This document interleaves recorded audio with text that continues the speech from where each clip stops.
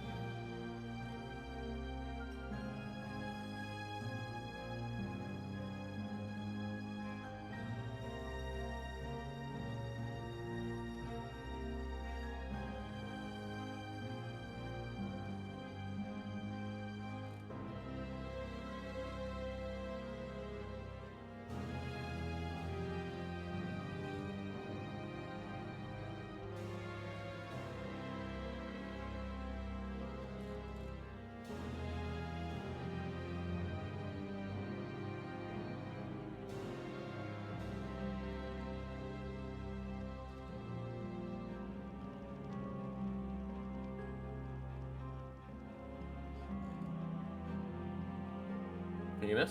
Haha, I unmuted Penis. just after Penis. Mel said it, so Mel wasn't the first to say it. Let's go. And balls. Restart stream. No. I get the first penis. Yeah. Yeah. Alright, let's put that in context now. First penis. Anyway, Start the stream. yeah. We got all our PNGs fully finalized now. Let's go. Some of the many mods in here can you all fucking chuck like some like an actual shout out to Astro. No, that's not Astro's name. Astro. No. Oh, that's not even a command. No. I'm If you cringe. want the Not specific here. PNG one, it's PNGs. You put on the title. I Oh, usually have it on the shit. title. I'm Speedy. Oh my god, the PNG looks so cute. I'm gonna cry. Look at us all. The gang's all here. Oh, the gang isn't all here. Yeah, Astro. we're missing Gunther. Jewel. Hmm. Miss Jewel. I'm blinking. I have And seen my Vanilla. son. Yeah. I have seen Can we- my son. Can we have that? Can we put Salem's art on stream somewhere? I think the world deserves to see. Yeah, I agree. Yeah, I'll do that. You know what? I'll do that while, we might as well just get into it. And while I'll like roll for recap, I'll just put it on screen for a little bit so it can be on screen for recap. That sounds like a good idea.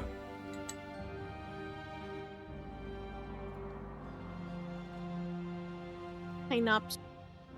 Let's do this Nope. here. Nop, Ah, fuck. Here. Guys, would you still love me if I did recap? I mean, it would be nice if you did Always. recap, You were part of some of the shit happening, so. Holy shit. Can't wait to see Gin and Crystal get grounded.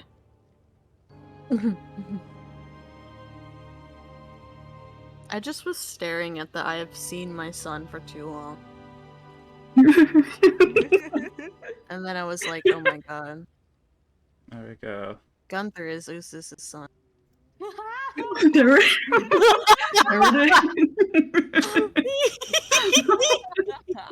It was just full screen. That was hilarious. Yeah, it's a really big image. Oh. That is a jump scare and a half. Yeah. I was tempted to put like little tufts of hair, but I was like, no, he's a naked mole rat. Thank you for making him canonical. This Yeah, is a that's why I was masterpiece. asking. so Good job. Thanks. Yeah. I was like, I know we don't know what his eyes look like, but please tell me the color. Because they're open for this meme and I need them to be open. Mm-hmm. Mm-hmm. I was like, I need to find a gross skin color. Yeah. I think you succeeded in making him like the most menacing but still hilarious creature. I swear to God. Yeah. Jewel said LMAO. I feel like I've won life. Oh, Yeah. huge dub. Is that wait? I look at it and I'm like, is that the meat from Vinny Vine Sauce? Yeah. It just Sure. looks like a brain with eyes and a mouth. Or like a knee. You know, like people with Yes. baby knees, like a baby face Yes. knees. Oh, this is what I'm talking about. The meat from Vinny Oh my Vine God. Sauce. It's Oh my the same. God. It's one of I the hate yeah, that. they're one of the same. It is literally. Also, yeah, PNG is really good now. Welcome in. Welcome. Yeah. Damn, I wonder who that is. Easy. I've made a realization. I have no fucking clue what my uni buddy's Twitch name would be. So, if I see a first time chat, it might be them or it might be someone entirely unrelated, and I will not know. Never know. That's valid. Yeah. So I'm real. sure they will tell you if they are your friend. Yeah. Shout out gender Are studies. you my friend? Are you my friend? Are you my friend? Who are we missing on recap roll? Panda? Oh, what's up? Oh, sorry. Yeah. Fine, but because T1, I was watching the LCK playoffs. Okay. So. Wow. Free Faker from your gaze. Don't worry, watching me, you Hey. roll. Oh, it's But- Baker might die if he loses another game. God, Hopefully he retires. please let this man rest. Please make him rest.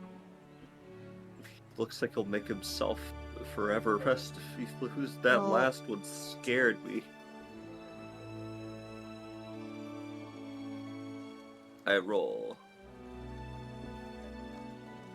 I draw. I dropped That is pot of card. greed. Okay. Panda, recap last time. Did you recap the time before that too, or? No, I don't think I did it last time. I think it was me last time. Yeah. Yeah, I think so. Been mellow. This is the session we got to the city, right? Yeah. We got to the city. Yeah. Basically, there was a carnival. Mel stole a dragon. Well, Crystal stole a dragon. Rhythmic went dad mode. Went to go yell at the kids. Crystal and Gin. To find out that he's not their dad. While Levi follows Sarastu around town, actually did errands. Yeah, I was busy. That's Hello. basically it. Honestly. Such cute.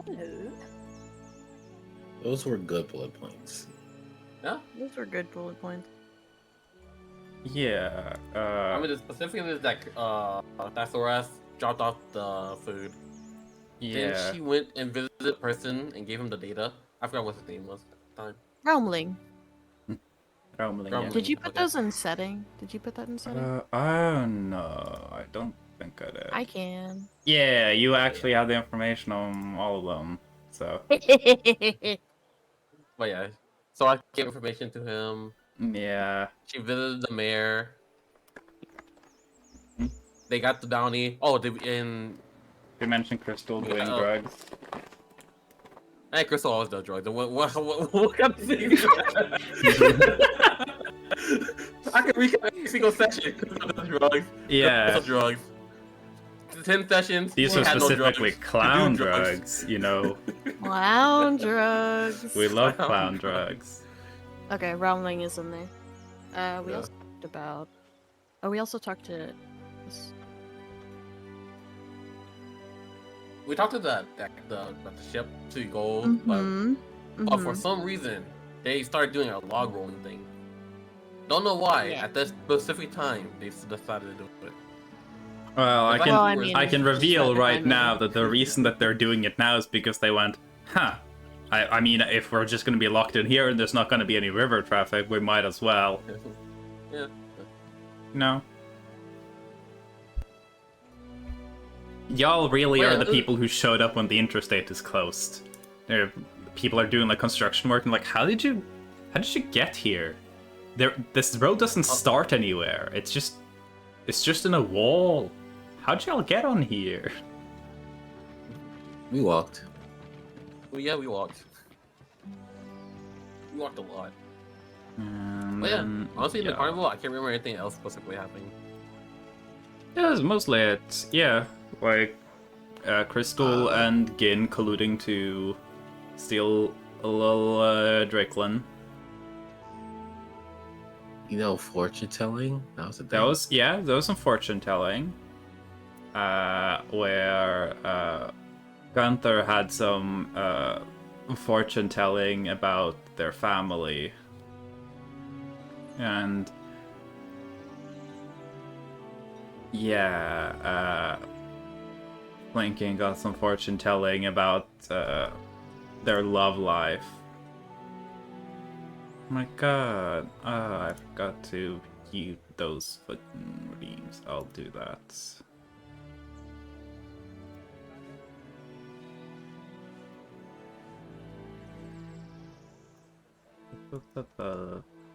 Wasn't that a really remote game anymore? What race was Lorelei? Remind me. Owlin? No. No, that was Rumling. Let me just. Tiefling. The mayor of Qimper. No, that was Niklas. Goblin. Or like a halfling or something, maybe. Or an elf. Orc.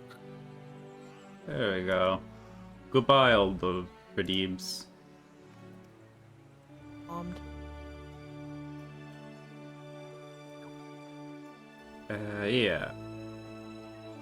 What was the question? Clown. What race was the mayor?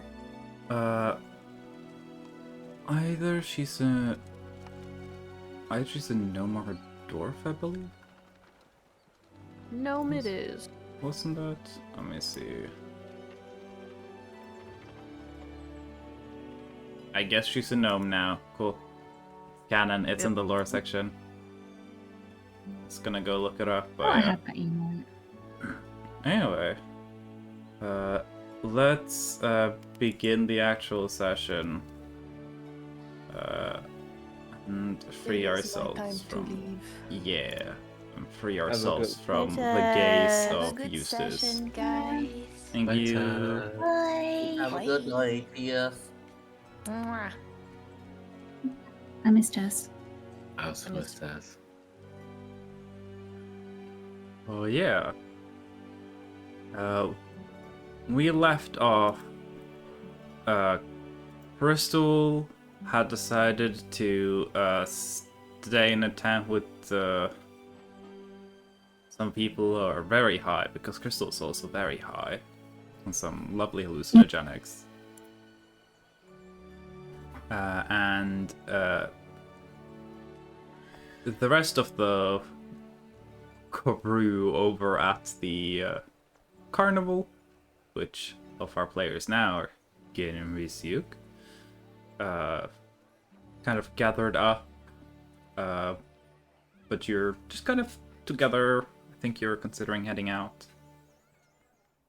And then Sorath and Levi are done talking to Mayor and other, like, around town official responsibilities. Yeah, now we're just gonna go home. Yeah.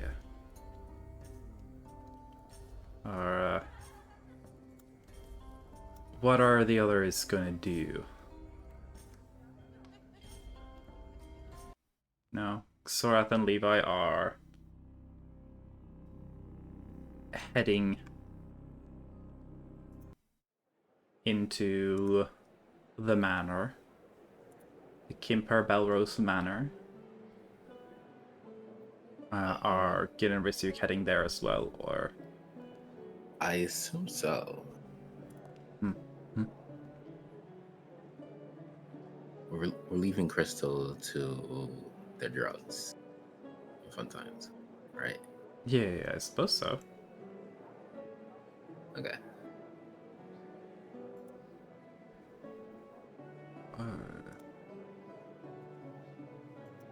I'll lead the way. I know the way, obviously. Don't. I literally just noticed that Gin's PNG when you're talking, you're holding like a little baggie of powder.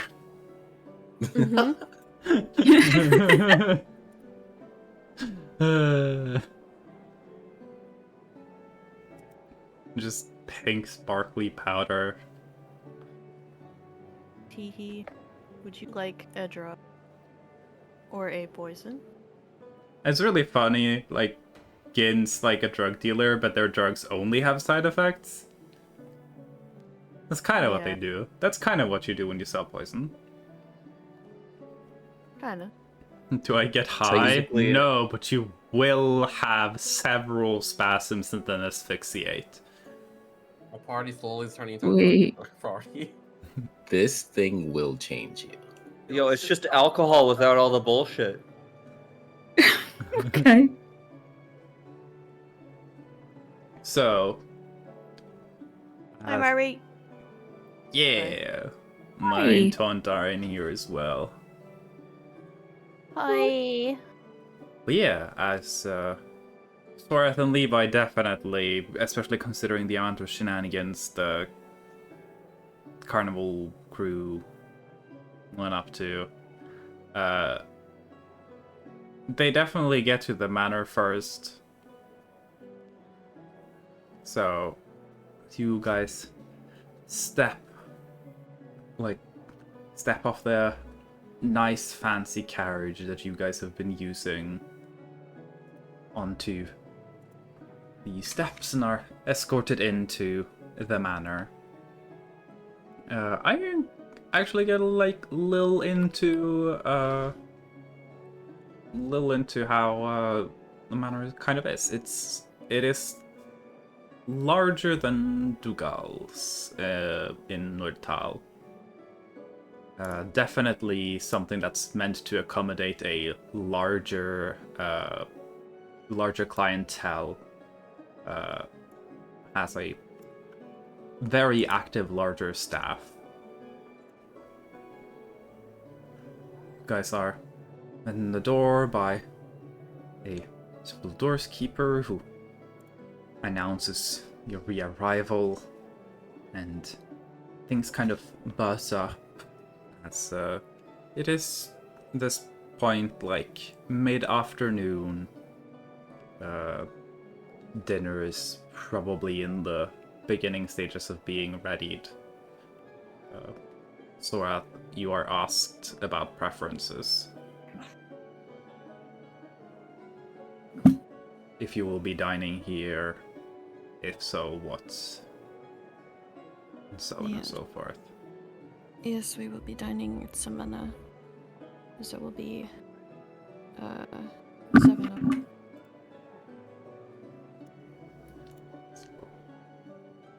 They not understandingly ask, just want something classic, simple. Do you have anything specific in mind for your guests? Something classic to Pleasant Valley. Something not too over the top, but good. Your staff will be informed and get ready to create something for your guests as they... Actually, Lewa, can you give me an insight check? Sure.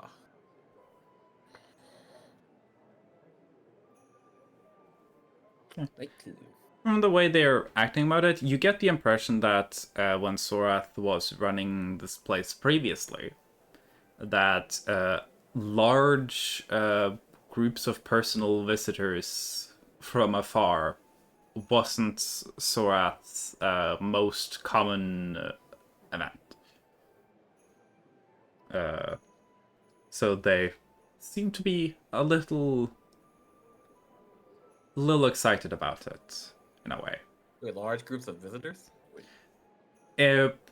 Essentially, Sorath had their friends they would stay with, and then they would of course receive official visits, but Sorath previously wasn't like, oh yes, these are this delegation that I've invited from a faraway land. That wasn't really anything that you saw in this manner, partly because, you know, it's not really Sorath's interest to, like, social network with, like, royalty on the other side of the world.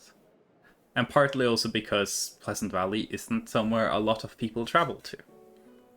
So, the fact that it's a large host of new people is seems to kind of stir up some motivation to go the extra mile.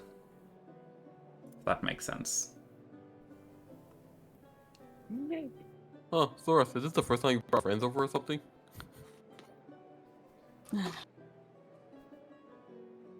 I do not have a very large friend group. in Sicilia, nor are they from all over. Most of them are from here.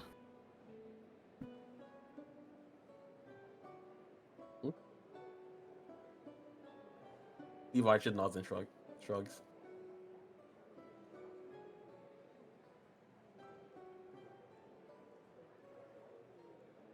Do you have anything you'd want to be doing in the manor before the rest of the group arrives sans Crystal?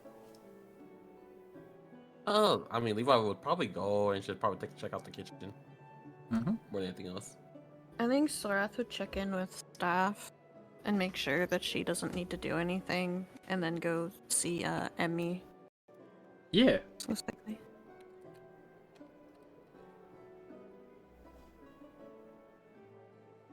So let's do the kitchen first. So, Levi, you are walking around the manor. You get to a busy kitchen. I think it is possible this is the largest court kitchen Levi's been in. You kind of get like a rough head count, and it seems like they have about 8 chefs, and then below them an appropriate number of other people below them. It is a large, kind of almost overcrowded kitchen with probably somewhere in the realm of about 20-25 cooktops or like stoves to cook on. This is a kitchen that you can imagine probably serving up feasts for 100, 200 people relatively easily within a day's work. So yeah, it is a large, very busy kitchen. People working very orderly, very protocol. It seems like the people here have a lot of experience working with and around each other. If you want, you can give me a cooking check, and you can try and see if you can gather something from what's happening.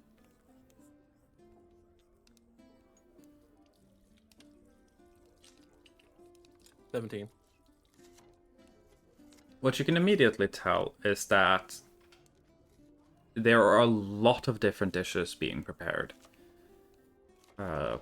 You figure that they've taken the chance to essentially just do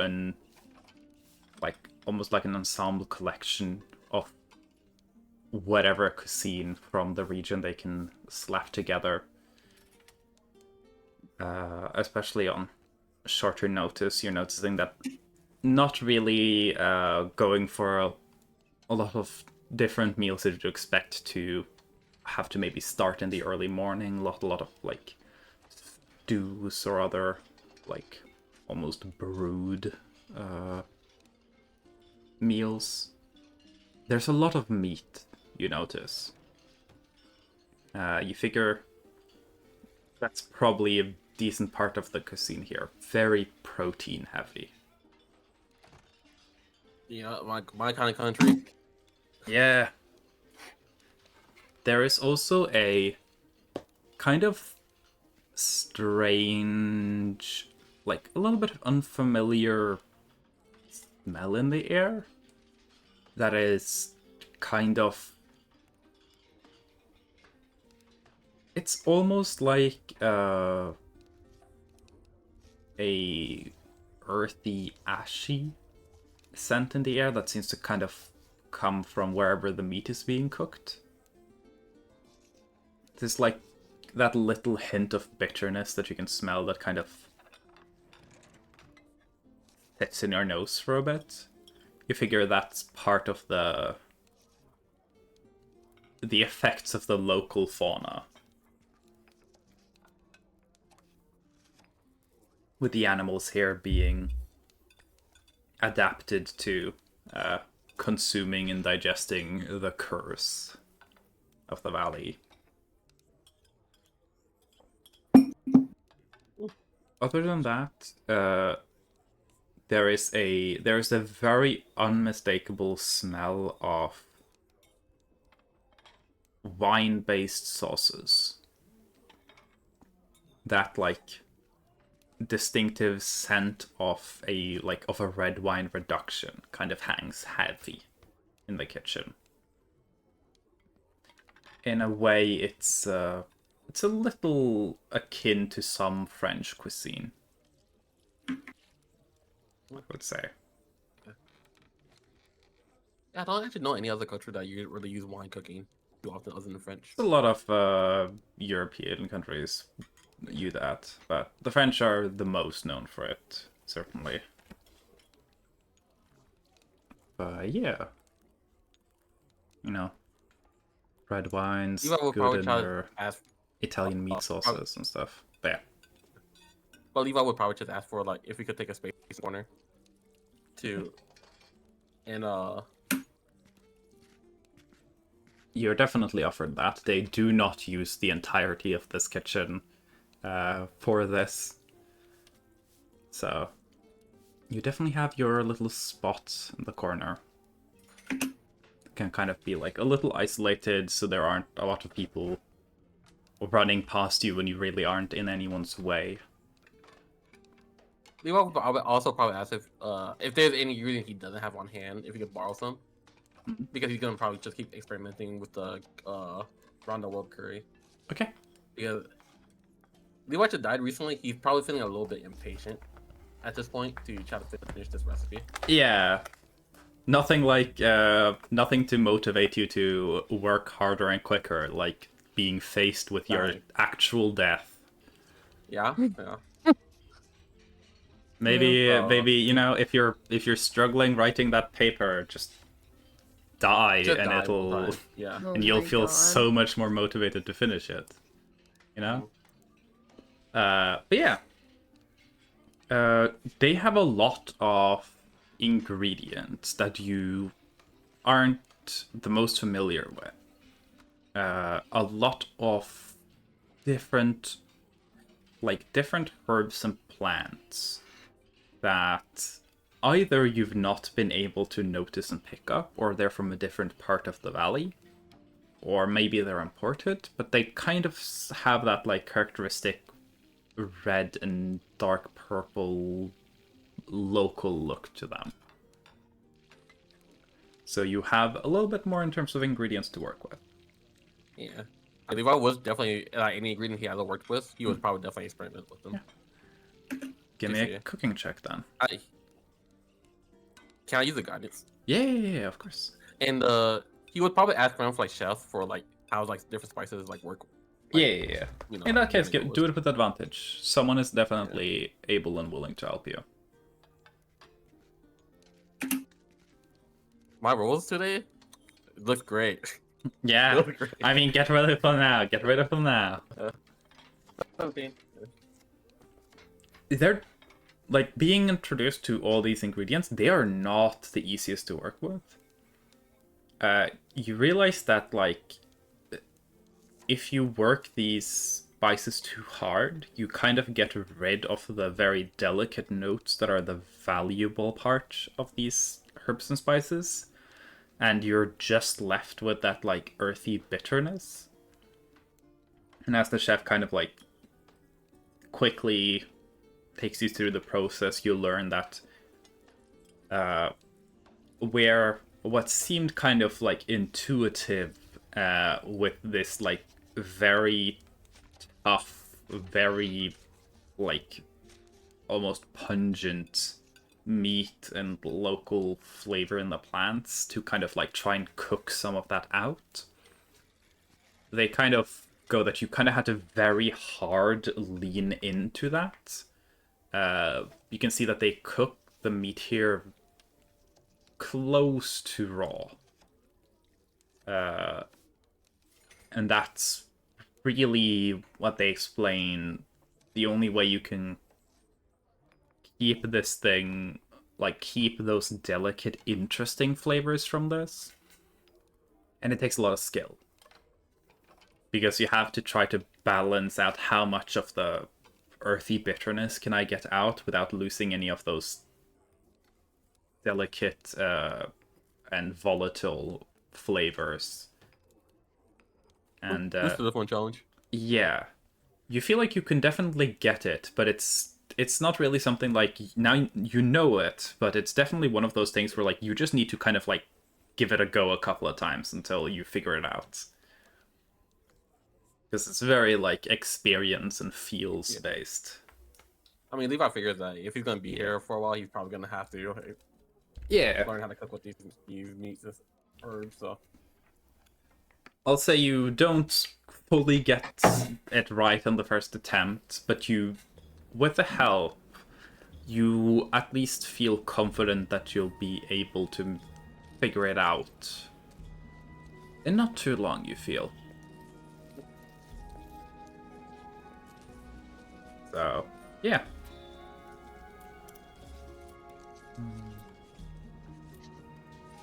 Let's see, I was gonna do this. Then, is that what you mostly wanted to do in the kitchen, or? yeah, basically, yeah, Levi would just be in the kitchen probably until the group gets here. Yeah. Cool. Before I move on, I just want a perception check from you. All right. And this is where Levi dies again. It would be really funny if you That's very died from funny. listening too hard in the kitchen. That would be funny.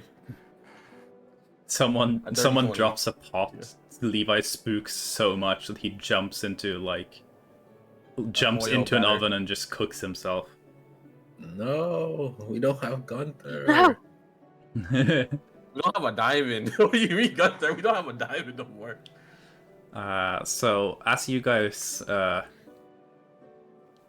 as you're in there and you're just listening, mostly focused on your cooking, don't really pick up anything beyond the kitchen staff talking about their immediate work. Someone was harboring an ancient spell. Levi never picked up on it. This is the beginning of the Great Kitchen Revolt. Yep. But yeah. So, as you, Zorath, walk through, kind of just catching up with the staff, things have been going well. And you don't really get to, like, talk to much of any staff for all that long. I would imagine you maybe, like, you maybe get to talk with, like, Francesca for, like, half a minute before you hear something on the floor above you kind of topple, just hit the floor with a thud. And Francesca is kind of just like keeping a very professionally pleased expression, but you can just tell just from the amount of time she's spent with Sora, you can tell that they're like a little tired. Mm-hmm. And they just go, Things have been very lively while you've been away. Can just as the thud happens. Mm-hmm. I apologize if my departure has been any cause for any loss or pain. Do not wish to cause more work for you. No, of course, nothing, no such thing. We are more than happy. It's been nothing, really. I know that Emmy is not nothing, but I respect your positivity. Gives another smile. You know, I've taken the liberty to not inform Emmy that you'd arrived just yet.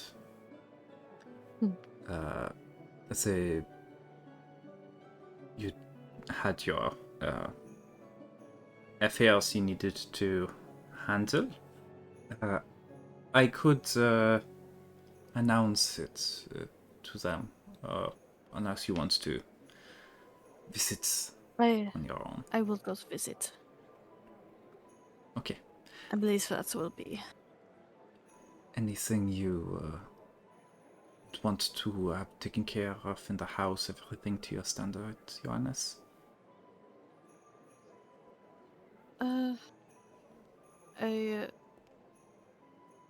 We will need the house to be able to house the 6 others that are with me.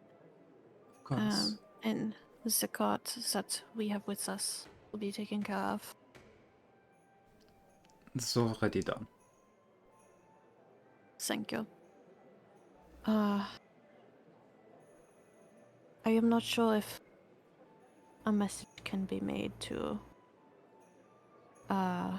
someone in customs before we arrive there ourselves.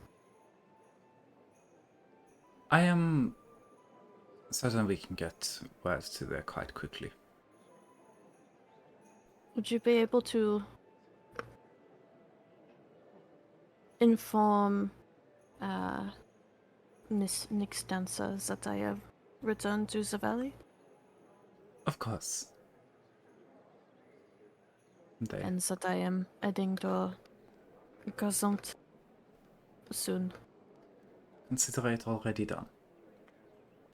Thank you. Bows deeply and kind of scurries off into the servant section of the manor.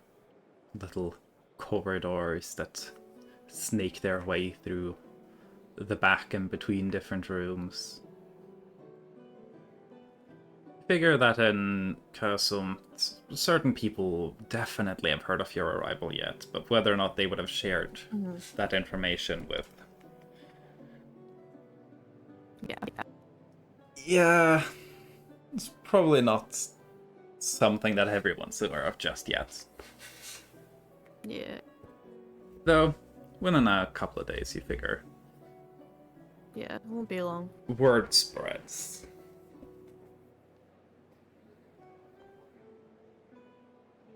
I suppose then you head upstairs. Yes. Head upstairs.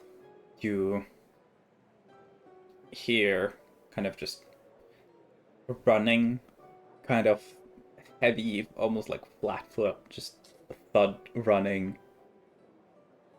One of the rooms.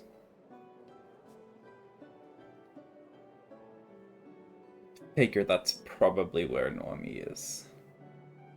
Mm-hmm.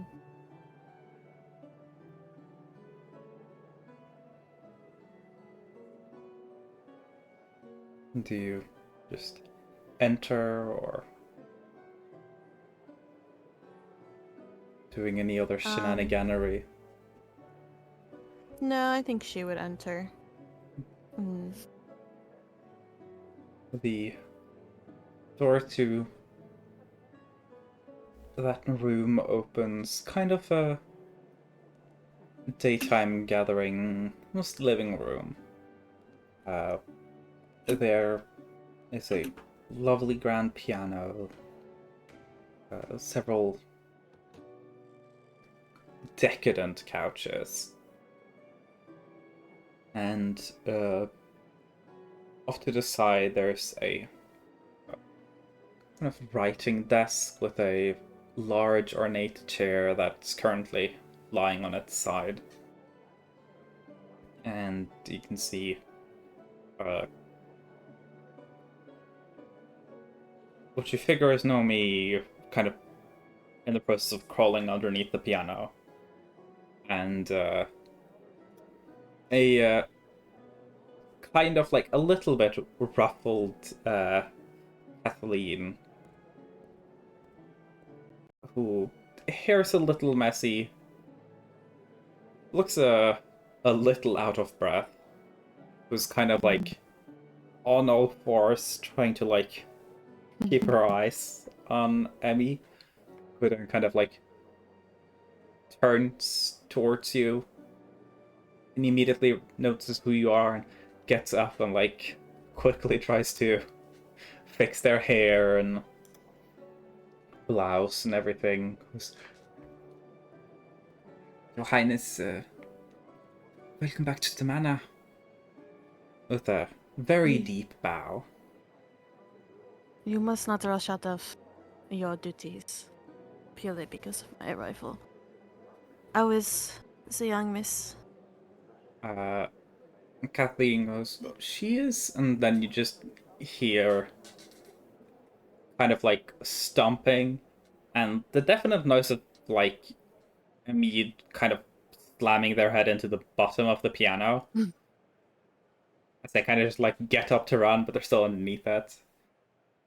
Careful! You can hear the like ah, and then it seems like she just forgets it, emerges from underneath the piano, and sprints at you full force. Kind of a tackle. You know, most of the weight hitting your knees. She's still not heavy, so you kind of just, given what training you've essentially gone through, and you kind of just stand there. She just goes, Liddy, and just slams into you. And Kathleen is just like a little tense. It's not been You have as not been long, but it's causing- been a little while since you've been around Yeah. after all. Yeah. You have not been causing extra trouble for them, have you? Me looks up at you with a very, like, determined look and goes, no, not at all. Cathy, tell him I've been good. Kathleen goes, yeah, you have been very well behaved. Kind of looking a little sideways at Sora. And you are not lying. And Envy shakes their head. Let's go if you kind of just runs off into another section of the room. Kathleen kind of looks at you for a bit and then notices you're calm and then just follows me, who then kind of emerges with a very, very, very beautifully hand-sewn doll and an embroidery that is definitely made by Emmy. The fabric is kind of torn along one of the rim edges. You can definitely tell that either they've leaned on it or they've just like thrown it somewhere, or like it's a little messy, but it's they've managed to do some stitches. You can't really tell what it's supposed to be because you don't think she ever got that far. But hey, she did a decent bit of stitches. Yeah. So for everyone else, Emmy is 5 years old. Little elven tiefling girl.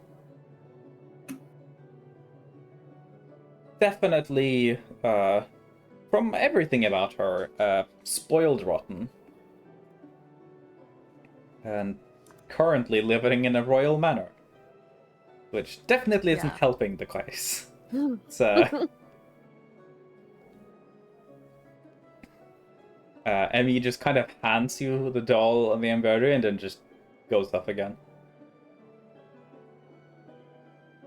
What is this, Emmy? Kind of. She's kind of like going away. Goes, my things! Have you named them? Goes, doll is Marta and the embroidery is embroidery.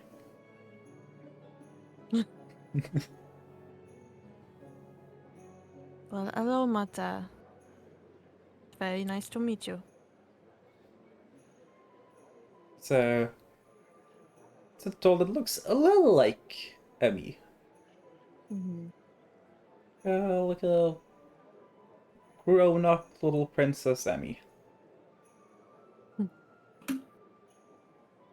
Give me a history check.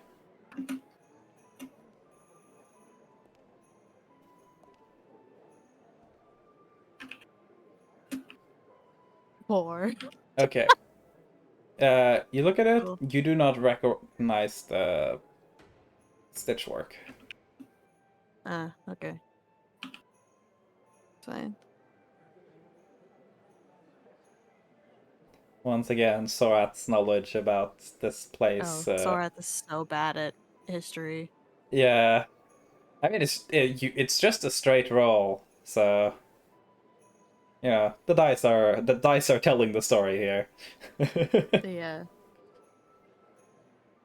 But yeah, Emmy seems to be at least very happy that you're here, but also currently preoccupied with whatever the hell she's doing. She mostly seems to be running about, probably in her own little world. With Kathleen trying to desperately keep track of her. Yeah. I'll say at that point is probably around when the rest of the group arrive at the manor. Guys are welcomed in as guests with deep bows and greetings. A servant heads upstairs to inform Sora that your guests have arrived. Emmy, I have brought some friends from far away, if you would like to meet them. Okay. Time to roll to see if this 5-year-old thinks new people is more exciting than whatever the fuck they've got going on with their game.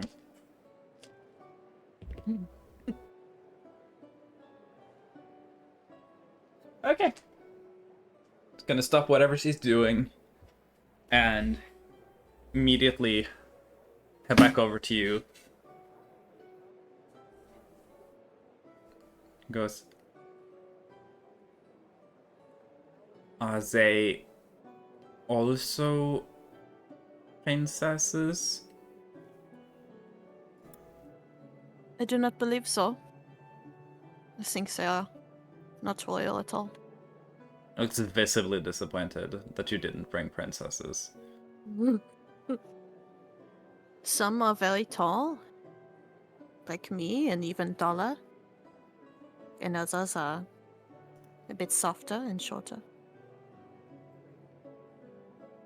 He nods. I pray for Gunther's safety.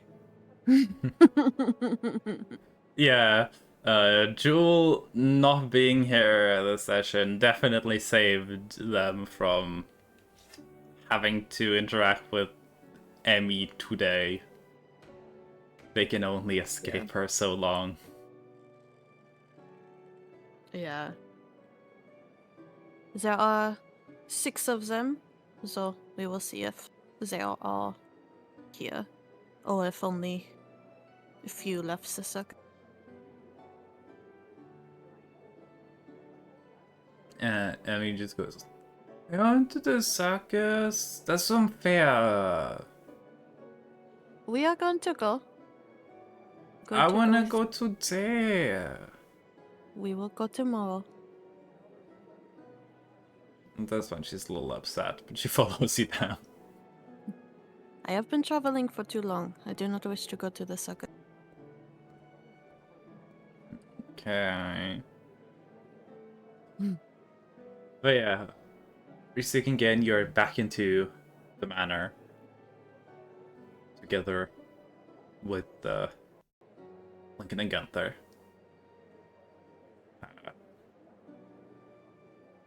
How tall is this one? This manor? This manor is probably be something like maybe 15 foot under the roof in most of the like rooms that y'all are supposed to be in. About 3 stories. So, like It's- the manor is 3 stories. A 3-story manor. Each floor is about 15 feet. Is it more wide than tall? It is wider than tall, yeah. Okay. It is a large manor. Why?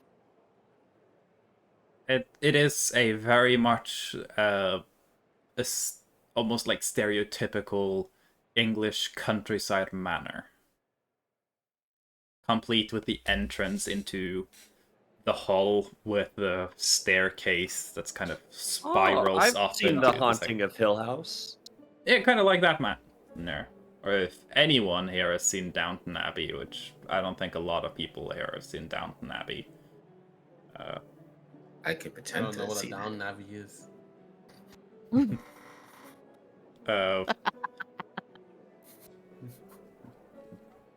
So yeah, it's it is quite a large manor. Nothing like a house or anything, but it is a larger one.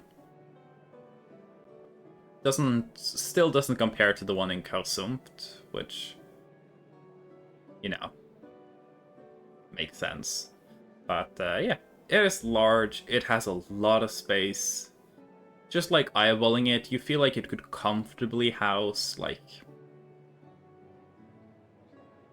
about 100 people or so, including like excluding the staff that's already here.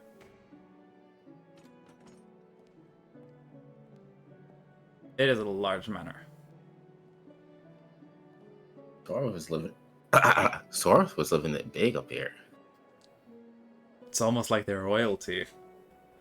Wow, it's almost like she's a princess or something, huh? I'll say that's Gin is saying that royalty. as Sora's like walking down the stairs with me.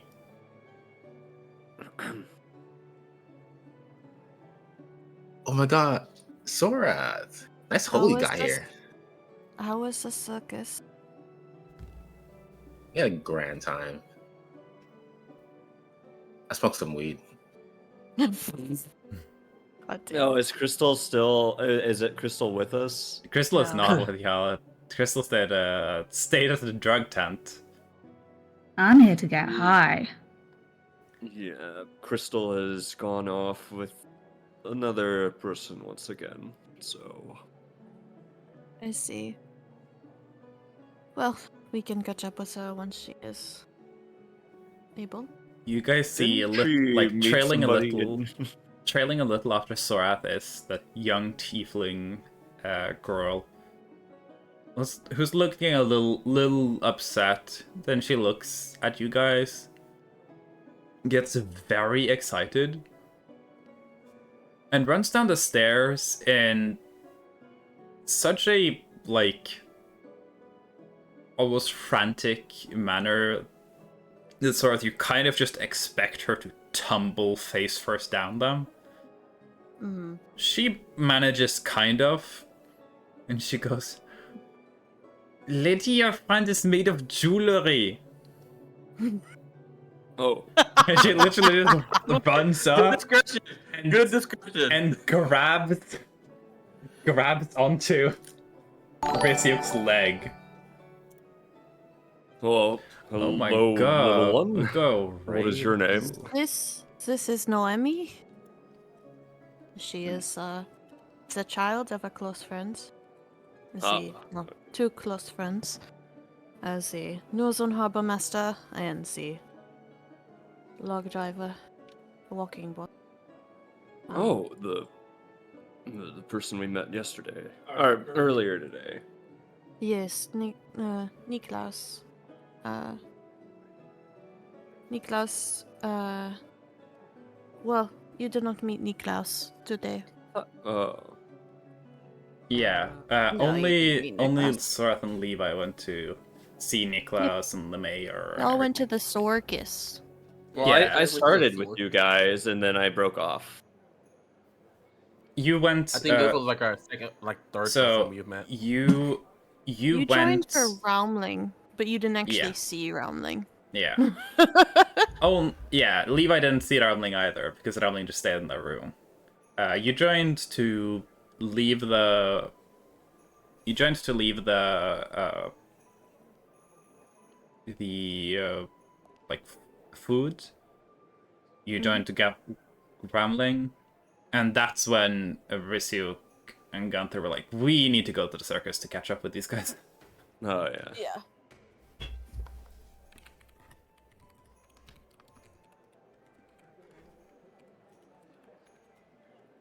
I bet just one of his like is sell for a lot. Oh, I said that about Rizzy Flakes.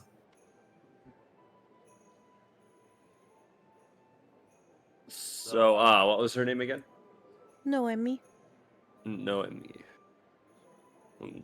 Hi, little Noemi. I can't talk. No, my enemies. No Rizzy voice. They kind of like, why are you wearing your armor inside? Aren't supposed to wear the outside clothes inside. We have been traveling for a long time, and we were wearing lots of armor when we were. I am still wearing my armor. But your armor is like the pretty armor. Oh, Rizzi's arm is ugly. Yeah, said. you know the biggest confidence killer is having your Children. taste judged by a 5-year-old. Yeah. Yeah, true. After this arc, Rizzi's gonna look like a pretty princess. Some people choose to wear the armor inside. It is alright.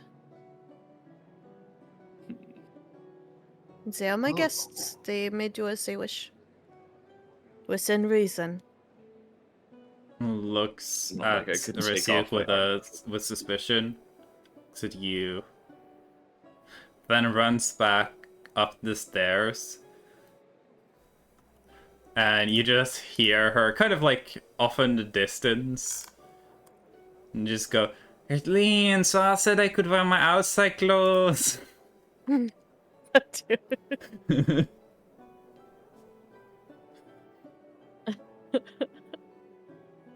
I mean, you did technically say that. You did. You're not wrong. I mean, he didn't like didn't specifically not say it, I guess. Yeah. Whatever. And it's a 5-year-old, so it makes sense. Yeah. Sorath will just kind of sigh. You'll just need to make sure she knows that I helped forge her armor as payment for having to hear her say that.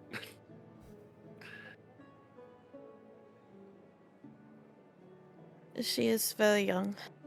No, don't. Her fathers Don't. live in the house as well. So Lloyd is out on a log drive and Niklaus is out at work. But after talking with Niklaus, we most likely will have to wait a day or two for the log drive to go through, and then we will be able to leave for Kazumt. Soras. Yes? Were you born in this place? Not in Qimper. I was born in Kosumt.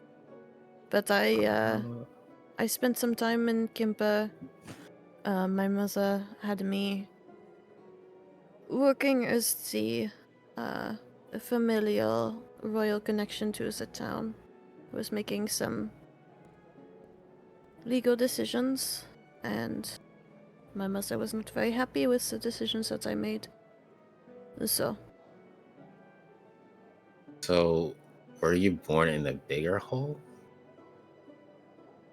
I was Definitely born in a lot bigger. Kosumte, and the manor in Kosumt is larger, yes. Yo, we gotta see it. We I will. think we're gonna That see is it. where we will be going. That Yeah, is where my family resides. mostly for a reference from Mal, I guess. The Kosumt manor is more comparable to the London British Royal Palace. Oh, good damn. Yeah, Thank you for making it British for me. yeah.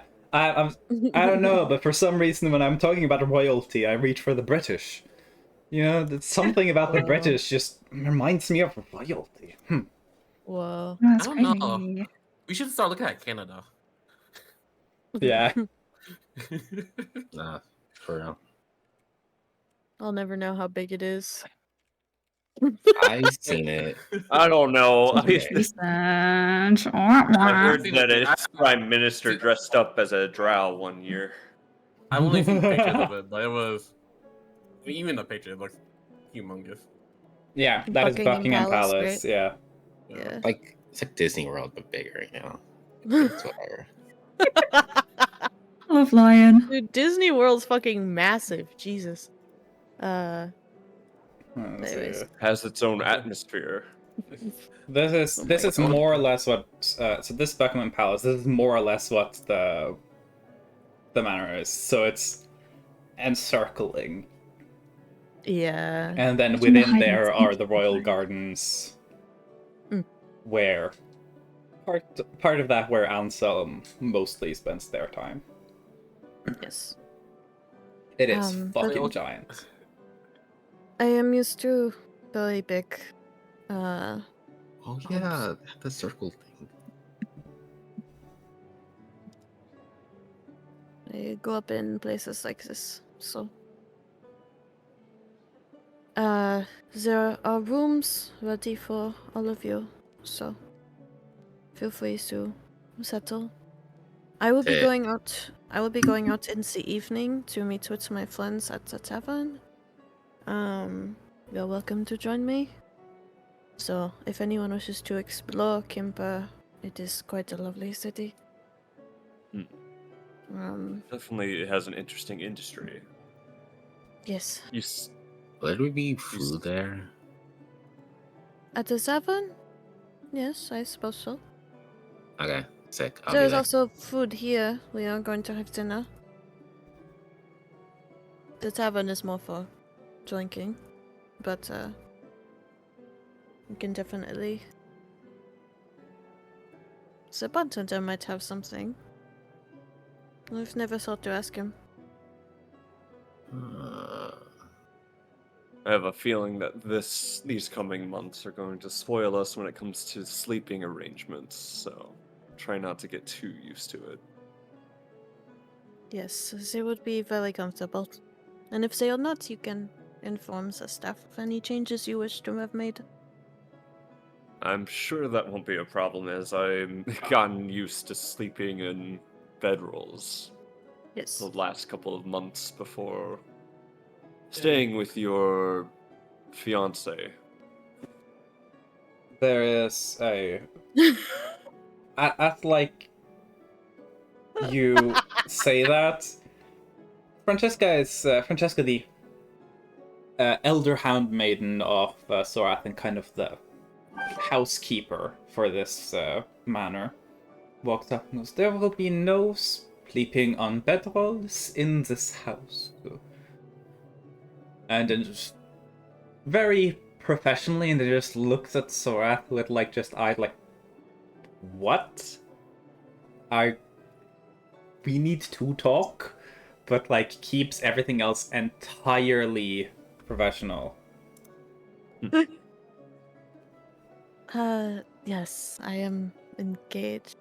And Sorath will hold her hand out to Francesca. Oh, shoot, sorry, didn't realize that wasn't as common knowledge yet. Oh, it will be. Once most of the staff have been informed, I am sure my family will know. I forgot that engagements are a lot more important in higher circles. Yes, they are. If I have not picked a partner that my family approves of, there may be some issues. So I believe that my grandmother will be a fan, so any issues that my mother and father have will most likely not matter at all. Hey, Uzi, in Wencash, is there a lot, like, within the lower districts, is it more like, hey, you ask somebody to marry you and you basically do it within the week, right? I mean, in Wencash, marriage is a lot more of marriage is a lot more just like, yeah, sure, we can get married, but marriage is also not like it's not necessarily considered a need, unless you're kind of high class. It's very much like a symbolic act that doesn't really serve a function. But in the aristocracy, it is very much like political and probably more similar to how it is in the Virlus and some parts of here. But yeah. My family has not expected me to become betrothed before I turn 100, so it is going to be a bit of a surprise. I feel like if they waited for that, they would call you an old maid if you weren't Belrose. Yeah, I believe. Emrys got engaged at like 250 years old. Yeah, about so. To Anselm. So like because they live so long, usually take your time to pick.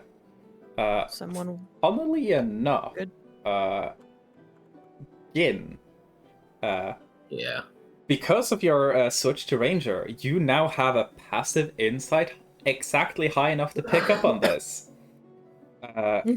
As Francesca says, what this certainly must surprise them. You can see her scan around the room, see who is there, and you see her subtly just shift the way she's holding her hands. And you can see another person on the other side of the room nod. And they take note of everyone who's here.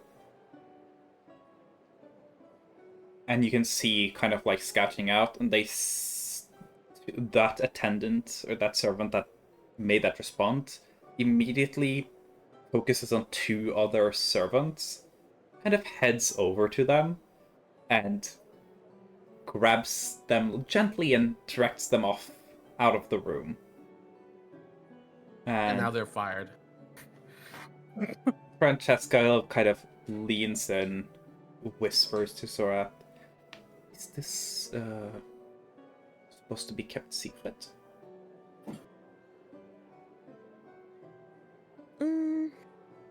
Sorath genuinely is like, I think I would prefer for my family to find out when they see the ring on my finger. But I do not wish to create more trouble for anyone. So if it comes out and spreads to them, I am not worried about that. Then I shall do my best to limit spread. Thank you. He doesn't have to worry about them. She has to worry about us. She's just laughing. Yeah. But, yeah. You figure Sora doesn't have an entire, grasp on absolutely everyone who is in her, 150-person staff. But you figure that Francesca essentially is like anyone who would immediately tattle to either Ambrosia or to Emrys. Probably those two got sectioned off, and they're gonna use some effort to make sure they won't have the ability to do that. Smile. Oh, I was muted. I'll just say Gin would just stare at them. Can you give me an intimidation check? Wait, I'm not trying to attempt. No, okay. I just want to see it. Just If because you you were are naturally intimidating as fuck. kind of scary. I don't know if you've seen your PNG. 12. Okay.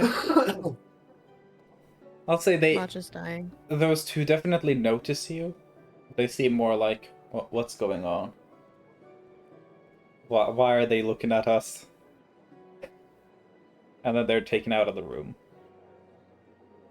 Yeah. Francesca offers to guide the guests along with others to their rooms.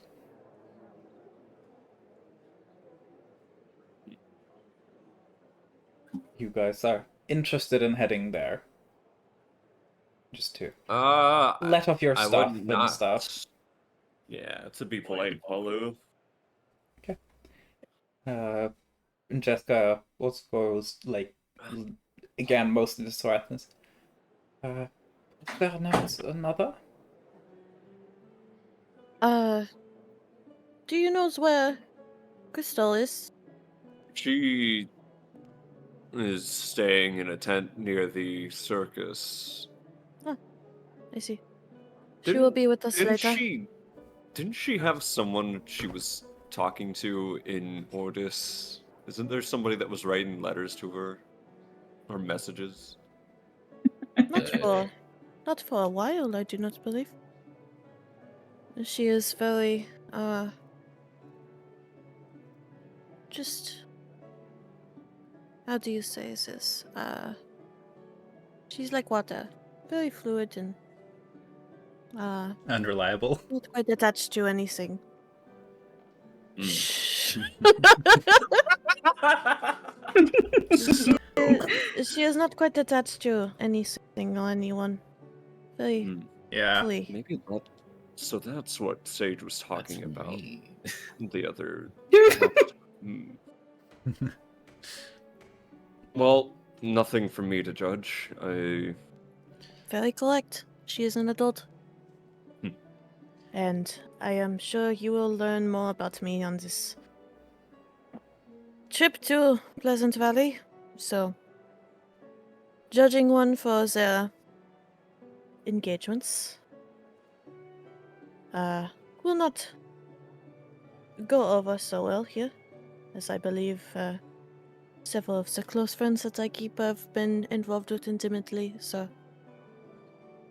Oh, I had no intention.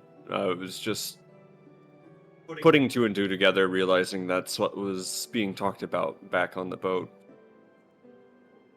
Yeah, Risuke is slowly assembling this puzzle. Wrongly, but they are slowly assembling it. She is able to handle herself quite well. Again, I was not judging, I was just figuring out something that I've been questioning for a while. Her sexuality? No, just something was going on between her and Sage, which I should have realized a lot sooner. So you guys are talking, you can see Francesca smiling, kind of like, everything is back to normal. You figure this is a very normal conversation to be had when Sorat's around. So I do not believe that you are meant much for romance and intimacy. What was that? You do not seem one that is very involved and experienced with romance and intimacy. Let me tell you, it does not help having skin and scales of almost stone. That is not a. I do not believe that matters. Do you have issue? There was a couple of attempts at dating early in my time at When Cashed, and they did not go particularly well. Yeah, Ritter got rock hard. God damn it. That joke was so Well, lame. But it hit me. If you are interested in finding someone, I am sure you will find the right one. It often takes time and trial and error. I believe Yeah, you. but Thumbs up. there's too much going on at the moment to think too much of it, for me at least. Oh, I would not recommend going on a hunt for it. I just... Oh, and the fact that I'm also connected to, like, telepathy.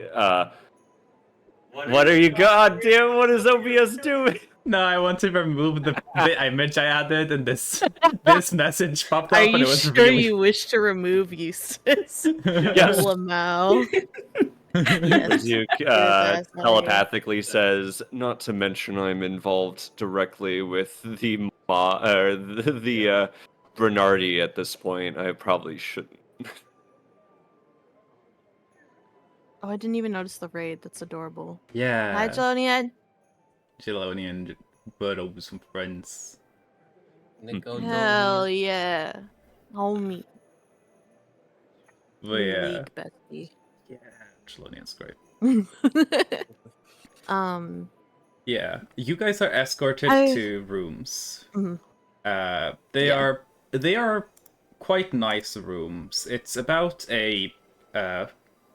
like a 500 square foot forward chamber, followed by a about 300 square foot bedroom leading off of that. So yeah, quite spacious.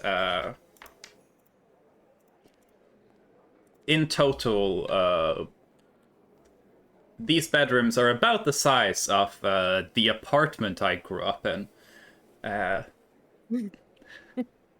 And there's one for each of you, with Rizu being very correct in the terms that you guys are sleeping in luxury.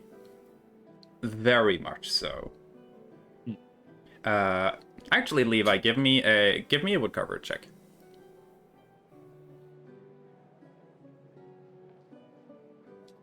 Oh, is Levi there? Wait. You're going to get to a room eventually. Unless you're planning on not sleeping in the I house. sleep in the kitchen, you know. They're not Levi, gonna let I'll you do never that. sleep again after that dream. 22. Yeah. When you get to your bed, you have a decent amount of experience with in Orst being apprentices and stuff who go what should I charge for this? So you're pretty good at going yeah, this is a good starting price to charge. If you're especially if you're trying to get your masterworks sold in front of the temple, you'd be yeah, something of this wood quality, this carving work, probably together with the silks and mattresses and everything. You'd figure charging 10-15K for a bed like that is pretty reasonable. I wonder if Thoros will let us take one of these. Or maybe a couple. So yeah, it is this place is disgustingly luxurious. It is you immediately upon being in here, Rizuik, you realize that the Belroses probably have significantly more money than the Bonardi Bank, which is the largest financer in not just when cashed, but in the whole region there. And I think it's probably technically first time Risyuk is really personally confronted with the sheer absurdity of monarchical generational wealth.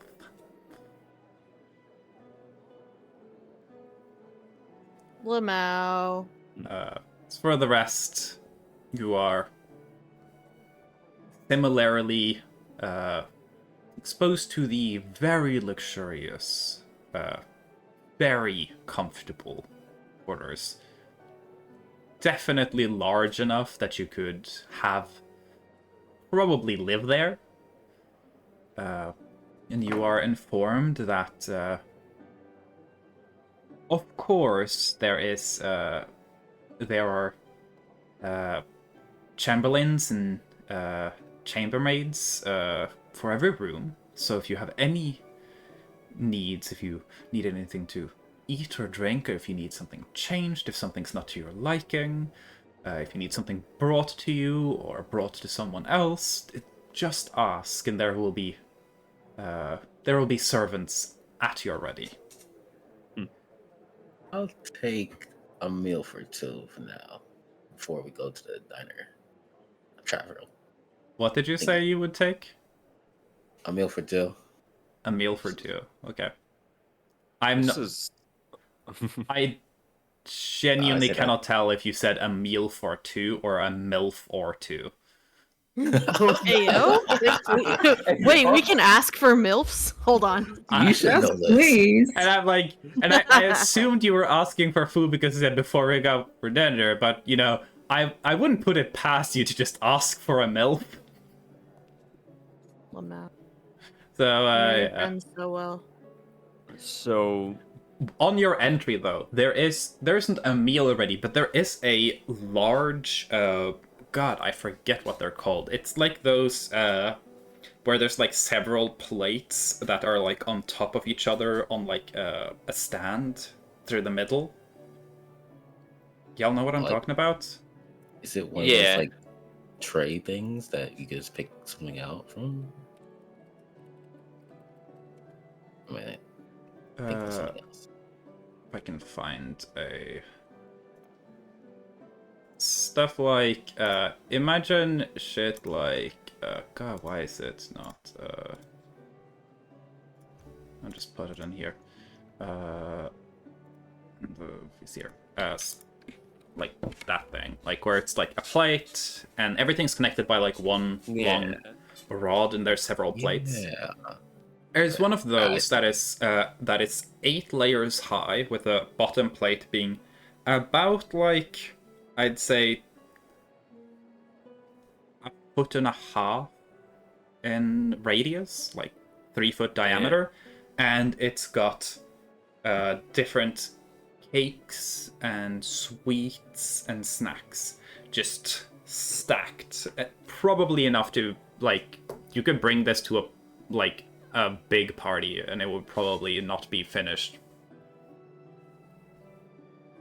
So there's a lot of snacks just kind of there, as well as at this kind of at the one of the corner walls there is a large pitcher of water, as well as wine, which you figure is heartroot mead, as well as a cabinet with different liquor in every room. It always surprised me how much people would talk about royals and how their estates looked as if they were ready to host the whole city every day. I don't think they were exaggerating. I get used to having rich friends. I'm gonna grab me a huge pile of food. Mm-hmm. I'm still bothered by the fact that the room could fit the iron lung within it. I'm pretty sure, based on the footprint we gave the iron lung, including the forge, you could probably fit at least 2. So, yeah.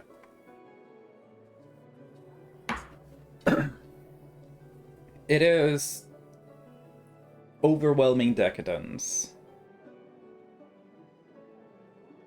Like the size of this place, I am surprised it's not a family of of Goliaths living here. Well, that is why I host my friends here. I am not. It is not worth it to staff a house this or a manor this massive and not have anyone utilizing the space. So my friends reside here. A friend of mine who spends most of her time with her friend. Francesca also chimes in with, it's also important to be able to accommodate guests of all sizes. I This is true. appreciate. This is something that if my family ever decides to go to Qimper, must have a place to reside. So, even when my family has not traveled to Qimper as much, probably for a few decades, the manor had not been used at all, except by staff. So, I try to make use of the space. We have more than enough So of it is it. not just empty, being run for no reason. I do not like to waste if I can avoid it, so I am a royal, so though it is a lot of waste. Everyone's kind of gotten to like peek in and get like their bearings for their rooms. And Cheska kind of bows to Sorath and goes, dinner is ready to be served in an hour and a half, if that is appropriate. That will be great, thank you.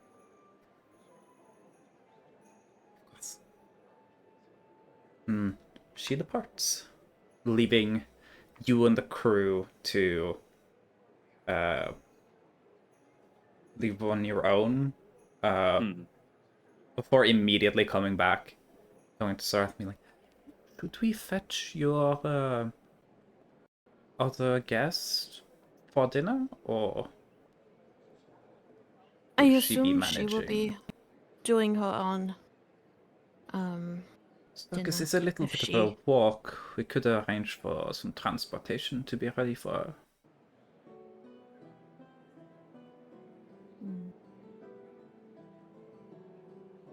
I simply do not wish to Did Crystal impose. say when she would be returning? No. Do you know if it would be today or tomorrow? Nope. The state of Crystal, I would say tomorrow. Can we have a cut at this in the early morning? It can You'll be be looking arranged. for a tabaxi. It was in the outer tents. I'm certain we will be able to find them. The ringleader has been very cooperative. I'm glad to hear that. That would be good, thank you. Wow, so now actually leaves to go do stuff. She's very kind. Oh, Francesca has been at my side for many years. She Francesca watched me actually grow. is an Owlin. Yeah. So, there was an Owlin somewhere. What was her reaction to your, the new events going on in your life? My engagement? Well, we have not discussed it past what you... I wish Oh. to discuss it with her later, so it is a surprise. So she will be joining us when we head to Croissant, I can assume. My handmaidens are the ones that stick by me. So they are only here because this is where I last was before. So well, join us down to Croissant. A little clues. Are we going to this dinner or are we going to this tavern? We're going to the tavern after dinner. Okay. So we So- might be able to meet, you might be able to meet Niklaus, if he is attending dinner. That is. But cool.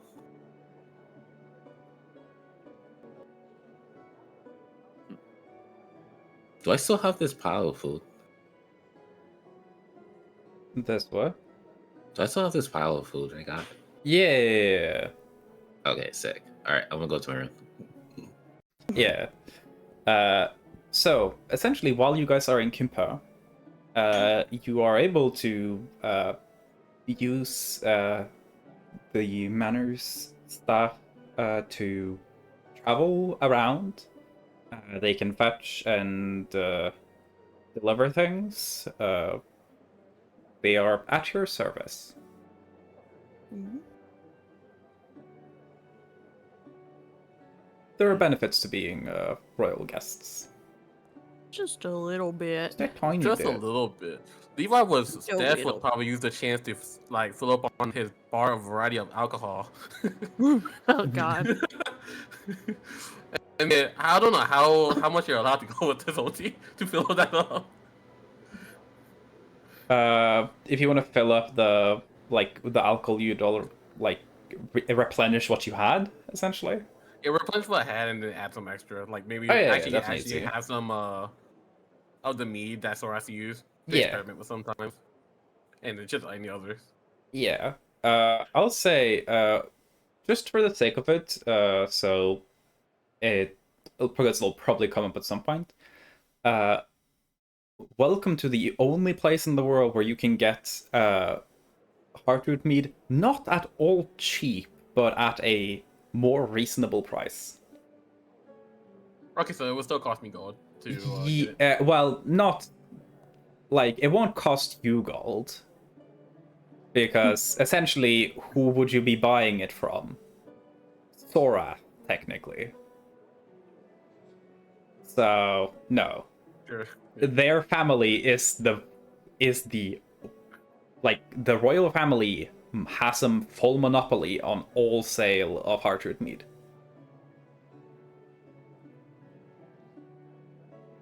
It is a very lucrative business.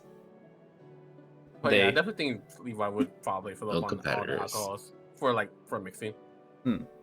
Yeah. Yeah, there are definitely some alcohols that you don't get access to because you're in a different part of the world. But you do have access to a lot of other stuff.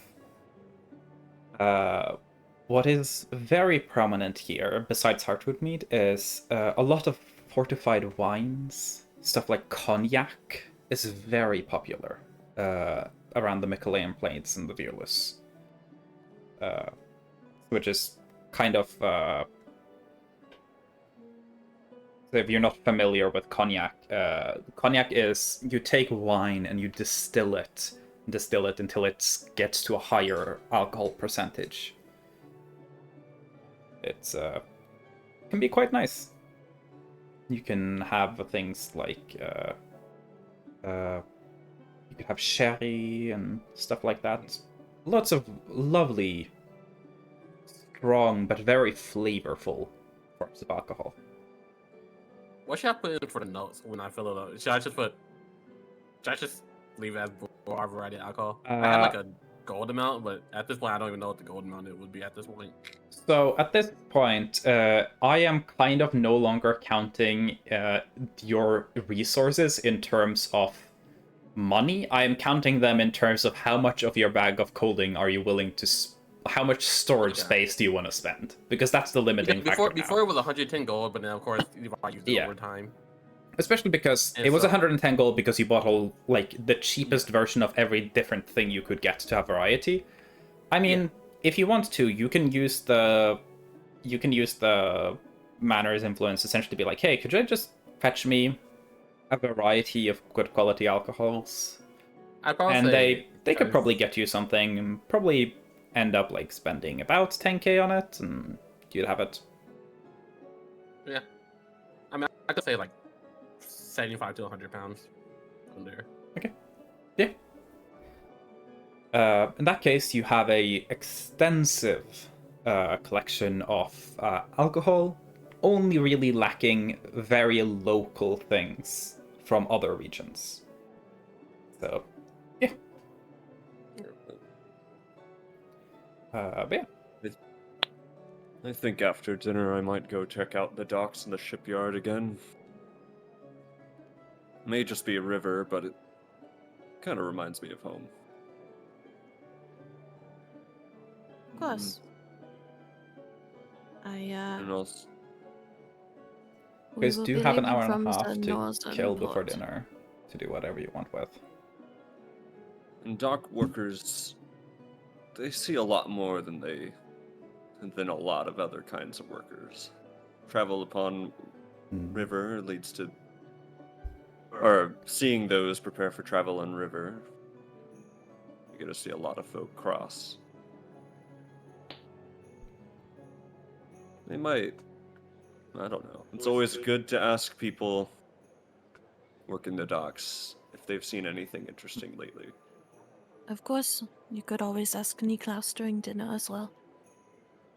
Niklas use a lot as a harbor master. I enjoy the companies that I keep. They are also quite useful as methods of healing information, given the titles.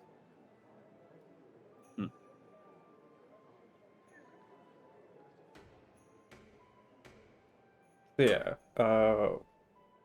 What are y'all wanting to spend the hour and a half before dinner on? Sora will probably want to talk to Francesca, so we can do that whenever. Yep. My lion. I wanted to give most of the food to little guy. Yeah. Actually, give me an animal handling check. Okay. I'll say let you do with an advantage.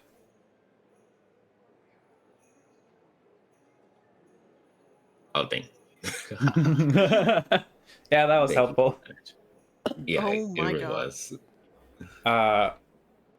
So you know a little bit about dragon and drake biology. You also kind of can figure things out by kind of communicating with this with the creature. You figure out that, like, you know from experience that both dragons and drakes are primarily carnivorous. Mainly from kind of like extrapolating a little from the snakes that you've learned to care for with your family. Likely isn't a good idea to give them a lot of sweets or like bread and heavy carbs. But they do seem to enjoy some more kind of fibrous, like plant-based things. They seem to enjoy a lot of the treats that are like nuts. But the snack table doesn't really have, like, you know, a steak. I figure that's probably going to be most of the Drakeling's diet. And I see. you kind of like, I guess I'd get more. yeah, you kind of communicate back and forth and figure out what they like, what they don't like. They are kind of interested in some of the snacks. You know it's not going to be good for them. It's up to you if you want to let them have some anyway, but... This is their freedom. This is their freedom snack, so you know. Okay.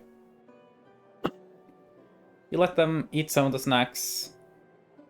They seem to, like, kind of be half liking it.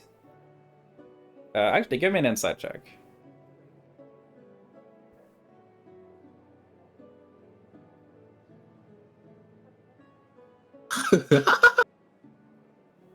This is the second one. Yeah. Oh my.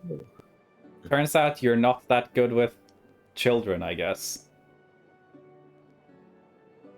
Be like that. You got no fucking idea what this thing's preferences are in terms of these sweets, but they don't seem to eat a lot of them. But they did definitely eat some of them. Can only turn up from here. Oh, I'm gonna ask them if they want to stick around for dinner and drinks, or they want to stay here in this room. They definitely are down for dinner. They don't really seem to get the whole drinks and tavern thing. They're kind of unsure, mainly just like, I don't fucking know what that is. Like, Say this because you're probably gonna be sticking in a pouch the entire time if you go.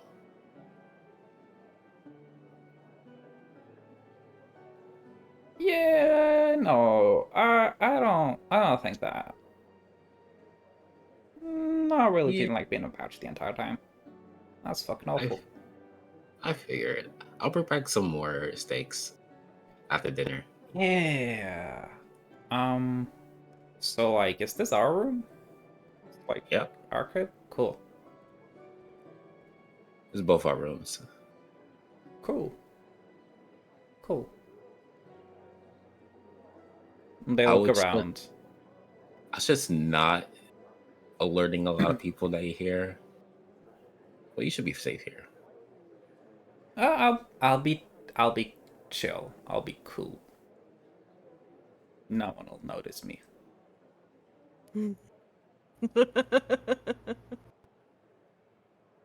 Well, what's for dinner? I'm hungry. I don't know. I'm ready to figure out too.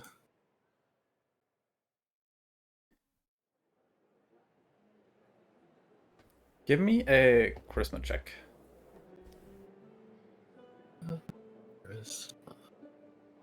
Oh, the DC on this is not going to be very high. Natural No. one. If it's another natural one, that's going to be real funny.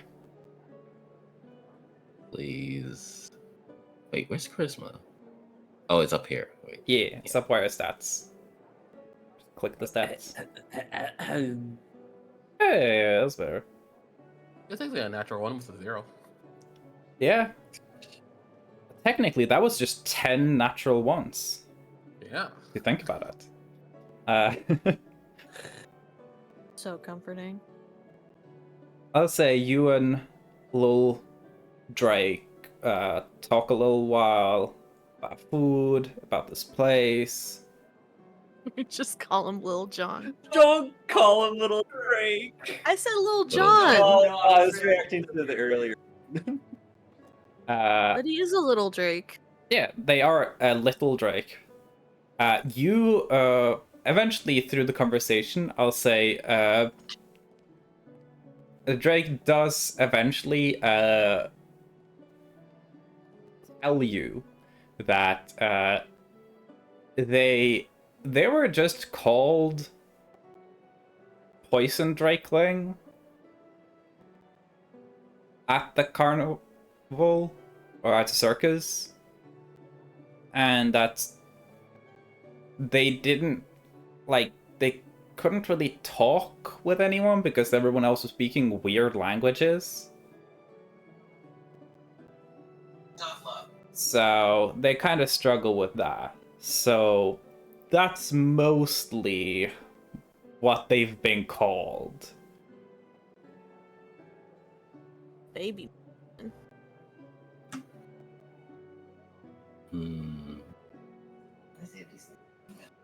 You'd figure the circus might not have bothered naming the Drake until they'd figured out a way to put it in an act. Because they were still trying to figure that thing out, and it was not being very cooperative.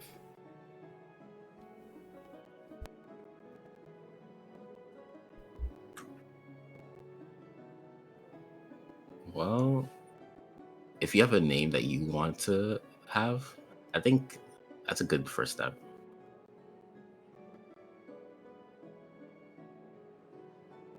What's the Unless you want me to. coolest name? What's the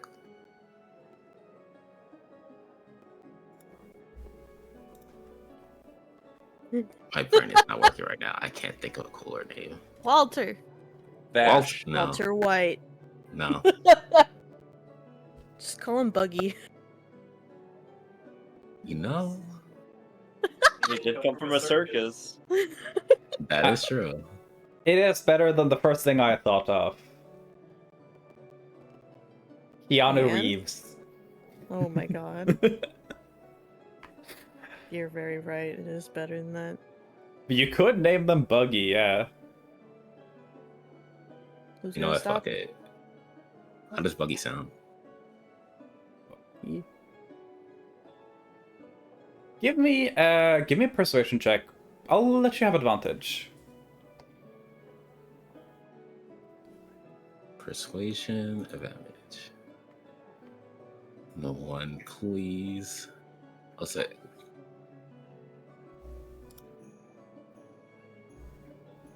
There you go. Yeah. That's cool. I'm gonna be Buggy. Yeah. Beep beep. I heard it was the name of a great pirate. That's so cool. You know, that's gonna be my name. My name is Buggy the Pirate. Real.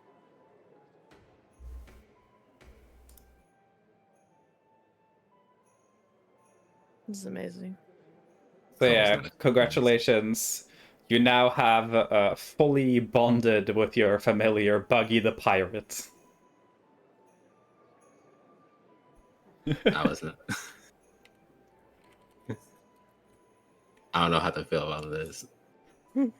Hey, you suggested it. You made it sound cool to the pirates. It's gonna be a you now have Buggy the Pirate, your poison dragon. So yeah. Fun thing is if you end up working with the circus in any way, canonically, if you're a clown in this setting, that means you have illusion magic powers. That would be a stupid power up. Dress your dragon up as a clown and it learns how to do illusions. Jeez. That also means that if we make enemies out of the clowns, we're gonna have like illusion assassins after us. Not really assassins. They're more like they're just more like chaos makers, you know? Like bread. Yeah. Ah, Think of like, think of it like this. It was already a little spooky when Ritsuke had an assassin hunting them, you know? Now think how much worse it would be if I sent Flinken after all of y'all. Because no, you wouldn't die, but the social damage it would do. You could not walk anywhere without people being like, oh my god, yo, it's shitty diaper baby, let's go. The Yeah. They'll power. attack us directly. They just destroy our image. Yeah, the power of a determined clown. Yeah. Congratulations, you've eaten snacks and named your dragon. Ryuk doing anything with their little half an hour, hour and a half downtime? Are we close enough to the docks that it wouldn't be all travel? Oh, if you wanted to like get there on foot, no. But you have the ability to go, hey, I'm going to the docks, and then someone takes you there with Okay. with a carriage. So you can be there in like 10 minutes. Okay, I'll do that. Anyone want to come with? Not sure if Levi's joining you to the docks or if Levi's doing Levi's something still else. in the kitchen. Yeah. He's still in the kitchen. I think I'm busy, so. Yeah.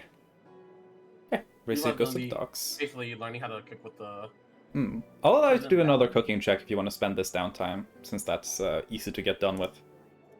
Do I get advantage? Yeah, you're being helped. Well, the cooking checks aren't getting better, but you know. I mean, I think it's a little better than last time, right? I think I got 17 last night. So You did? Yeah. No, you got a 15. 17 was to figure out what was going on. 15 was to actually do the cooking. So it's technically a tiny bit better. So you're Like a getting slight improvement. closer on the like technique. You're like learning how to physically do the techniques, and now you're kind of like down to the timings. Technique.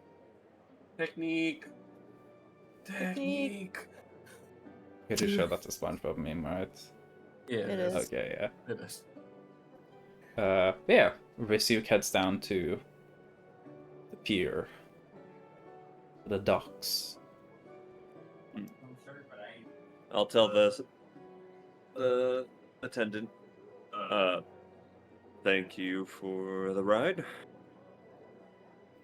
There you go. The carriage will be awaiting you here when you decide to return. Like, shouldn't be too long. Just looking to see how the workers are doing. Do you require attendance? Or do you wish to depart on your own? It should be fine for me to depart on my own, right? Understood. They turn the carriage and kind of just park it a little over to the side. But yeah, so there are two sections of the docks, the northern side and the southern side. The northern side is the one that's very cleared and is preparing to receive logs for the log drive. And the southern side is where there isn't like a lot of like activity there, but mostly it's just whatever ships are currently anchored there to either outwait the log drive or outwait the general situation in Pleasant Valley. Yeah. I'll go to that part of it to see if there are any like owners of any ships that are waiting nearby or waiting within their ship. Any of them have activity going on them? There are a handful of ships around. None of them seem to have a lot of activity, but they got They got like some amount of people on them. They're all smaller vessels for the most part. You figure that really the only larger vessels that would come up here would be either to transport alcohol or to transport wood, and both of that is managed by the Belrose family. And you figure they at least have the wherewithal to not get someone to do that while Pleasant Valley is still sealed off.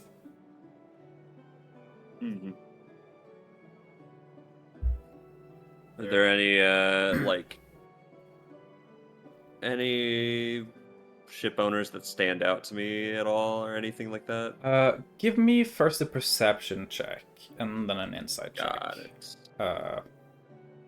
Can do.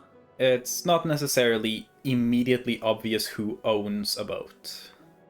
Yep. 11. 11 for perception, then an insight. Okay. 24 and then 27. Yeah, cool. You're looking about and no individual people stand out a lot. But just kind of like being around the area, there is a general, somewhat kind of jovial tone. You wouldn't expect that. Generally, whenever sailors are stuck somewhere, they hate it. Because whenever the sails aren't unfurled, you're not earning any money. and It's almost like truckers. Yeah, very few people are in this kind of sailing for the passion. It is very hard work, as you guys experienced a little bit of. But it earns decently well for one of the better paying jobs you can have when you're just a random nobody, essentially. So, but generally people's moods seem to be doing well. And I'll say, with a fucking 27, based on the fact that people are coming and going, you can see people are entering and leaving taverns and dives and bars frequently. You figure that someone with deep pockets, likely the Belrose family, is compensating the time they're staying here. You figure most likely not out of like graceful benevolence, but mainly to keep things under control. Yeah. So, you know.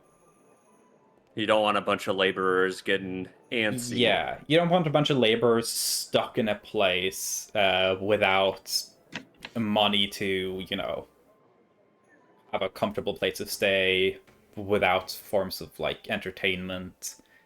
And we see that on the in Windcash side of what they can become. And you do notice that kind of like general like trash and litter around the place. There is a decent amount of stuff that you figure probably came from the circus. So probably convenient timing that ended up being another like outlet of just entertainment that can occupy them.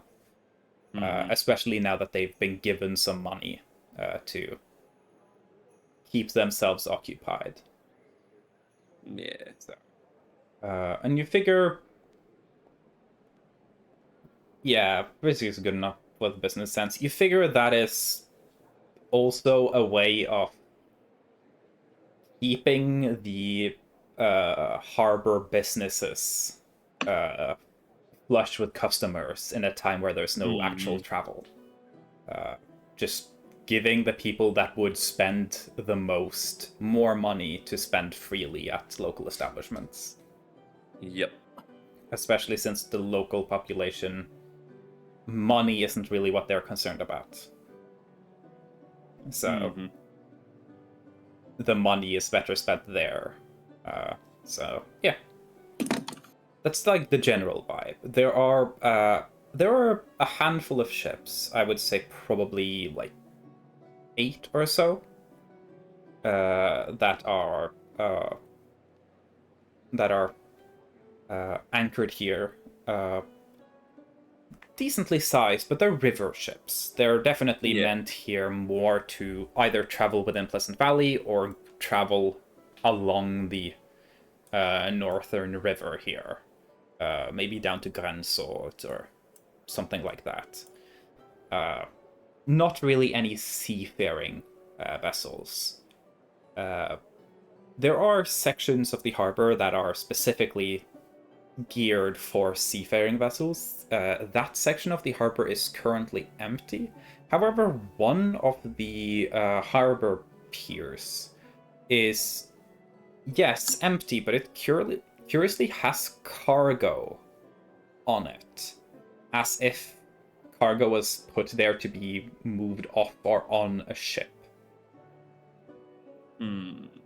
Which either implies that a ship just left, or someone abandoned their cargo. You figure and it would have been leaving for sea if it's going down that way, right? You guys would have definitely seen a seafaring ship if they traveled downriver, since you were traveling along the river up your way here. So you don't think people would leave cargo like that out for that long if it was supposed to be offloaded. So it's either left upriver, but that also couldn't have happened recently because of the log drive. So it's a little weird. Stuff prepared for whenever what's going on ends? Maybe. The log drive is supposed to last until at least for 2 more days, which seems a little early. Especially in a rainy area like this. You wouldn't want to leave cargo just out on the pier. That's probably the main thing that strikes you as odd. Are there any like workers on break near that side or There's some workers on break, and as you kind of get closer, you can see there is one person standing by the cargo, kind of just noting something down on the ledger. They seem frustrated. But there are other workers around that seem to be kind of just having a neat time.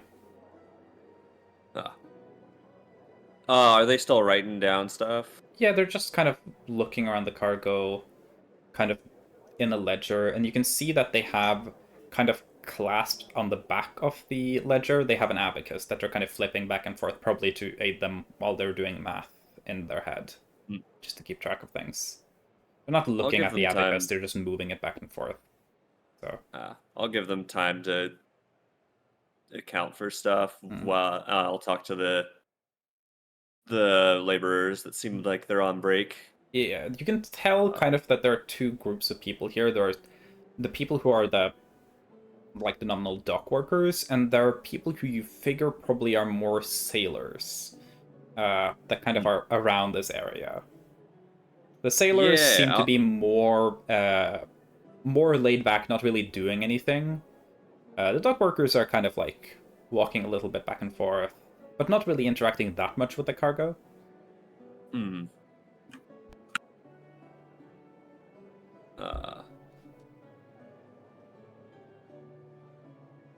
So yeah, I'll go up to ones that seem like I can assume would be the sailors and like.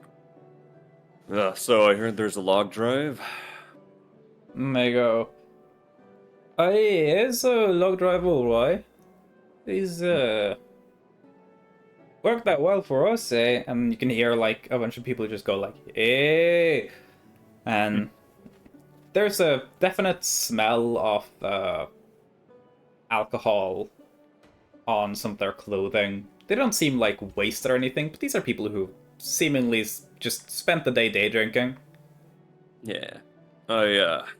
I'm from Wencashed. Would you mind if I asked you all where you hail from? Wencashed. They kind of go around. Most of them are from around areas in the Flood Sea. You figure that a lot of them are from Great Landing, which makes sense. Just because it's so populous. There's an insane amount of people there. There are a decent amount from the Veerless, Shaleholm, Layman's Crossing, Wakeport. Just kind of the different trading cities around the coast of the Flood Sea. There are some people from further regions. Not, as far as you can tell, anyone from the east. Which, yeah, makes sense. It would...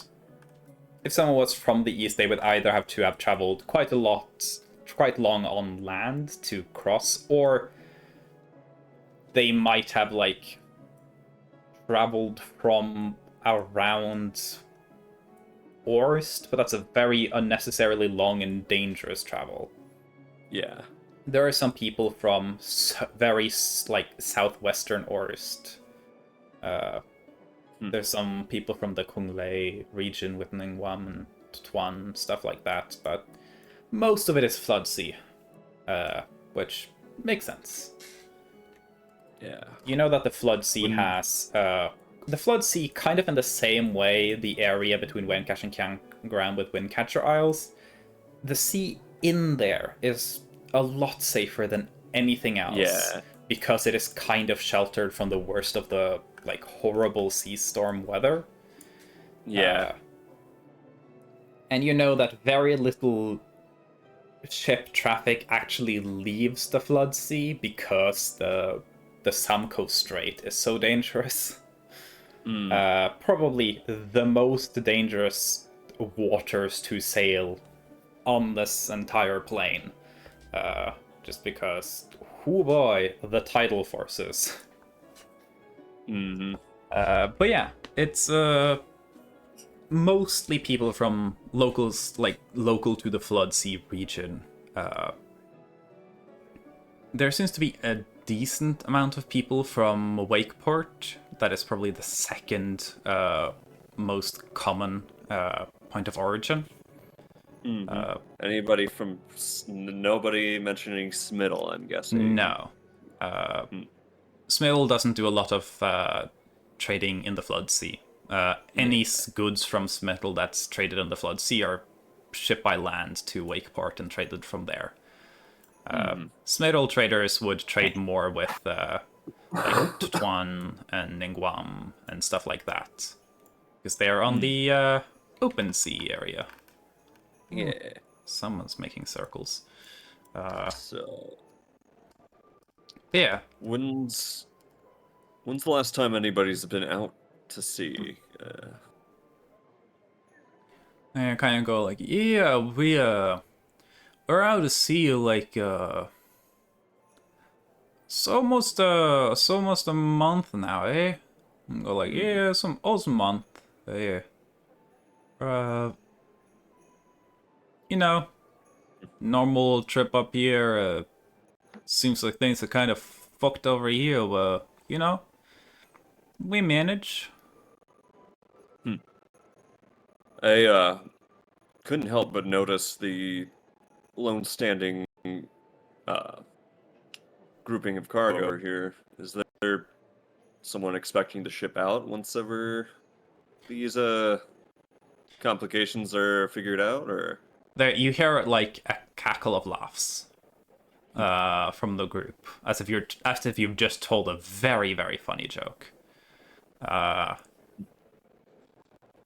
And some of them catch on like, oh yeah, no, you're serious. True, you're clearly new here. They go like, oh no, ship was stolen. Oh, wait, stolen? Yeah. Such a... Does this place, like, the docks seem pretty well, like, there's a lot of people most of the time, right? It would be virtually impossible to sail a ship off without someone noticing. So, stolen, like... Yeah. In the middle of the night, somebody just... no, not night. It was like anchor and left. Late morning, right? They're like, yeah. In the day, just... Yeah. Hoisted anchor and set off? Oh no, just vanished. Vanished? Yeah. Like, wait, people witnessed it just literally... And go, like, I don't think any of... Like... And go, like, I was there, but I didn't see it. None of us really saw it. You know, you just look, and it's there, and then you look away and look back, and it wasn't there, you know? Gone. Yeah. Interesting. Like, what size vessel was it? As it looks like it would be going out to sea, it's bigger than, like, a riverboat, so... Certainly, yeah. It's not one of them, it's not one of them wild seafaring vessels, but, you know, it's a meager galleon. Wow. That, when did that happen? It was just, earlier this morning. Wait. Oh,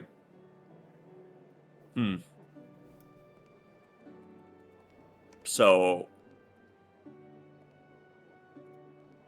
And does that, so Uti, like, this direction it would be going downriver, right?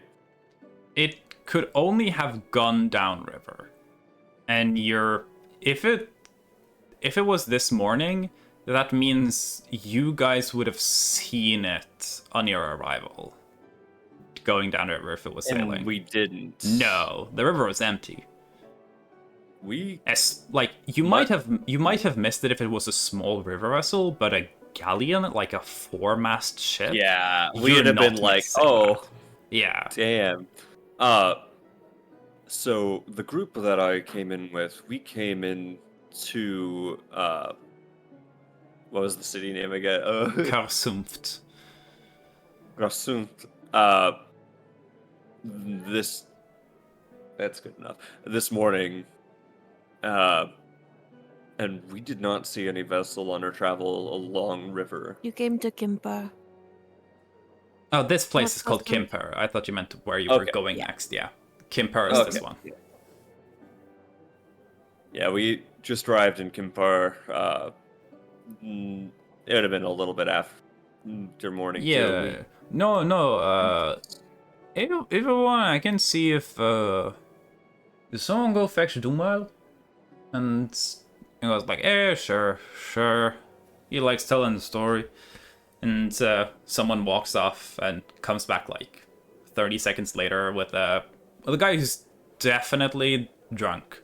But it's kind of steady, kind of like heavy set, very broad. Definitely someone who works on the ship mainly in the cargo hold. You're pretty sure he could bench press you. Damn. Kind of a little, not really struggling to keep up, but definitely not walking in a perfectly straight line. I was like, what's the issue here? And goes like, no, Fallier wants to know, hear you tell a thing about the ship. I was like, so I was there this morning, just keeping watch, making sure everything was fine, captain's orders. And then, a wildest thing, I just feel like I'm floating. And I'm like, everything smells like lavender and lilies. And before I know it, I'm standing on the dock with 10 platinum in my hand. It was the wildest thing, and the ship was gone. Captain was real fucking mad about it, but I got enough money to not need to worry about that anymore. I'm guessing that might be why you're in the state you're in. They kind of look to you a little confused. Rizyuk flicks a coin in the air and back in his hand, and then does a drinking motion. He goes, this place, if you got the coin, the alcohol's pretty good. If you don't, it's quite shit. That's how it is at the docks. Yeah. Even the ocean docks on the east. Oh, you man the docks too? That's, I don't care where you're from. If you're a man of the sea, you're a brother to me. Kind of grabs you in this firm hand. Rizyuk does not have the heart to tell him that he just hung around the docks with friends that worked there all day. Yeah. I mean, you technically have done, a little bit of dock work just for, the easy money once, when there's, low traffic, but no, you've not been, a proper dock worker, no. Yeah. So lavender, huh? Yeah, lavender and lilies. I remember that scent distinctly. It smelled like a field's home, Where are you from, by the way? Yeah, I'm Great London area. I'm from Kilterborough. And once he says Kilterborough, you hear a mix of people cheering and a mix of people shouting profanities. And I know that by. yeah. Yeah. It's essentially just like, yeah, mentioning like the part of town. You can tell who was from, like, the people from Great Landing. Some of them are really hyped with that. Some people are like, oh no, those fucking Kilterborough people. Fuck those guys. And So, yeah, it's a very And friendly then- attitude, but yeah, you know. yeah. It's not quite. It's more Midwestern vibes rather than New York, Jersey, like Yeah, no, actual it's vitriol. it's more like the drama you would have between something like what's a good example? I have a lot of local ones that would not make sense to anyone that isn't like where I am. It's kind of like, think of like the rivalry between like Brooklyn and Queens. Right. Okay. It's not really like regional, it's like city differences. Yeah. Like Great Landing is a giant city after all. So Yeah. so yeah. Well, and when you said feeling of floating, was that hyperbole or? Nah, I was you know when you hit when a sea's rough, you hit the real hard wave and you as you crest the top of it, you're weightless for a moment, like that. It flashes back to right before the aboleth attack. Yeah. Oh, yeah. And then just noticed you had that lavender smell, and then you noticed the platinum in your hand. Yeah. Anything from before that No. besides the Nothing at floating all. feeling? I'm gonna insight and be just like, okay, Yeah. is this from him being inebriated, or is this all he really Yeah. can remember? I think this rune is the working its most magic out of all insight the runes that I advantage have. combined with your like goggles for the bonus is Yeah. all you need to do is That is 21? next feat you take skill expert. Yo. 21. 21? I'm gonna roll his with the disadvantage because he is drunk. You know. Yeah. No, I'll just roll it in here. What is he again, and what is his name? You don't know their name. Oh. They're it's a little hard to tell. They kind of have like there's some giant in there. Not quite Ooh. Goliath, but something like kind of giant, maybe ogreish. Ooh. In there, it's a mix. They've got kind of like almost like pale, like almost like sandpaperish pale yellow skin. Not like a natural, almost more like if you desaturated like a dandelion. Like that kind of yellow in the middle there.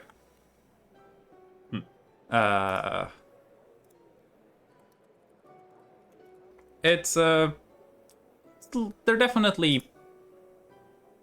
definitely some amount of like giant blood heritage in there.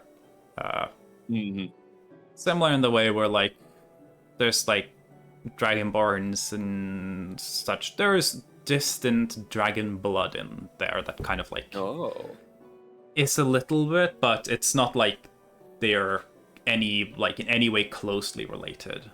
Yeah. So. This guy's an American kind of heritage. Of, yeah.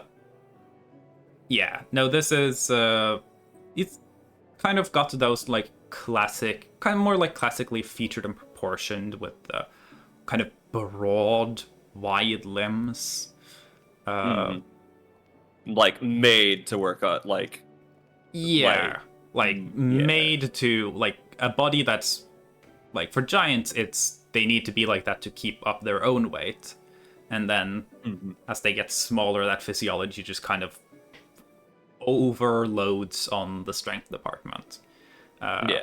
Very much able to carry, move, and lift heavier things with ease. Their name you haven't gotten. Yeah, I'll definitely make sure to ask it before conversation's done. True, I can't roll with the search. I'll just take the lower of these two. That's fine. And then Stetson. 8. Yeah. So they're definitely not telling you the whole of it. It's not because they're inebriated, it's because they're lying. Their intentions don't seem very sinister. But you definitely catch that like casual, like, I'm not telling you the whole truth because I'm covering for something. Well, brother, I'll look to come and visit some of the taverns around here after I have a stuffy dinner. I'm traveling with a certain person, and let's just say it's that kind of looks to the others, just a bit too highbrow for me. Yeah, some of them nod and go like, yeah, I've worked with clients like that, yeah. Like, the person I'm traveling with is cool and traveled, but their living accommodations, let's just say the room that we're staying in, I'm staying in individually, could fit my whole work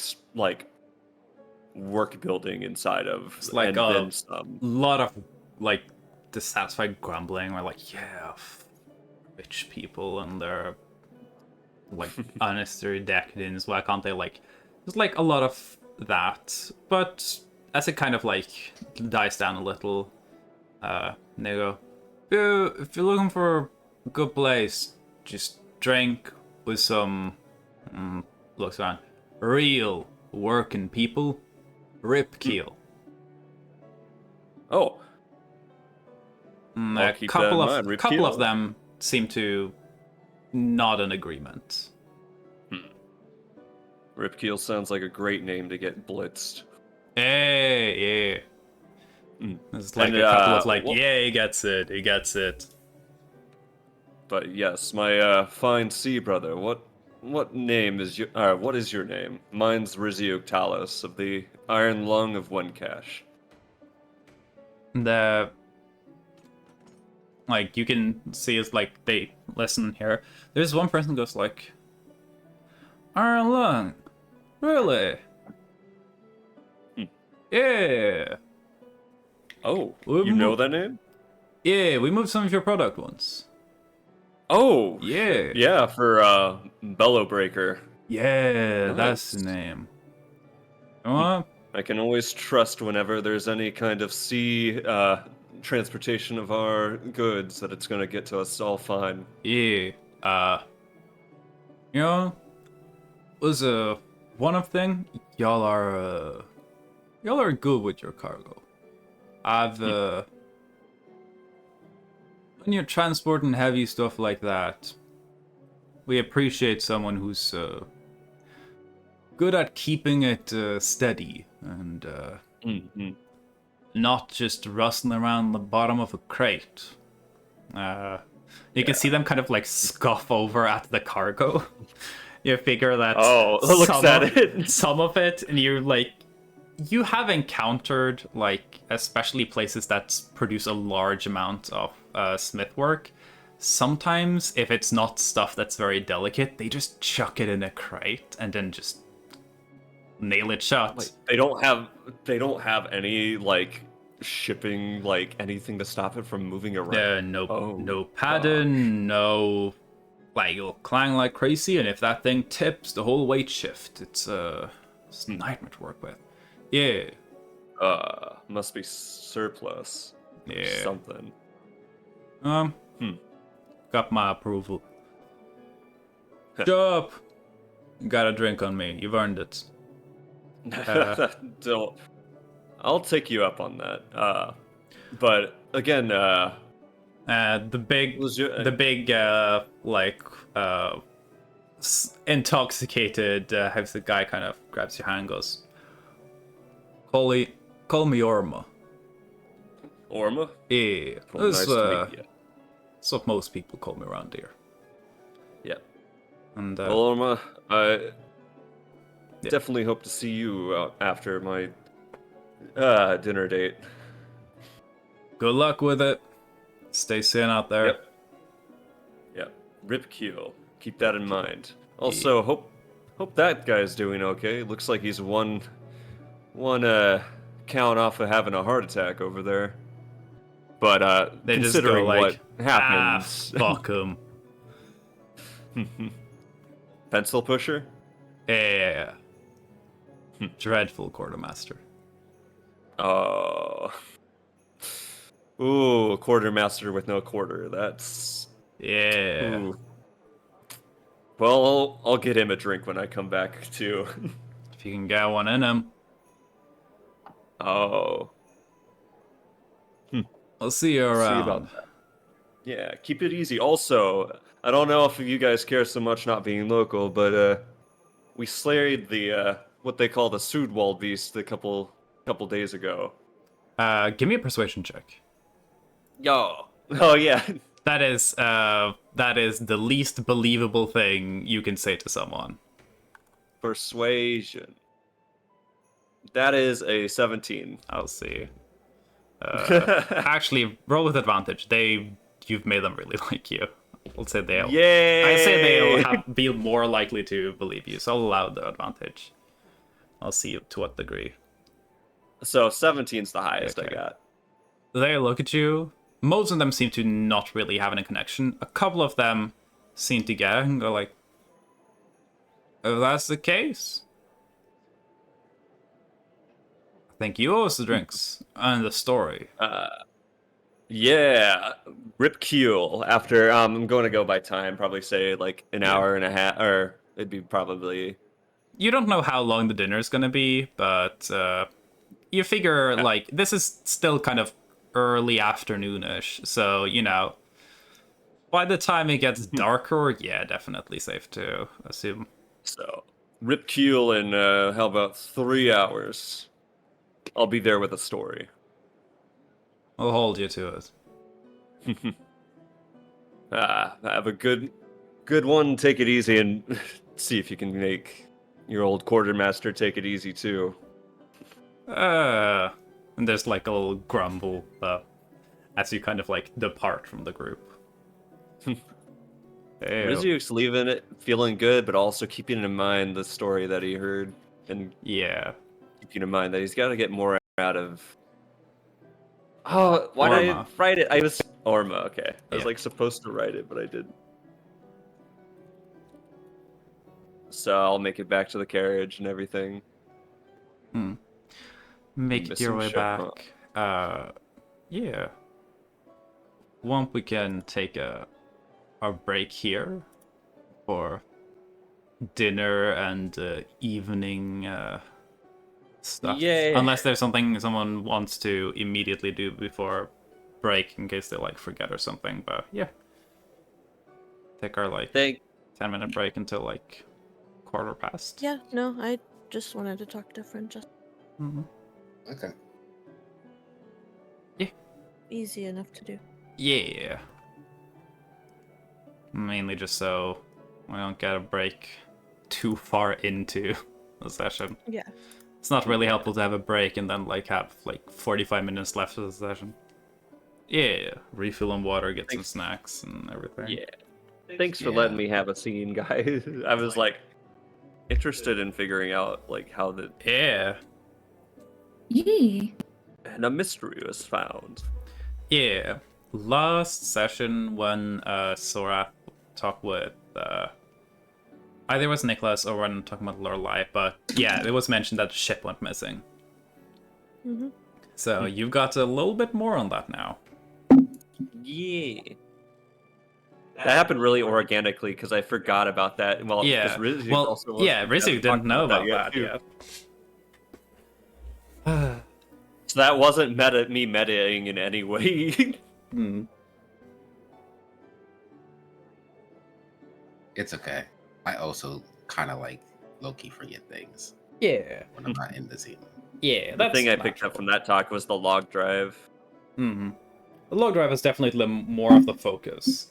It was just mentioned as like a weird thing that happened, especially because it happened kind of like just a couple hours before you guys arrived. So. God. I'm gonna ask Jewel, or I'm gonna message Jewel to see if Gunther would be willing to go to a tavern with Rizyuk and a couple of other to kind of also look into this, but also be able to say like, this is the guy that took its life. Yeah. There are now 2 tavern options for later this evening, I guess. So Sorath will be going to one place to meet up with their friends. Rizik is going to another place to drink. But yeah. Okay, I go refill my water.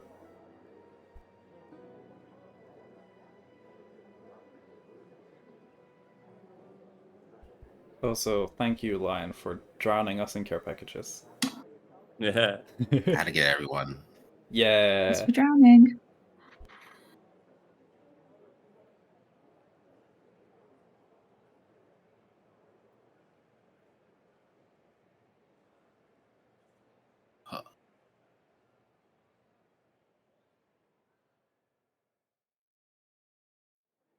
Fortunately, this is only a 10-minute break, or I would have just ran out and got Boba. I would have been gone for like. I mean, 20 minutes. You know, when we get back, it's going to be Sorath having a conversation. Miz and Crystal stuff as well. You have time to go grab Boba if you want. Oh, sick. Alright, see ya. Yeah. So I was doing today like Iconic. this me wanting to go talk to the dock workers is me making up for how I played when Cash. It's my brain being like, you gotta go and have an initiative of what you go and do. If you had literally just gone and talked to people at the docks, you would have immediately caught 3. Yeah, so the thing is, like, oh, character moment. Yeah, Rizyuk is a labor boy. Like, he would be up to going and hanging out with the laborers, especially when resting in, like, the cushiest of, like, mansions. It's like, yeah, this is a weird vibe for me. Like, it's nice. I'm not gonna say, like, anything bad about it, but I'm just getting to... Yeah. It's too bougie for you. Yeah, that's like the character. I'm like, yeah. Yeah. It's a lot. Also, the stuff with Crystal is Rizyuk being like, yeah, doing this in Wencash would be safe, but I guess, like, we're from different cultures and vibes, and this is a different place also, so. Yeah. I mean, doing it in Wencash wouldn't be too bad, depending on, I mean, like... she did literally do that in Wencash with, Gabri. Yeah. Well, it depends on where and who. So. But I'd like to think Rizyuk did not notice the whole time. Rizyuk didn't stay at the mansion at all. Yeah. Gabri definitely didn't talk about it. So.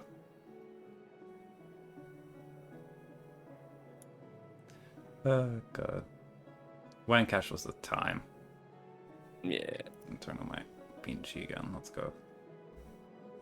Also, it's funny because I'm used to talking to other laborers while being kind of an outsider, as I am a laborer, but I hang out online after work.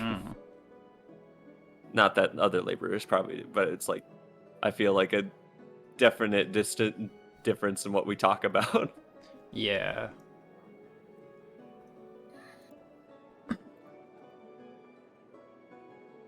Man. Because I knew that I would know that like Jewel or Gunther would be up for talking to sailors, but not very much up for a tavern. Yeah, that's a like mixed bag for Gunther, yeah.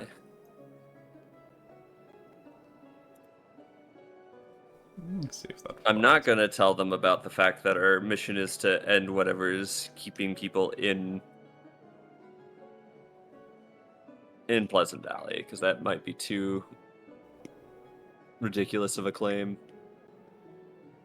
and it might be too high profile of a thing. Also made sure not to say I'm traveling with the Belrose. Yeah, that's definitely not something you want to advertise. It's a little sketchy to do. Okay.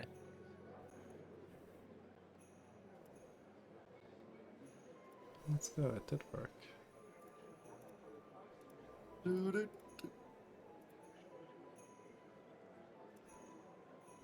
I can't go into any chat in this Discord server. I go into one and it says, I get the first penis. I go into the other one, it's the goddamn picture of Eustace.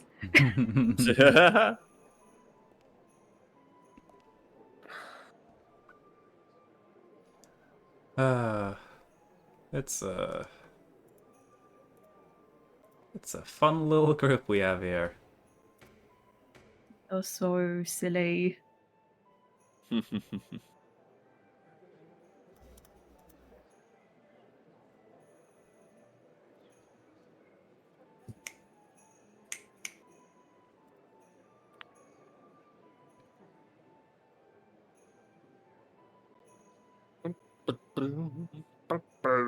Do you think Levi would be wanting to go with Rizyuk to the Ripkeel? Ripkeel? Wait. Essentially, after the dinner, there are 2 different taverns that are options to go to. There is the Fairy Pigeon, which is the tavern that Sorath's friends hang out at. Sorath's gonna go there to meet up with the rest of their friends. And Reisuk is going to a tavern called Ripkeel, which was recommended by some sailors. So, yeah. I am looking for sailors. Shenmue. Levi probably wouldn't go. After it was his close encounters with death twice. Yeah. He wants to finish this recipe. He wants to at least leave this mark.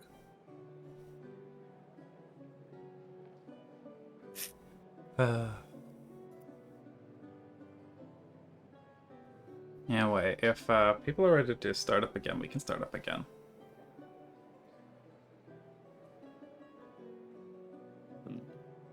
Let's then give it a little more if like Selim and Mel aren't entirely I'm good to back start. right. Yeah. I'm just chill.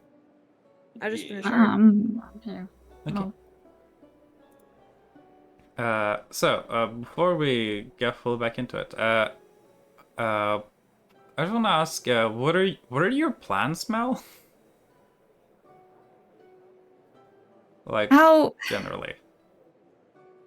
Yeah, so the plans would have been that Crystal would have just wanted to hang out with these people, get high, and like just because it's the first time she's seen a Tabaxi in a while who like is actually similar to her behavior-wise. Yeah. And she's I lied. I probably got a gonna piss. Okay, have a nice piss. Go piss. Yeah. I think Crystal would also want to learn more about the circus. Okay. But I don't know if they can have that discussion while high. Yeah, no, I'm just trying to figure out whether or not, like, you as a player wanted to keep doing circus shenaniganery, or if you were, like, looking to do anything else. Because then I can plan around that. Yeah. That works great. Because, yeah. Party's, like, a little split, so I kind of have to figure out what's going on the different sides of things. Yeah, I feel like I can probably convince Gin to come with me, and then Levi, you're staying after dinner, and then. I mean, Sora. people just go wherever they want to go. You know, it's not that. Yeah. It's not that big of a deal who goes where. Oh, yeah. It's not like we're split between two different cities. No. The most split was definitely during Debaya. Hmm. Debaya was something because there was like no lines of possible communication even. Yeah. So. And y'all just kept like. Y'all never actually fully grouped up. It's always someone somewhere. Yeah. That was real fun. But yeah. Because we can do a little... anyway, we can do a little crystal in the circus tent content. Woohoo! If you wanted, Mel. Go see the silly crystal, the silly little clown. Yeah. So to dial the clock back a little bit, Crystal has just a little while ago decided they're gonna stay in this tent, and Rizik's not their real dad, and the rest of the party left.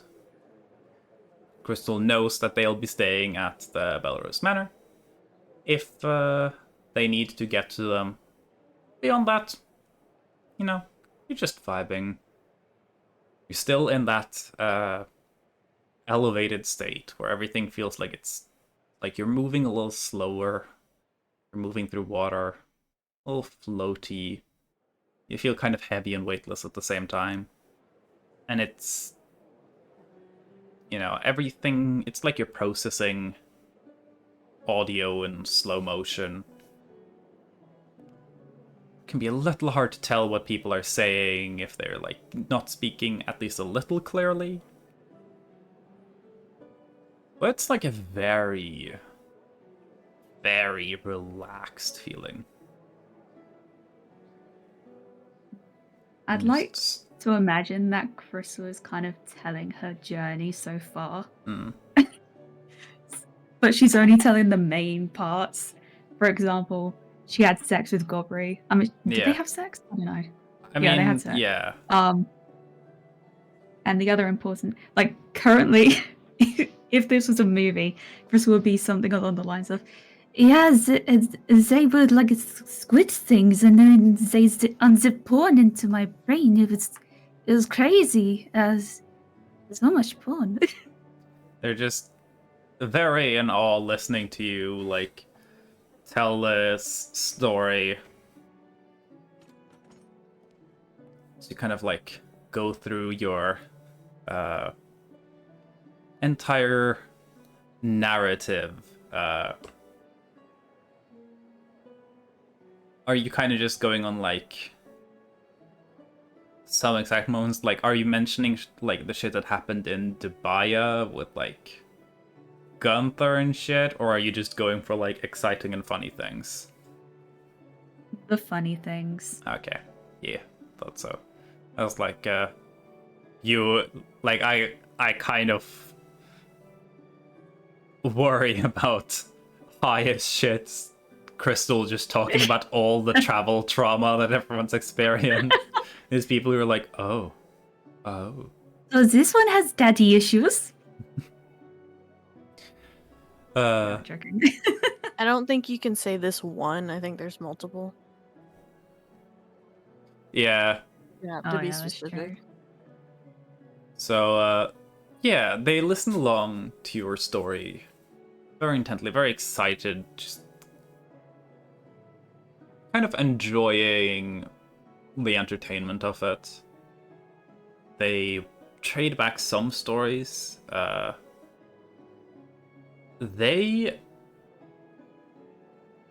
not sure if it makes sense, but like they just tell you how, like, where they've been lately. You're not sure if you just like a little too high. Could you roll a survival check with disadvantage? Aye.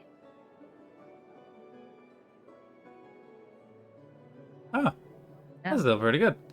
I'll say, even while you're kind of like not focused on it, when they tell the story of where they've been, because it is very, I assume at some point it is brought up that, like, Flinken is brought up at some point, because Flinken knows the circus. Yeah. And they're like, yeah, that was like near Label. Yeah, we were there for that. That was cool. And then from Label, they traveled to Talivus.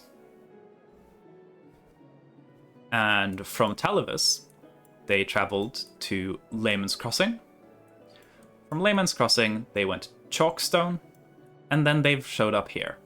And in your brain, you just go, there is no way you've made that travel in that time.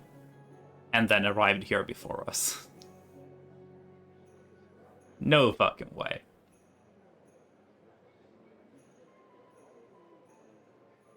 None of that makes sense to you. They have essentially traveled, like,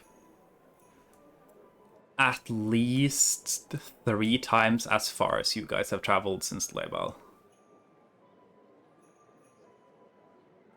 Including the distance you teleported with Dugal. Damn. Yeah, I think Crystal's gonna like try and soap herself up a bit and being like, did I hear that right? And then she's probably gonna say something along the lines of, do you have like super speedy horses, or how? That's so fast. People go like, yeah, we got really fast horses. The horses, they are, they can move miles and miles every day. It's very convenient. If you're a circus, you need to have the super fast horses, for sure. I could do with horses like those. What kind of horses are they? Person just goes, they are. So it's a complicated process. So what you need to do is you take a horse, and then you need to wash it in vinegar.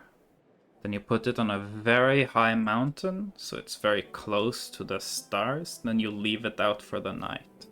And then it becomes a starlight horse, and they're very fast. And they're kind of just looking at you deadpan.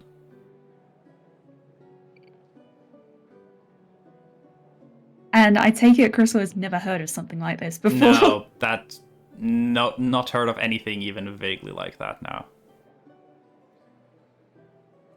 Okay. Can I do like an insight check on if they're telling the truth?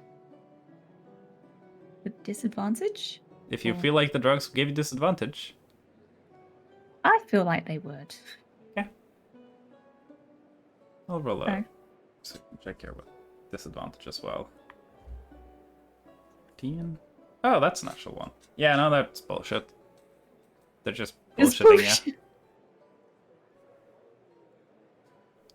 They're just making shit up. Crystal is gonna shuffle a bit closer and be like, oh, you guys, we've known each other for like 2 hours? Surely you can tell me how you get around so fast. Give me a persuasion check.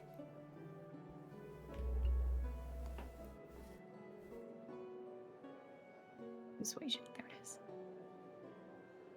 Nope. The Tabaxi girl by herself goes, never reveal the secret of a performer, magician. What's the fucking saying? And they go, it was something about magicians. They kind of like trail a little. They try and figure out the saying. And go, yeah, either way, it's a secret. It's a very special secret that you can only learn if you are a circus member.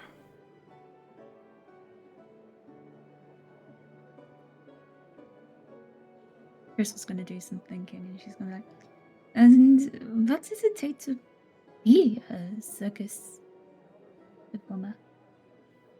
It's quite easy.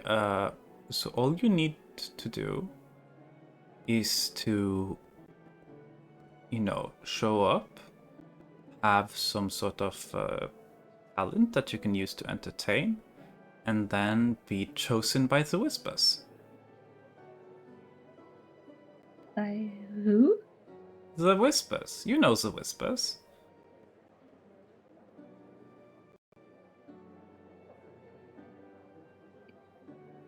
Oh, I don't know what they are. Are they here now? If you don't know, then I guess you are not a circus performer. In fact, it kind of gives you like a sly smile.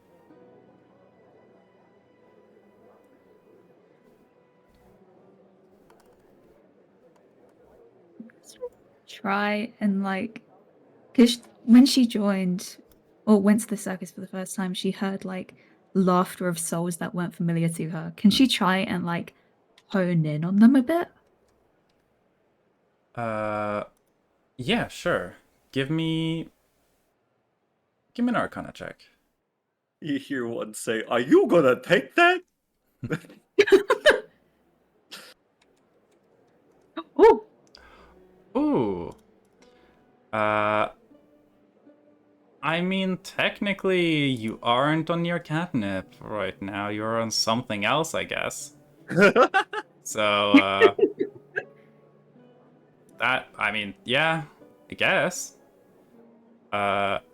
You focus really hard on that laugh you heard earlier. And it kind of tunes a little in. And it sounds just like ambient laughter of people having just a good time.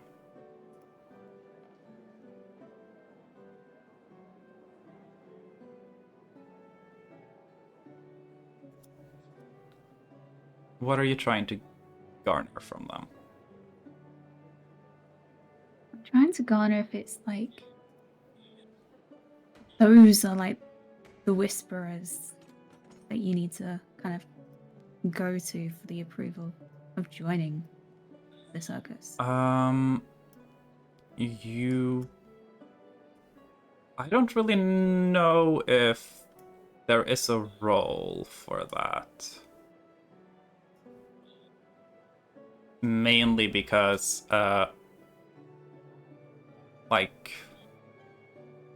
you're kind of trying to roll to figure out... you can figure out that these are, souls that are laughing, but whether or not they are specifically the whispers they mention, it's not really something you can just figure out by just intuiting. Okay. If someone says they have a dog and you see a dog, no matter how much you think about it, you can't know if that's the dog if you don't get confirmation from something else. You know? Kind of like that. I was just kind of wondering if they had... I don't know if they had a uniform that has a label saying, "Hello, I'm a whisperer. Ask me anything." No, they do not have... They do not have uniforms that say "Ask me anything."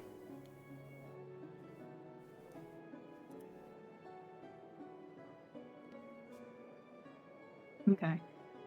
In that case,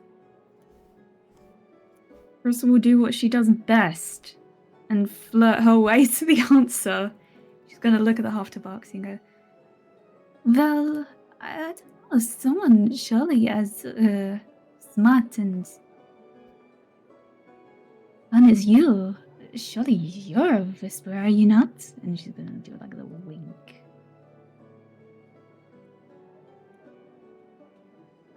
They give me just a charisma check. Hit him with the riz. Oh, 30-20.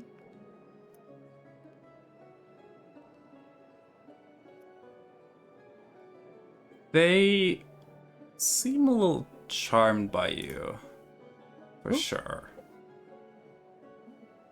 They just go like, yeah, the whispers. They are the sound that is there for some and not for others. Some hear the whispers, some don't.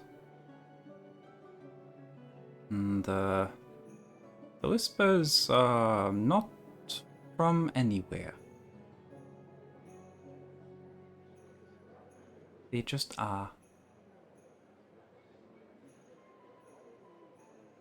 Would you say they are like spirits?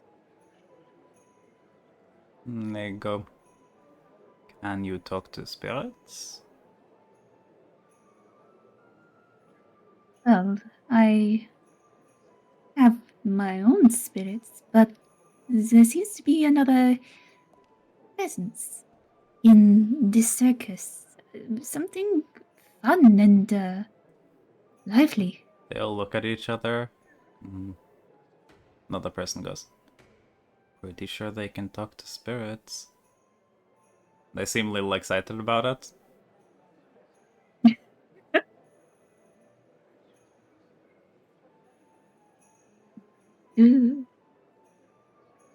Is Crystal able to like? Are crystal spirits able to be seen by other people who can like? I mean, if someone else could see ghosts, they could probably see ghosts. You know?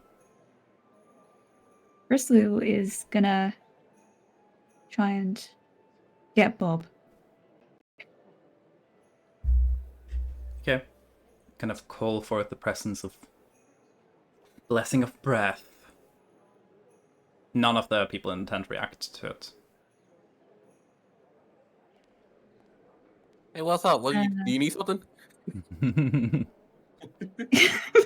Yeah, I need these my friends to know that you are here. Can you like blow some wind in their direction or move something? Remove something, huh? What's in the funnest? He looks at what would be the most funnest thing in that tent to mess with, Ulti? I mean, there's like, tent labs, there are like different beats and ornaments hanging from the ceiling of the tent. And there's like the drugs, I guess. You could fuck with the drugs. Possess the other tabaxi. I'll do the classic. I'll do the classic. I'll basically, the back of the neck thing where you like touch the back of the neck. Yeah, that's the classic. Where you do that to one of them, and they feel or experience nothing because that's not how these ghosts work. Mm-hmm. You do not have poltergeists. Damn it. Your spirits don't interact with the rest of the world. Well, I can't help you, boss.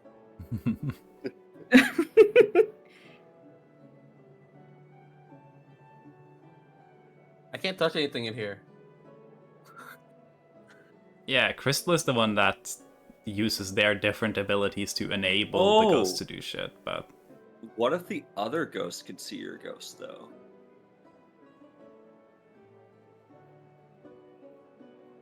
Ghost like the spirits. I guess, yeah.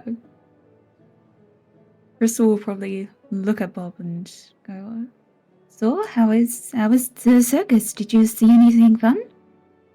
So, to not let Levi run away with my cannon.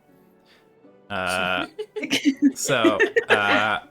it's really because Crystal hasn't really, dived deep into that, but the Cubspirits had fun, like running around looking at stuff.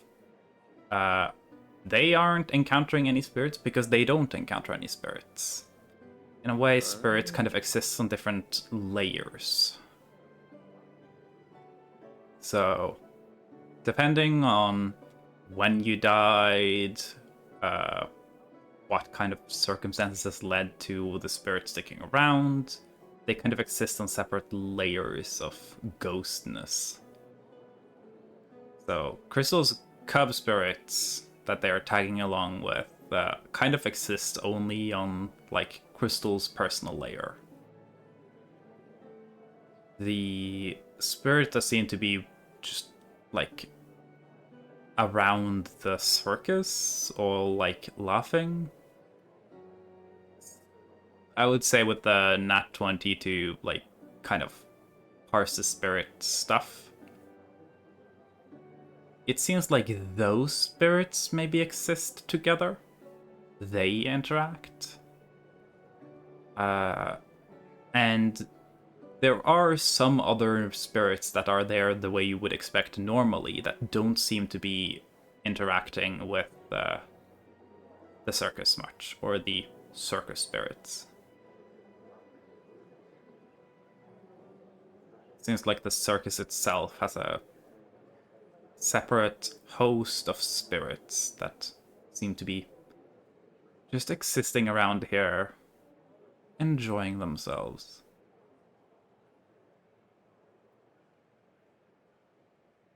So, yeah.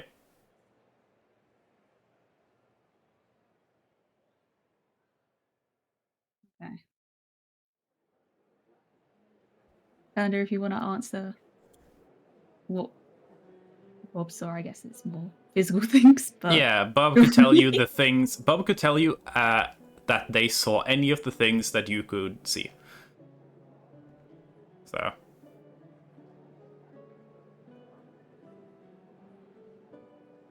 Yeah. Okay. The cub spirits are also a thing about kind of spirits. They are limited by their environment. They can't, like, float up and around and through walls and everything. I kind of run my ghosts based on the idea of, like, whatever. Like, if a ghost walks through a wall, that's because that wall didn't used to be there. It's, like, existing in the past in a way. So, but besides that, you know, you're bringing your cub spirits along with you. So you're what determines their reality. So whatever you can see, they can probably see as well. Okay. Cool. Thank you. Yeah. Crystal, in that case, will think for a moment and then just kind of mumble to herself. They only need to approve of my talent, right? And she's gonna look around the room to try and DIY, like, a stick and a ribbon, like, together to kind of make rhythmic ribbon, kind of. If you don't need to necessarily DIY one, they probably have one. Wait. She is gonna take that, and then she is gonna go to where the laughter is most prominent. Oh, then you're leaving the tent and heading out way in further into the circus area. Then she will probably let the group know. Hey, I'm just gonna try something. I will be back. Feel free to come if you so wish.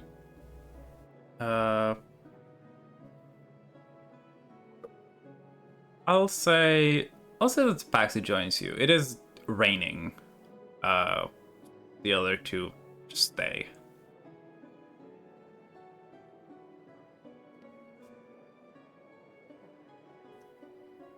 Okay. And Paxi girl follows you.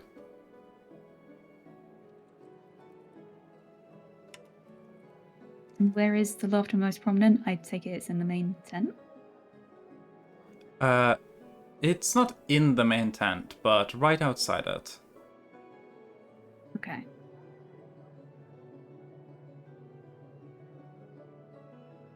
Crystal will turn to the Tabaxi and ask them, can you play instruments? Do you know a tune? I know a lot of tunes, but I don't really play instruments, no. Can you sing? Not well, but I can keep a beat, kinda. That'll work. Please sing what comes to your heart, and I will match it with my dancing. They start kind of clapping, a relatively simple, just keeping a beat with definitely a voice that isn't trained for singing at all. Start singing a kind of simple song in a language you're not familiar with. But yeah, it's a relatively easy to dance to tune, I would say. You go to dance, I suppose. Give me a performance check.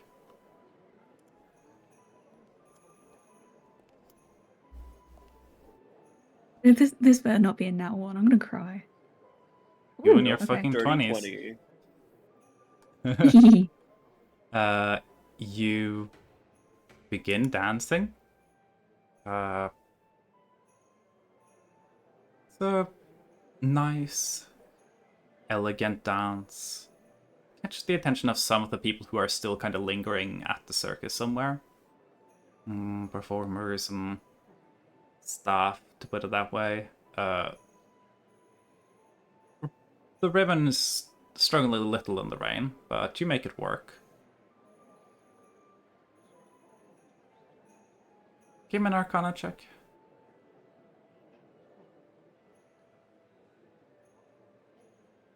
You seem to have drawn a little bit of the spirit's attention.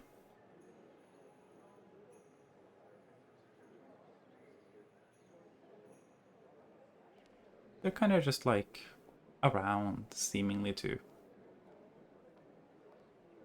still enjoying themselves, laughing at stuff.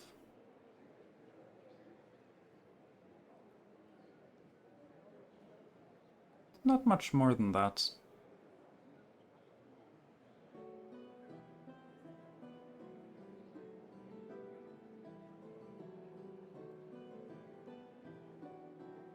Both Crystal just dances for a while until the song comes to an end, or?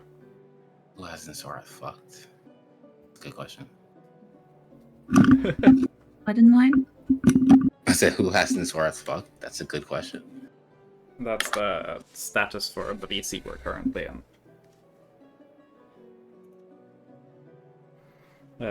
But yeah, I'm guessing that Crystal just continues dancing until the song comes to an end then? Or... Is there anything Crystal could do with, like, her outfit? Like, are there any lights that can reflect her outfit? There's very little in terms of lights. It is, like usual, it's Pleasant Valley. It's kind of dim. There's like a little bit of torchlight and lantern light here and there, but not a lot. Kind of like the slightly pouring rain is kind of making things a little less lit than it would usually be.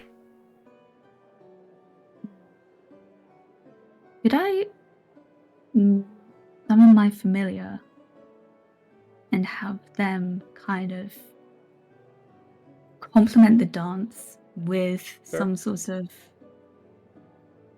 like lighting effect, or kind of making the ribbon flow up even more than... I mean, you could use the familiar to move the ribbons and fabric, sure. But your familiar does not come with a spotlight built in, so... No. But yeah, you can do that. Adds a little flourish to the performance. It's a nice performance, but nothing special happens because of it. Just some of the spirits seem to maybe like pay a little more attention to you, but not anything specific. Okay. When the song ends, Crystal is gonna look at the tabaxi and then say something along the lines of, "Was that not good enough?" There you go. To be perfectly honest, I have no clue what you're trying to do. I was trying to show them my talent. Ooh, I see my talent in performance. what are you trying to show? I'm trying to show that not all art has to be emotionless. It doesn't have to be a painting. It can be alive. It can be moving. It can be anything your mind takes it to be. This is very beautiful and very true, but I still don't know who you're performing for. For me? Well, I thought the spirits with the laughter and the joy, they would want to see something that. And she kind of just mumbles away, kind of like sheepishly. She is obviously very kind of like confused. She thought that she was onto something. She thought she cooked. Yeah. You're dancing for ghosts. Yeah. You're interesting. What do you mean? You're dancing for ghosts? I don't think most people do that. That's interesting.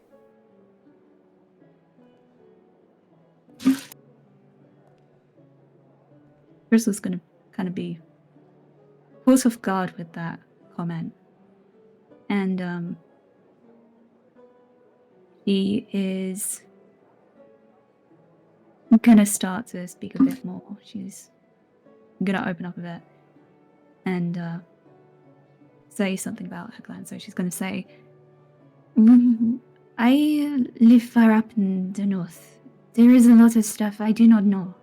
I traveled far, a long time, but there is stuff that I still don't understand. And I had some companions come with me, not in the physical form. They were spirits. They were cups who lived with me for only a brief time before the snowstorm hit. They were, although young and not wise, they were my company, and it made me feel comfortable to explore further than I thought I would do.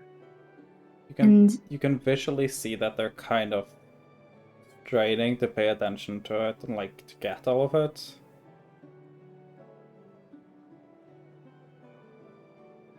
Crystal is gonna take a moment. You're reminded Take a breath. You're reminded of like the way words sound right now. And there's like wait, you can tell that they're kind of going like, wait, how did they start this? And they're like slowly piecing it together, slower than you're saying new words.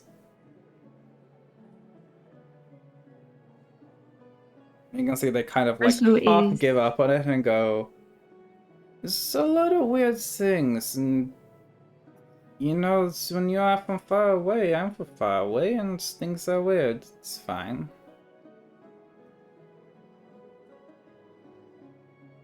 Crystal is gonna give a small sigh, a small smile on her face as well, because she has also just gone on a tangent to hell and back. She is gonna walk towards the tabaxi and gently kind of squeeze their paw and say something along the lines of, Well, this was fun. I performed in front of spirits, sure, but it was nice to perform in front of you and have you with me. It was cool. I've never seen someone dance for ghosts before. That is interesting. Well, you may see more of that if I stay here for a while. Can I ask a question? Hmm? Do you have to do your ghosts dancing in the rain?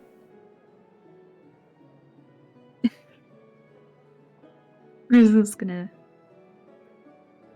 giggle to herself a little bit and shake her head. No, I just got an idea and wanted to go with it. Okay. Do you do that too? No, I'm just very wet right now.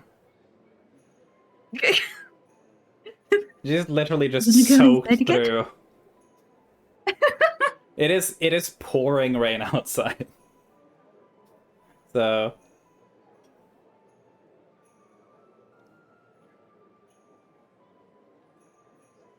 I'd like to see more of that. Maybe one that's not raining as much, or maybe like inside at some point.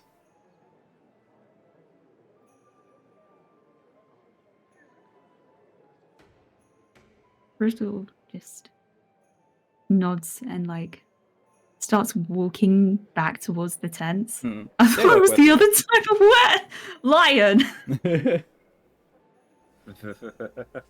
Hey, who knows? Words are Who ambiguous. knows?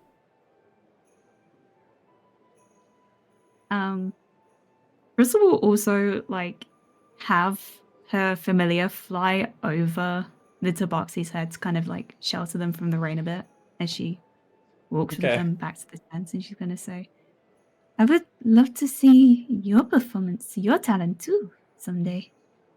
I mean, I'm performing tomorrow when we have the show. I would love to attend and support you. Okay, yeah, sure. I'm sure there are gonna be seats available. Yeah.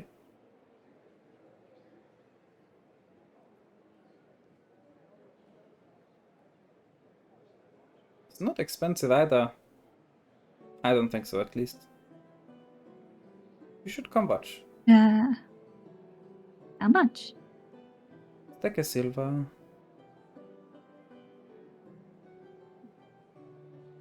Maybe I will invite my friends to come and watch. Yeah, more business is always good. Kind of give another, like, kind of coy smile.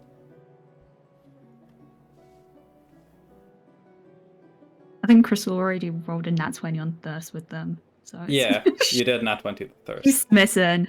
Oh lord, she is smitten. Crystal is gonna sheepishly say, well, I wouldn't want to journey so far home in the rain. Do you have a spare spot I can sleep? I mean... And you can sit down and think about... yeah... I mean, it's a little cramped because I'm kind of staying away from my dad's tent. He's annoying. But there's space, you know? Sounds good. I don't mind getting cozy. Good. That's good. They just go back to the tent you guys came from. Crystal winks at the camera. Yeah. They're crashing with their friends for a little bit.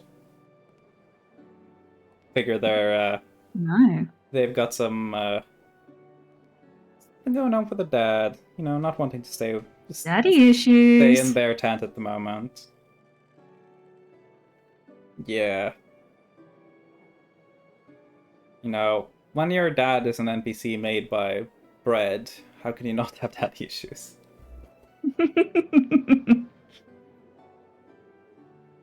Yeah, you guys return to the tent. It's not really late. Kind of just talking, sharing stories, so on and so forth. Yeah, I think Crystal will now be on the softer stuff. She'll be on her catnip instead. Because she Yeah. kind of wants to pay attention a bit more to learn more about her friends. Yeah, is probably not gonna beware of anytime soon. Probably fine tomorrow, hopefully. But, you know. Yeah. Smoking catnip, just kind of vibe. They probably ask a little bit about, like, the area you're from and stuff like that. About the beloved grotto and everything. Yeah. Yeah, that was cute. Awesome. I'll say you, during this, Mix says that at some point you'd learn that Pax's name is Minya. And they are also northern. They're from very much the opposite side of the north, but they are from a place called Hazon, which if you go a little towards the northeast, it is one of the cities all the way up there. Oh, Yeah. okay. A language you couldn't understand from the song is a language in the Mundaibu language family. So, it's even further north than Imanya and Imanyisi. So, Hmm.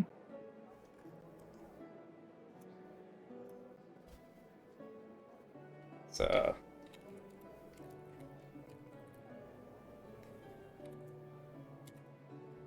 double check that I write their surname correctly.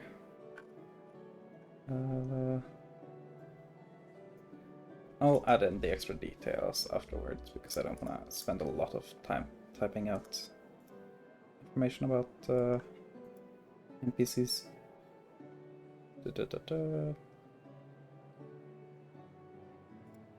Yeah, there's a C in there as well. That's her name. Thank you. Yeah. Well, I guess Crystal's doing drugs and hanging out. Man, that's a very Crystal thing to do. Yeah. Very Crystal core. Last thing on the menu before dinner. Ha ha ha. So I was gonna have a little conversation, talk about Shinjebo with Francesca. Right.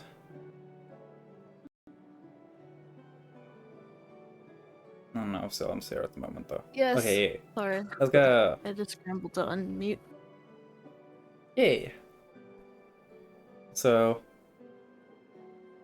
Gins in their room. Levi's vibing in the kitchens. Reisuk's gone off to talk with people at the harbor. Lincoln and Gunther are probably doing something. Whoa. You find Francesca, who is definitely doing something, but always has time for Zorath, because, you know, having time for Zorath is technically her main job. Yeah. Yeah. Yeah. You have any preference for where you would talk? Where would you like bring her to your, like, Law or Fort Chambers, or just talking with her wherever she Probably, is, yeah. or... Yeah. Yeah. Probably bring her to a room. Okay. A Solar. So bring them to the Solar. And we'll have a seat. Down. And looks at you a little expectantly, not talking first. Mm-hmm. Being very appropriate.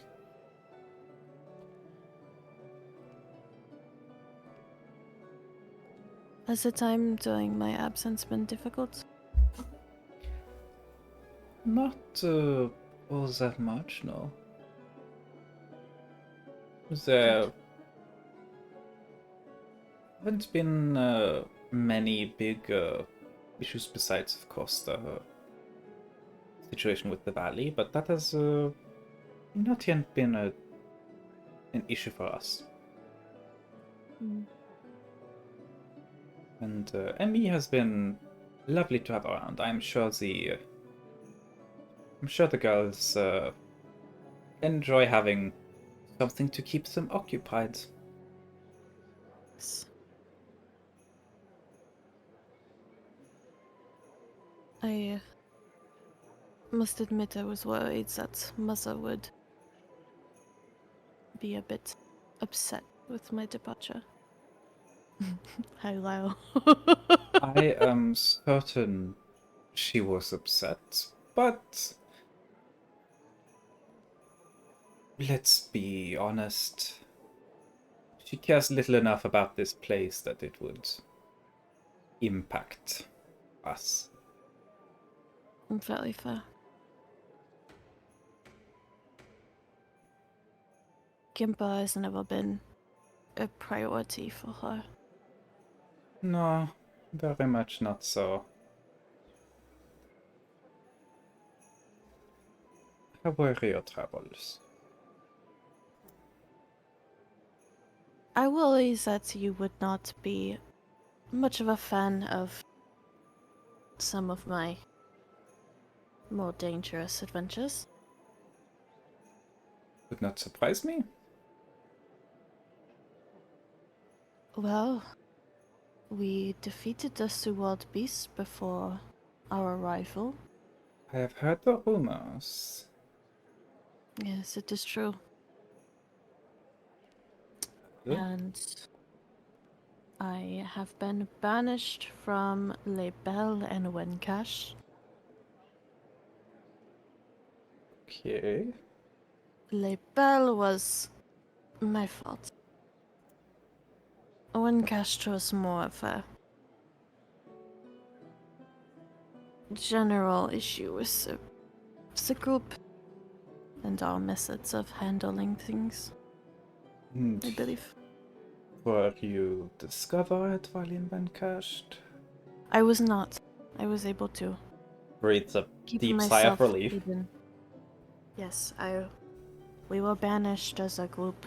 I do not believe that the town was able to figure out who I was, so the Bernardis did know.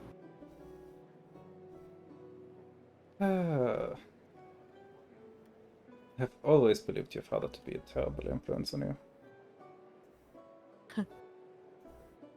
I believe my father has been a terrible influence on many people in his life, which I have also learned. I'm happy to learn that we have come to an agreement on that, at least.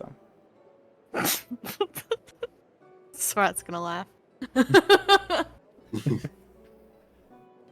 She just smiles.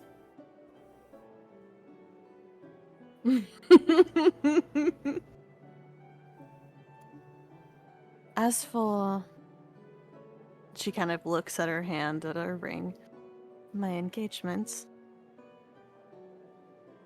I do believe that it will ruffle some feathers. I would expect no less. Well... And she goes from like this kind of like jovial down to like see her actually be like, oh wait, is this bad? Is something bad about to happen?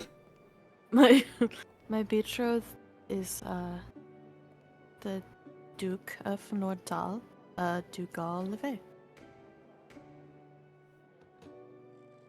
She kind of breathes in wrong. Gets like aggressive coughing fit. Kind of have to like help her out, like pat her on the back till she stops. Goes, Swat, no. Why would that happen? There's... I'm sure we can help. It was a choice that I made as well. Was I not should have pressured not into let you anything. travel alone. I was not alone. But For- you might as well have been.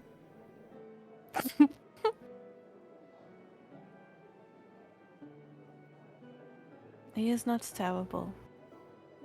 I As believe he is we were known told. exclusively for being terrible. Like his... All anyone knows about him. He is famously And so very are terrible. we. And so are we. Yes, I admit I had hoped that perhaps the terribleness in the family would go down with the years.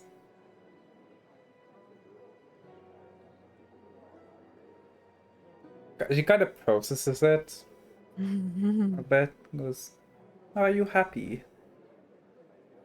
Fairly. He cares for me You a better. lot. I fear that he will wreak havoc on the valley if I do not return towards the end of... Well, before the beginning of fall, time has been passing a bit differently. I see. Well, if he comes causing trouble, he shall learn that a butcher is no match for an experienced and disciplined handmaiden.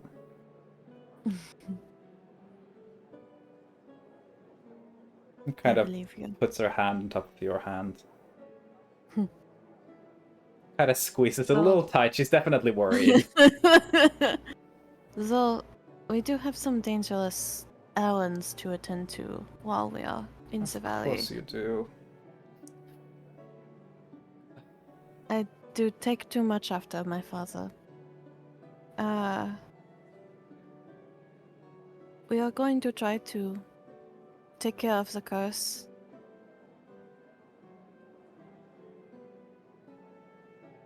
Break it, specifically.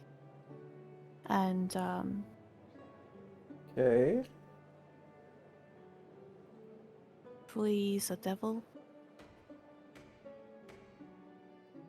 That my betrothed is standing in for.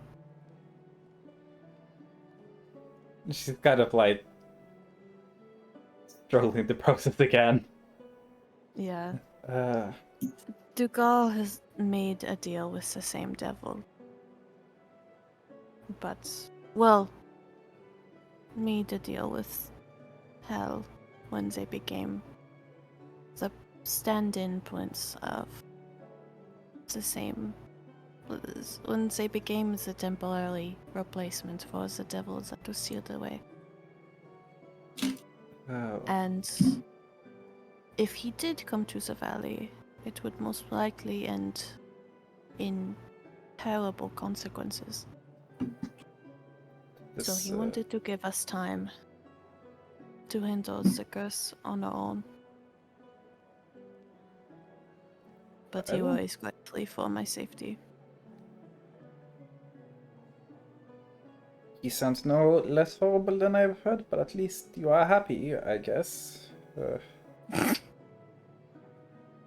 I am very happy. You must believe me. I am happier than I was here. I must be honest. Of course you will be happy with this. I do not expect you to like him. I do not expect you to tolerate him. But I expect you to trust me. I will try. Thank you. I also we'll need you to help look out for the group when we are in Kosumt. They are not used to the I'll keep them on a tight leash. cruel. They are not used to the cruel mannerisms of my family and high society. I do not want them ruining things for themselves. I care greatly for the people in this group. I shall They have do saved my my life best multiple to. times. I shall do my best to ensure that they stay in line. I worry about Ambrosia, grandmother, twisting them. There is no help I in have- worrying about her. She will do what she does. Sadly, I must worry about her somewhat. She's involved in some great troubles that we have been trying to take down. He kind of rubs her temples a little. She did Child, why must you she- endanger yourself? She did unknowingly put a hit out on our group. You sure she was not aware? Yes. Okay. She did not know that it was me. You know she would not have risked my life. At this point, I would honestly not put it past her, but Not until she has another heir. fair enough. She cares more about our legacy than she does anything else. She would not risk that. I do not think that she knew that I was in the group. Are we headed to Castle as soon as possible, then? Yes. We are. Have you spoken a lot openly about your travel to Kassumt? Only with Niklaus. I will Why? plant some seeds. So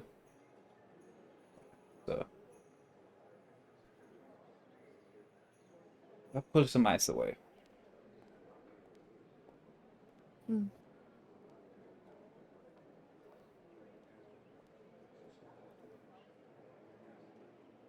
Shit, I thought of something to tell her and then I forgot.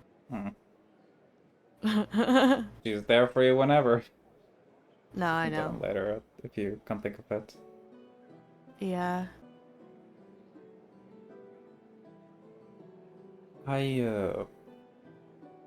Oh, I thought of it. Oh?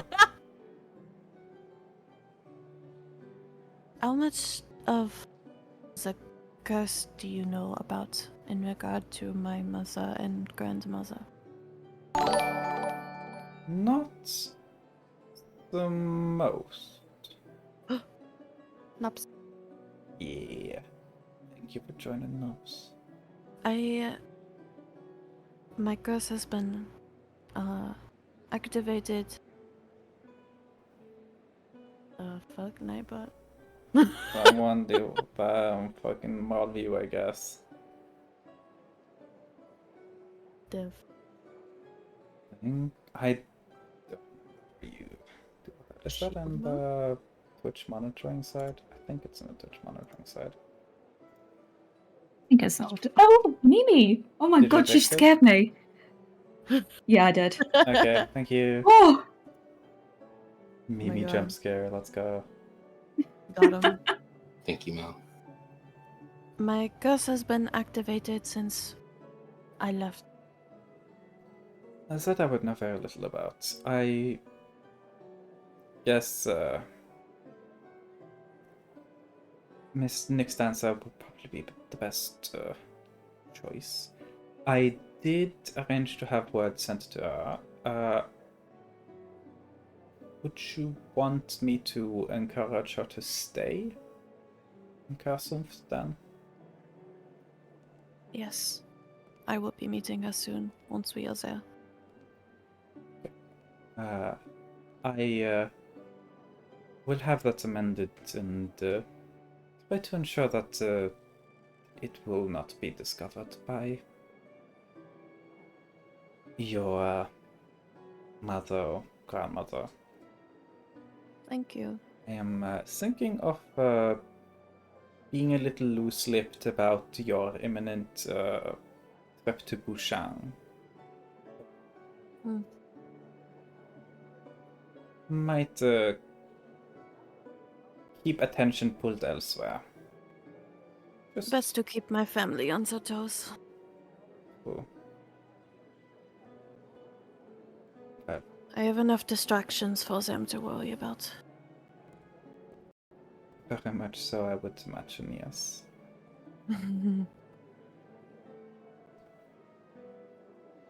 It's been quite a stressful time. I hope you can relax when this is all over then. I hope so, but I have a feeling that this whole endeavor will be a bit difficult to unravel. My heart bleeds to imagine you out in a tent sleeping on the ground. It is not too terrible. We do have a cart, a magical cart, that father's friend, Teklock, was able to create for us. It is quite nice. It is not home, but it is not the ground. I will take what meager solace I can in that, I suppose.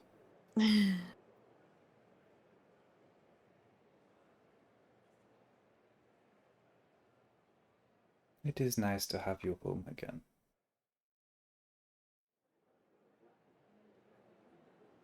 It feels nice to have been missed. I am certain you have been missed plenty by a lot of people. Well, I will be seeing the people that most likely did miss me later this evening.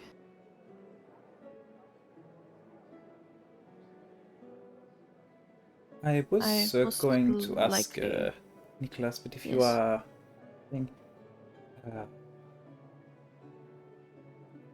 there was a thing left behind that no marigolds probably have, but What is it? she from a little pouch pulls up a small very neatly folded letter. Smells snow signature. It is sealed with a kind of deep kind of like amber yellow orange wax seal that is very non-distinct, and the letter smells of elderberries and rose and very perfumed. And she just puts it on the table. I believe she forgot to open it. Might be looking for it. I will do my best not to open it and get it to her sealed. I'm happy to hear that.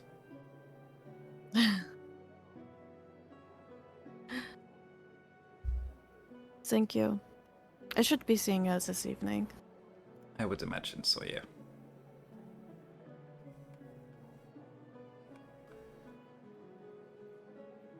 Well, was there anything else, lady?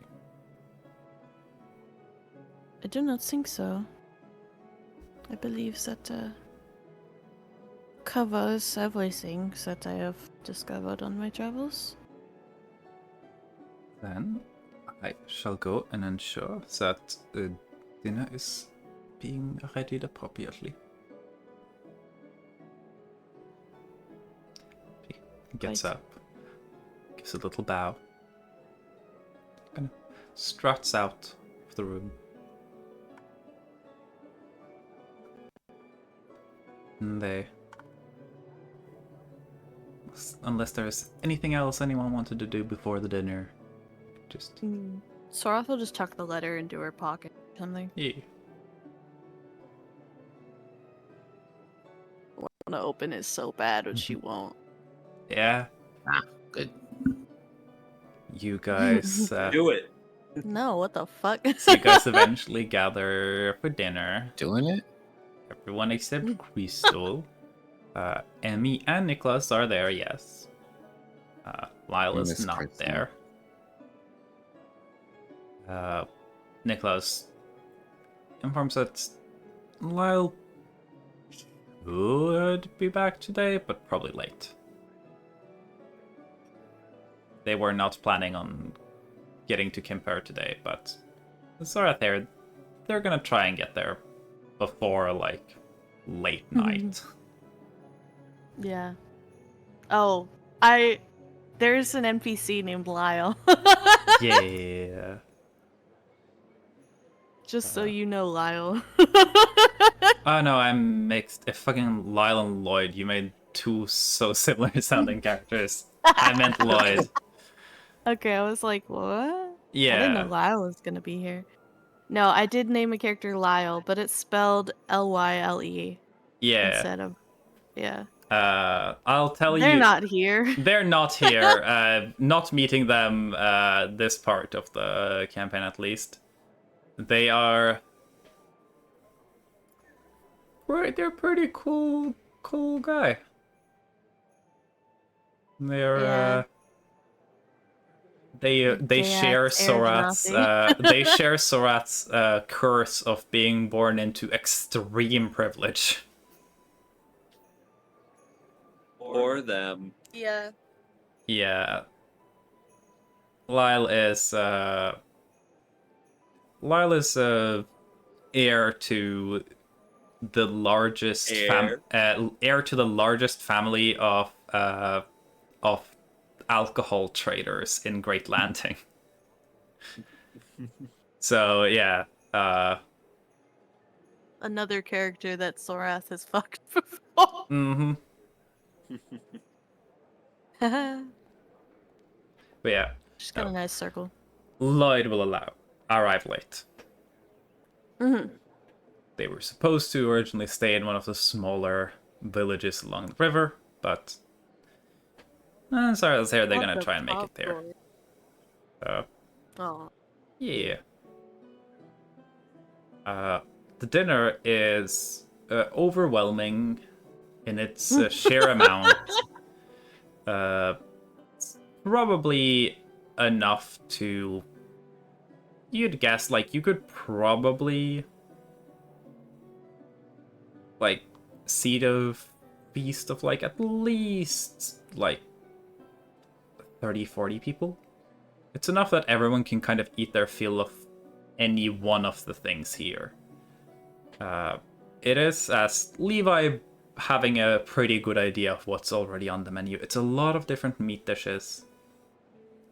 There is a lot of stuff that is flavored with these, like, kind of strange, slightly bitter herbs and other flavorants.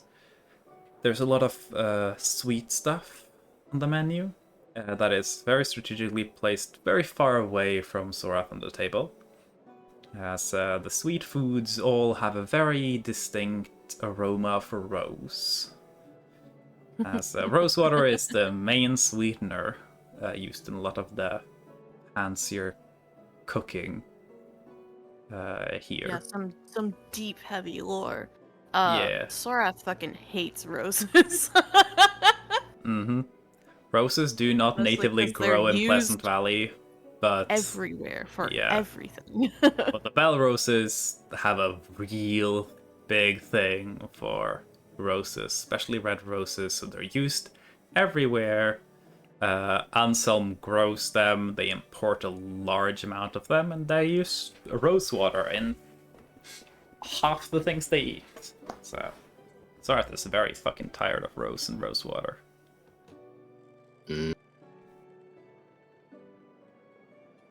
Kim's gonna eat it.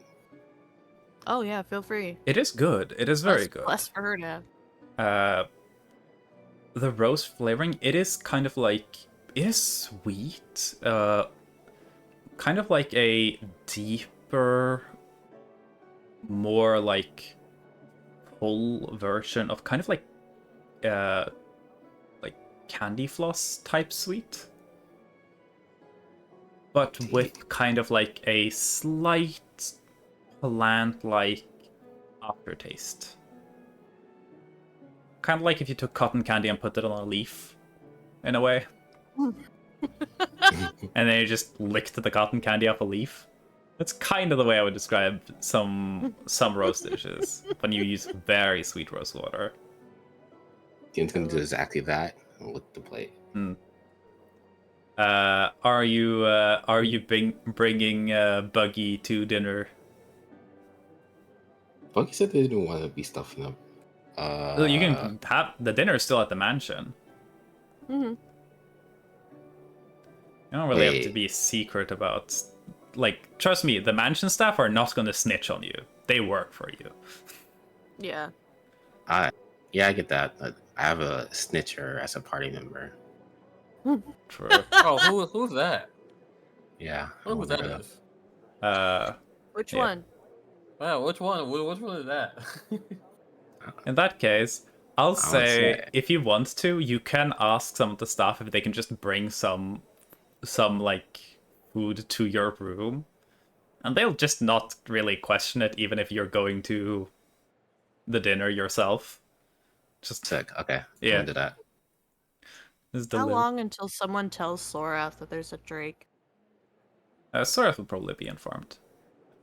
Like probably after this. God. Mainly because Guinness actually managed to keep it hidden so far. Mm-hmm. This is That's the why I was like, longest how long Guinness until managed to someone tells her? successfully keep a secret. And then Sorath is just like, are you fucking kidding me? Where did you get that? Game plan was to like just stop hiding it as soon as we leave this place. Like, yeah, it's too late to like go back, you know. Yeah. Yeah, it's. I mean, you do have a No, no, fucking you go. royal on your side. What are they gonna do? Tell her Yeah. no? It's. You have a feeling that like they're not gonna fight you on getting it back, most likely. Or they might not be happy about it. You don't know, but unlikely that they want to like butt heads with the Bell Roses very directly over something like that. So Sick. yeah, got while you're protection in from all this, sides. while you're in Pleasant Valley, like yeah, you get whatever privileges you think you would get if you're traveling as one of the royalty's buddies. Yeah, you don't have to worry about anyone except for Sorath's family, which is the biggest problem. Yeah. Essentially, as long as you don't cause trouble, that is a problem for the royals. You kind of can do whatever you want. But, you know, you also have to not do shit that makes Sorath go, you're not under my protection anymore. So, essentially, for this entire arc, Salem decides whether or not you guys face consequences for your actions. Nah, I'm too adorable. I'm too unpredictable. So, you know, stealing a Drake that clearly wasn't very happy where it was from a circus, probably not a big deal. But if you, like, get a bunch of people killed, Sorath might go, like, yeah, fuck you. Hey man, there was a strategy where we lured the Sudwald beast into the city instead. Yeah. My god. I mean, that would have probably worked.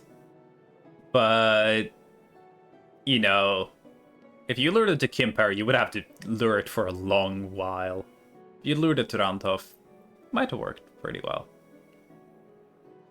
You would just have to deal with whatever shenaniganery happens after that.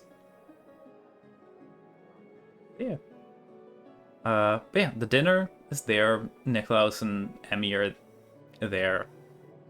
Emmy is mostly just eating, like, sweets. And Nicholas doesn't seem to mind that much. You kind of like those of you who care about the dynamics of this little family. It seems like maybe Lloyd, the dad who's away a lot of the time at work, might be the one who has actually strict, and Nicholas is just like, no, my little baby, of course you can have another cake. Oof. Yeah, is very spoiled. Just a little. Yeah. She is sitting very neatly and eating properly, though. She, very unlike Sorath, especially at that age, seems to care a lot about etiquette and being prim and proper and doing things as she's supposed to. Very little lady. Very cute. Is very Are we all convinced that sitting she at the will. table? Yeah, you're all just sitting at the table. Emmy seems very convinced that she will grow up to become Sorath, but specifically Princess Sorath. Yeah. So Go off. but yeah, you're all at the dinner table and enjoying food and whatever conversations you guys want to engage in, you can engage in. It is the people around the table are just the party, Nicholas and Emmy. So, knowing that Niklaus is the Tide Keeper from Sora. No, No, that's the not wrong the name. Tideseer. Nicholas is the harbor master for the northern section of the harbor. Even more important. Yes. Well, So- the Tideseer is more important than the Harbor No, Master. I mean, but I- to what you're talking about, yes. So I talked to some sailors, and it sounds like this morning a boat disappeared, a seafaring vessel even. Yeah, Nicholas. Oh, you And- heard about the Well, it's boat like, disappearance? There certainly was a boat that went missing. Mm-hmm. I heard that it went. Well, that boat was set to go out to sea downstream, if it were to ever go. But Yeah. it sounds like the disappearance would have also crossed our paths if it were to just sail downriver. And we didn't see any boat on our way into, like, town or anything like that. I do not have the full details of the information, but from what I've heard, it did not leave harbor through sailing. Mm-hmm. It simply vanished.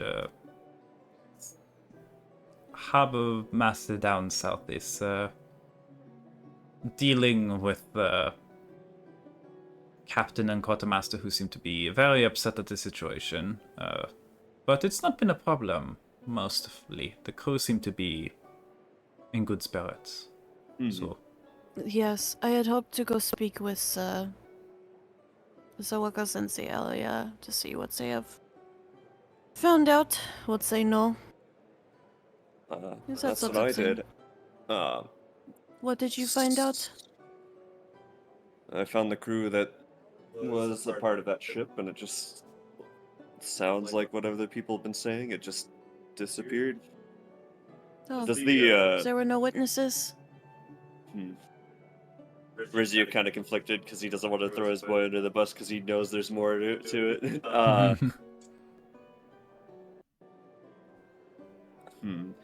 Man, I heard someone say. Can I do an that insight they- roll? Well, let him speak first, at least, and then we'll insight.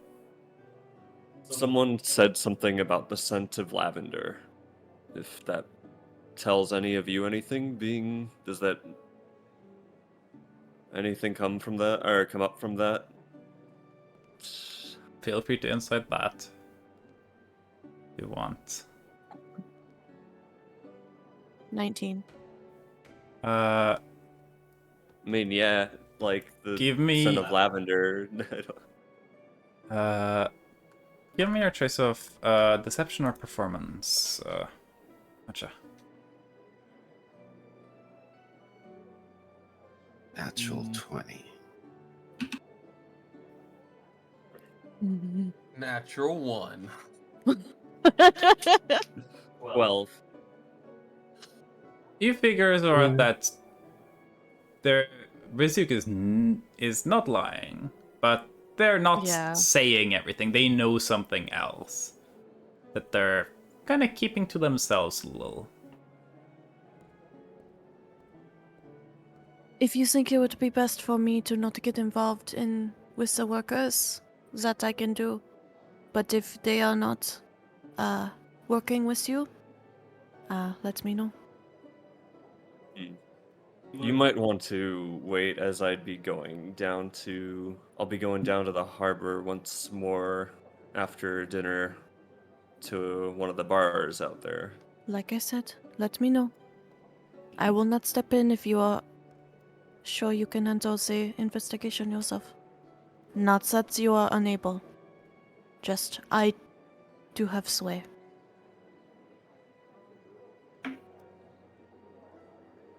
Also, I believe can be quite terrifying at times. Yeah, but I feel That is like a true. coaxing hand might be a better option for this group. Oh, not because of my status, I am just generally quite terrifying. Yeah. Let's just say I feel like this is information that would be better spilled over drinking buddies than interrogation. As I was saying, go about your methods as you will, and let me know if you need any assistance. For me, it sounds like someone was taking a bribe. As to be expected. But If If they are not if they were telling the part truth, of I it assume in they got some way, paid. then yeah, probably. If you want, I can raise you, cause it. What was Nicholas towards Risyuk. And then just ask, like, Risyuk, is that your name? Oh, yes. So I could see if the harbor master South would be interesting to talk to you. Maybe tomorrow? It's a little late. Oh yeah, that'd be helpful. I'll see what I can come up with tonight. Wondering if Gin would also go. He usually likes to go out to bars and stuff, but I also know you're interested in going somewhere too, right, Sorath? Yes, I am going to meet up with my friends. As I have not seen Goldie in some time. And I do wish to not think about the hell that it's awaiting us in Kasumth. You're talking as though we didn't fight a giant beast ready for hell. I mean, I would rather fight the Sudwald beast on my own than face my grandmother with the news that we have. But here we are. Nicholas kind of like nods into their food and goes, the true monsters of Hello. any place is political. And they kind of roll their eyes. And I did get Emmy goes, attacked by the Aubrey. true monster is the one with many teeth. He looks at everyone with like really proud, being like, "Yeah, I did it. I know adventuring stuff too." Very, very true, Emmy. Yeah, I can see where you're coming from. The man Aubrey did have a swipe at me. Like, Yes, this is true. We did tell Niklaus about our encounter, I believe. nearly killed our Nicholas kind of goes like, and then just stares at you, and like looks at Emmy next to her. But Yeah, let's talk about murder at the table with a 5-year-old. Classic. but turns out it was an interesting misunderstanding. Misunderstandings happen all the time. It was fun and pretty cool. Lyle. Murder. You couldn't. You were having a tough time throwing what you were throwing. Oh yeah, good, Rhythmic. How was the circus? Oh, it was interesting. They had a displacer beast. They had like I didn't expect to ever see like mirror room. In a mirror room. Was there anything particularly interesting? They had a menagerie of interesting animals. I believe One we'll of them- be attending tomorrow with Emmy. She wants to go again. The tent was really big. I wonder if they'll find that missing creature by tomorrow. The creature went missing? Yeah, there was a kerfuffle and there was a cage creature. I think it was draconic in nature, but it was kind of hidden from the public. Is Gin gonna try to hide? Hide is like. Honestly, I'm down. Say, give me a performance check with advantage. Fine. Yeah, no, I definitely because Sorath will look at the group to see if Yeah. if any like, small shit happened. Just in yeah. general, not because of the missing creature, just in general. Yeah. Okay, yeah, no, she's like, oh yeah, Yeah. okay. You're looking around. oh, wow. You're like looking over them. You see Gin, and Gin's just looking totally disinterested. Like they just don't care, and you're like, oh, they. So she's just like, okay, cool. They're okay. Gin is bored. Okay, they didn't do anything. Yeah. She's like, okay, cool. Do you Gin know? ran into the forest for some reason. Do you know what creature went missing? I might inform the mayor. Couldn't If there's any concern about it attacking anyone. the attendant said it was like a small draconic creature? It wasn't probably something we'd have to worry about. It sounds like it would be taken care of quite easily, so I'm not worried. Mika pipes up and goes, but if I find it, can we keep it? And Nicholas just goes, no. You are not. You're not keeping here. And I thought princesses would stay away from dragons. Princesses can have dragons too. Oh. Not in I the can see city. it. Dragons can be a bit clumsy, and we don't want them to destroy anything. Yeah, look at the one we have here. Kind of bummed out, just kind of like ice pick grip, just stabbing her the meat on her plate with a knife. She goes, so upset she can't just get a dragon. Are you gonna be going? Have you gone to the circus? Looks at Nicholas goes, Nicholas. we've been twice. Once to the show and once just to watch. They are hosting another show tomorrow, so that is why we wanted to go tomorrow. maybe Crystal will be a part of the show. She seemed to be getting along with a lot of the staff yesterday or today. Oh, I would not be surprised. I am sure she fits in well with them.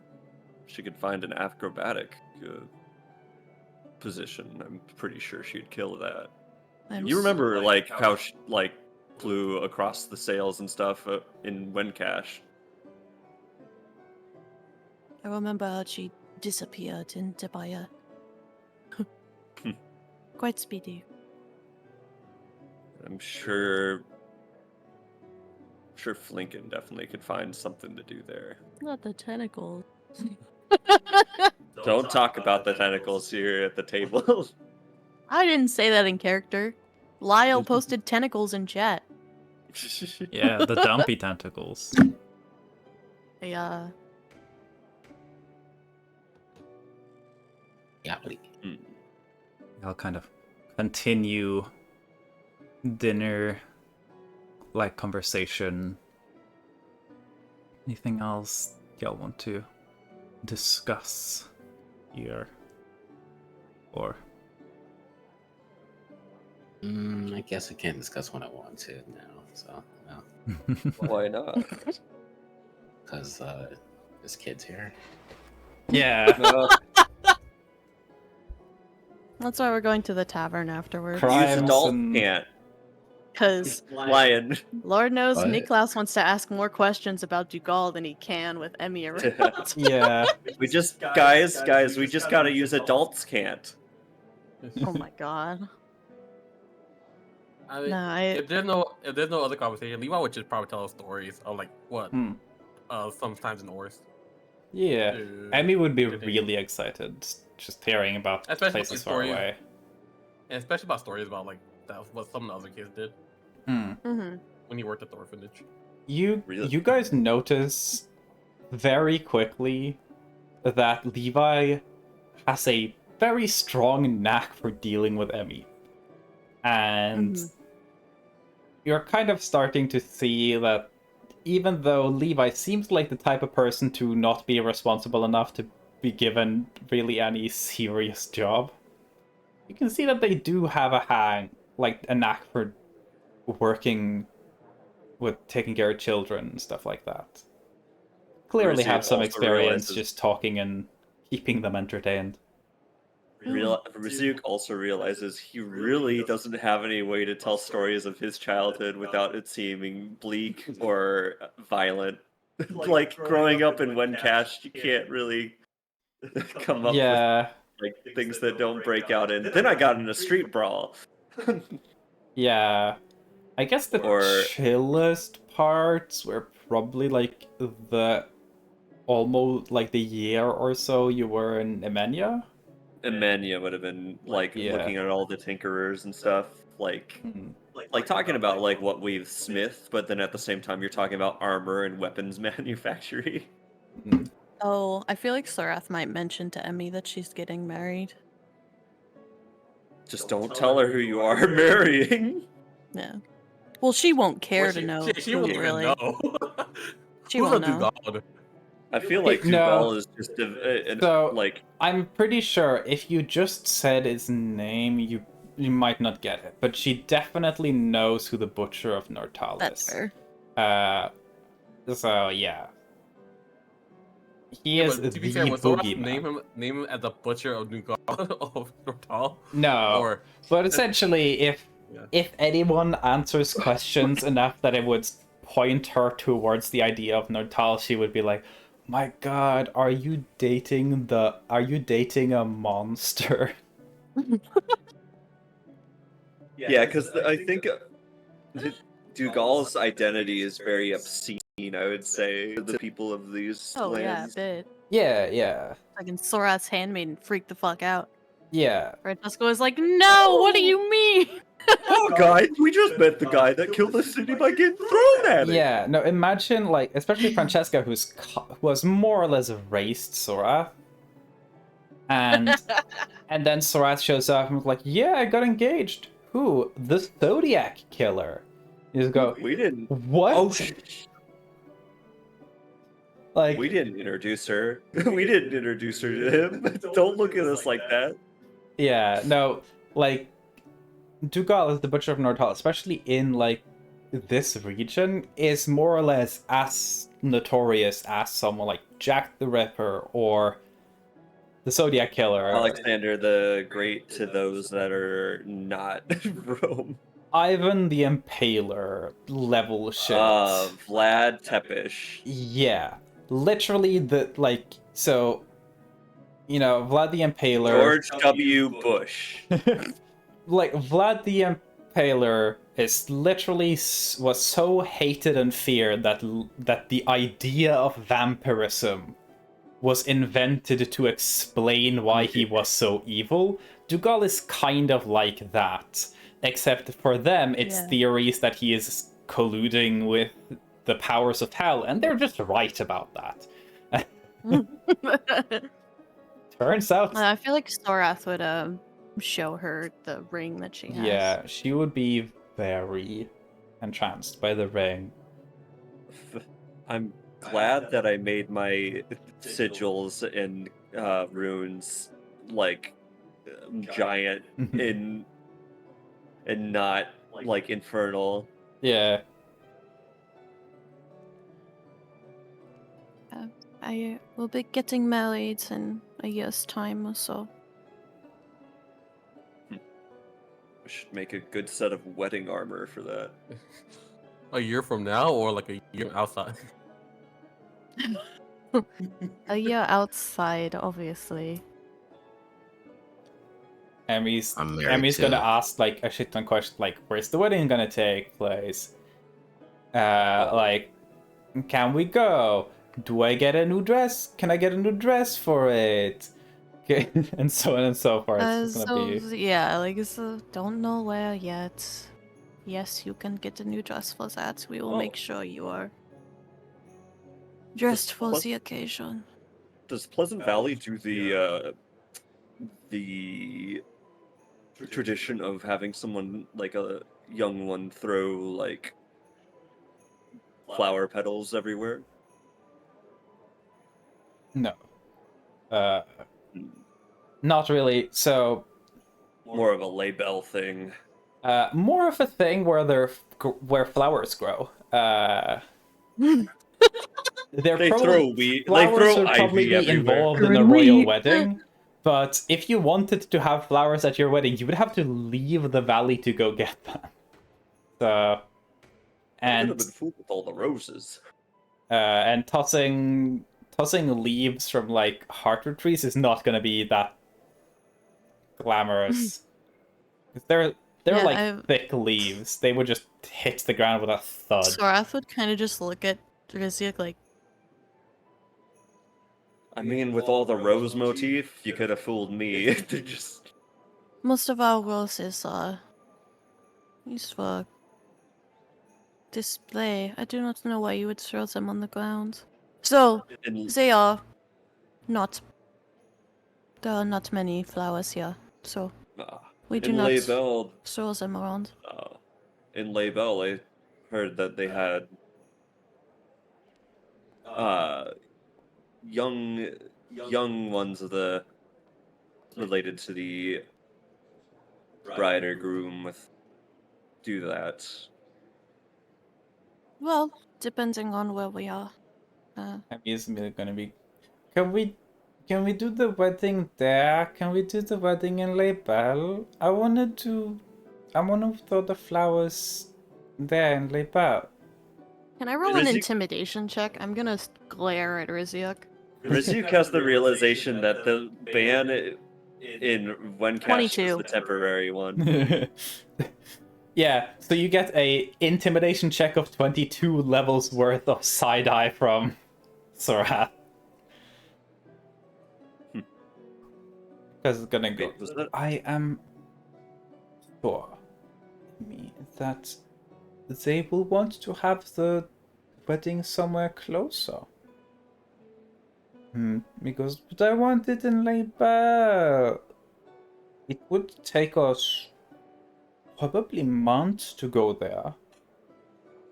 To be months without eating no cakes for a month. Couldn't bring all your dolls. It kind of starts listing shit, and she goes, kind of like reluctantly agrees by the end, but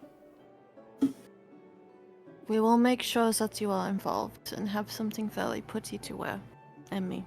okay. Thank you. It will be very fun.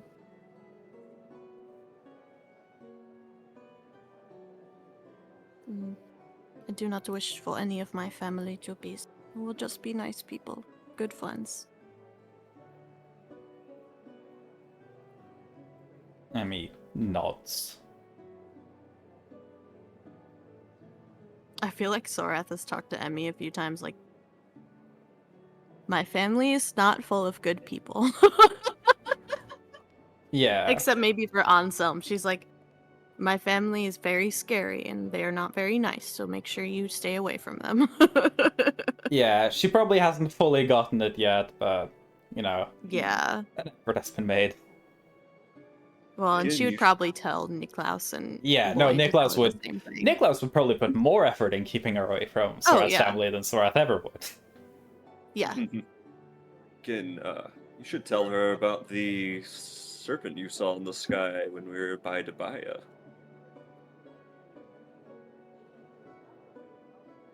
The Oh, sky yeah. serpents? I showed them a picture of the drawing I did. Oh. Oh. One of the things we didn't fight, making it a lot more child appropriate.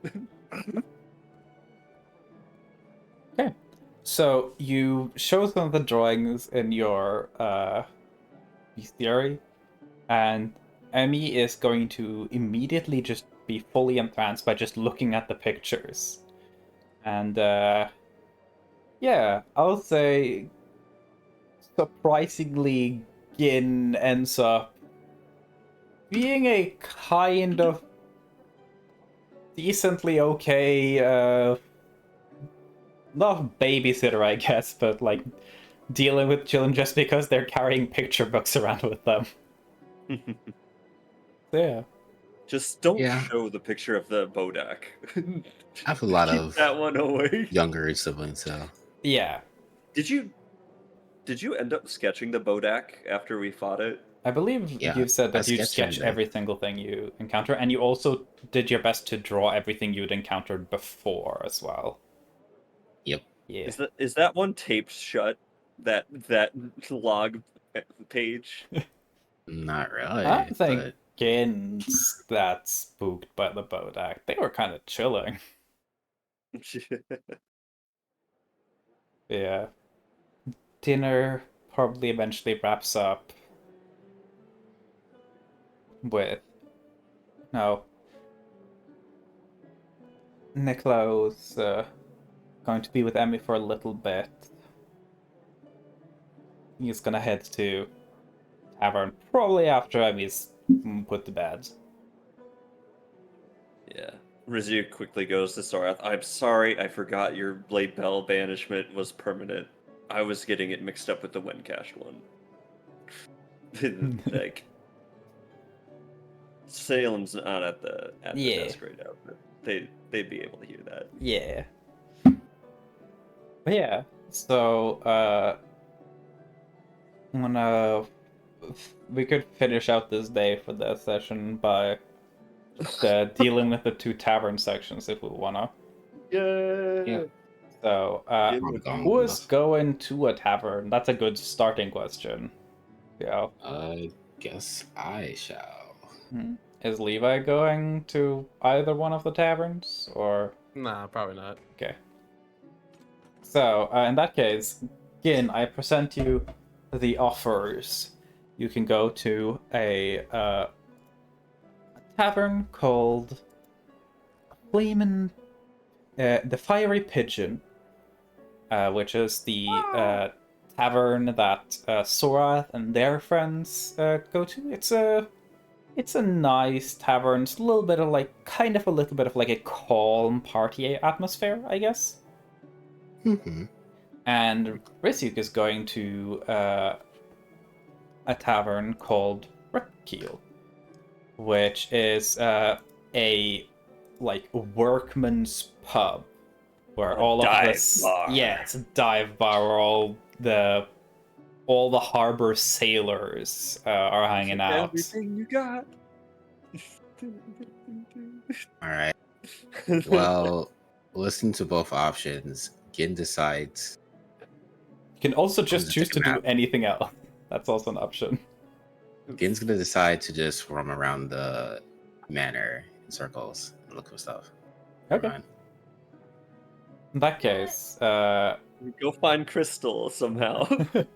I do an investigation check again. All right. We'll see if you can find something What a manner. In a matter, a matter of fact. Why? Okay. A manner of fact. Okay, cool. Gin will spend their evening searching around the manor. Is Levi still gonna be working away at cooking? Is that what they're doing? Pretty much. Give me another cooking check then. That's Let the him cook. advantage. I would say probably not anymore, as it's kind of like Okay. getting towards the part Let him cook. Let them cook. The staff are doing other shit and kind of winding down and not working. Especially since if you're a chef, you start working early. The benefits you get off early. I'll say, by the end of the day, you've learned how to both prepare local meat and how to use the local spices. Okay.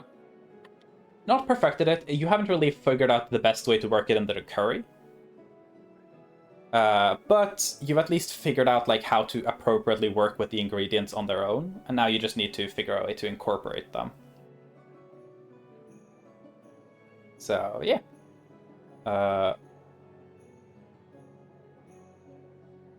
I'll just because it's a natural 20 on investigation check, I'm gonna leave that for last because that's funny. I'll say since Sam's not on the desk, we can do Risik's trip to the Rip Keel. If you want to match it. I'm good too. Put some sea shanties on. That'd be like, I gotta do my octopath for my own still. Yeah. It is a packed place. That is very like it's almost like a layered structure in the building. It has like a ground floor, then around that it has like a balcony that extends almost to cover the roof, but there's like almost you can see like up through a section of it.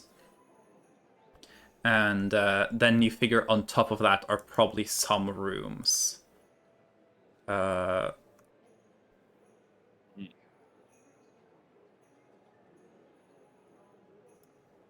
Gunther did not, or Jewel did not reply also, so Gunther would not come, probably.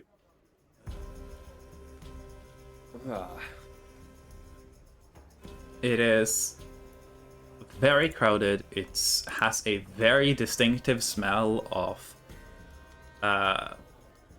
various forms of ale that's probably been spilled on the floor and then dried and then another layer and dried. It's kind of that smell of like yeast and alcohol that's definitely just gone on for so long that you can no longer wash it out of the wood. There has definitely been a couple of bar fights here from the history of... You can see on the little railing that kind of goes around that hole from the second floor. You can see it has that is not the same wood. Like, you can see, oh, those two bars are new. Oh, they had to replace the fender here with another piece. That thing is broken a lot. Which means probably someone's been knocked through there down to the first floor a fair share of times. Cool. The entire place has some like simple three-legged stools, but most of the seating are almost more just like roughly hewn logs. They're they're heavy, and you figure primarily why it's like this is because these things are virtually indestructible by any vaguely normal means. Something tells you that if you put a nice chair in here, it would last a week before it's smashed to pieces in some sort of altercation. I mean, chair's too good of an improvised weapon to keep around. These like hewn logs and log benches at least have the benefit that if they're used as an improvised weapon, they survive the hit. Yep. Do I see the sailors that I was meeting with earlier? You spot them after a little bit, like walking about.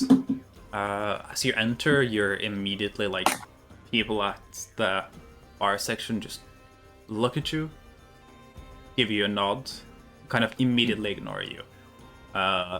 This is not a customer service forward place. You're here to be able to buy alcohol, sit a place, and drink it. Sounds good. After a little bit, you find some of the sailors from before, accompanied by a larger group. Probably not all of them from the same sail crew, but yeah. Some of them recognize you, immediately kind of scoot to make place for you on one of the benches. You're kind of very quickly introduced to some of the people who like, who the fuck is this? And they're like, oh yeah, this is Resyuk from some faraway place. Good guy. Yeah. Just call me Resyuk of the Iron Lung. People nod and go like, sure. We can call you that. But Resyuk is more than fine. I'm just a smithy by trade. Oh. There's a lot of acknowledgement for smithing. They seems like most people here are either dock workers or sailors. Both professions that very much rely on smiths doing a good job with the sections of their work that they rely on them for. No one wants a tool to break. Especially out on sea. Yeah. The atmosphere is very lively. You can tell that it's kind of like this ongoing, almost like party energy. Seems like the crew of that missing ship have been spending a decent amount just to kind of like live at large. 10 platinum is a lot of money. If you're given 50 gold, like you can stretch that to live a year. They were given, like it's a shit wage, but like 100 platinum, like 100 gold, 10 platinum, that's like probably at least a season or two's wage. And they were just handed that. They're having a great time. What are you doing? How are you kind of positioning yourself in the social dynamic? Are you talking more? Are you listening more? I'll be talking more and be like, I guess I do owe that story to you guys that were interested in how my group killed the Sudwald Beast and how trade is going to be a little bit more or easier from here on again. There is a lot more people, and a lot more people who are very disbelieving of that. And as you mention it, you can see that not just the people around you, but other people are starting to like kind of gather their attention towards you. You can even see some people leaning down from the second floor as you begin telling the story. I can understand the skepticism. Well, we were pretty skeptical of our success when going into there too. I'll switch my armor so it goes from the infiltrator to the guardian. Infiltrator to the guardian. Yeah. See, I am a artificer as well, and we had a weird plan going into. It was a little crazy, but it was about me running in, restraining it while turned invisible. I will cast it. I'll Also, if I can have a little bit of space, I'll show you what I mean, and Yeah, then they give you space. I'll use Giant Smite. So there I was, ready to charge this thing, double my size. Could you give me a performance check with definite advantage? Thank you. The Giant Smite definitely would help that. Yeah, no, the armored giant, like, you're some props in this. Yeah. It starts with a P, Matcha. Natural 20. Let's go. Okay. So as you start telling, you're incorporating your giant smite, you're using runes to cause like fiery sparks and frost to form. So you go through the story, and it is, at first, you have your tables full attention, and then more gathers. And then people are starting to like kind of crowd the area to hear. And then you kind of like are starting to hear the door to the establishment. Just, you can hear a noise from the outside as people are kind of like flooded in, as Risyuk successfully spreads the truthful rumor that the Sudwal beast is dead. And conveniently, due to their telling of it, Risyuk is just served up on that 20. You're, while here in Qimper, specifically Risyuk, visually, you're gonna be recognized as a monster slayer. No. Any of y'all out? Any of you from here out from Smiddle? Like, he'll go and like tell that. In this, now that there's so much, so many people gathered, yeah, there's definitely a couple people from Smiddle. Well, I got a friend from there, and he was laying into this thing, almost like a rabid beast himself. His name is Gunther Osman, and he did so much of a thrashing on this thing. I couldn't tell if that thing became afraid by the end of this fight. I really, out of character, I really do want to say who slayed it, but I also feel like I can't at the same time. It's your choice. I'll say though, once you mention Gunther Osmond, the people from Smithel immediately know who that is. And they're like, you can see sheer disbelief on their faces. Where they kind of like have this like, oh, the kid's gonna make the name for himself. Everyone who isn't from Smithel hears the name Osmond,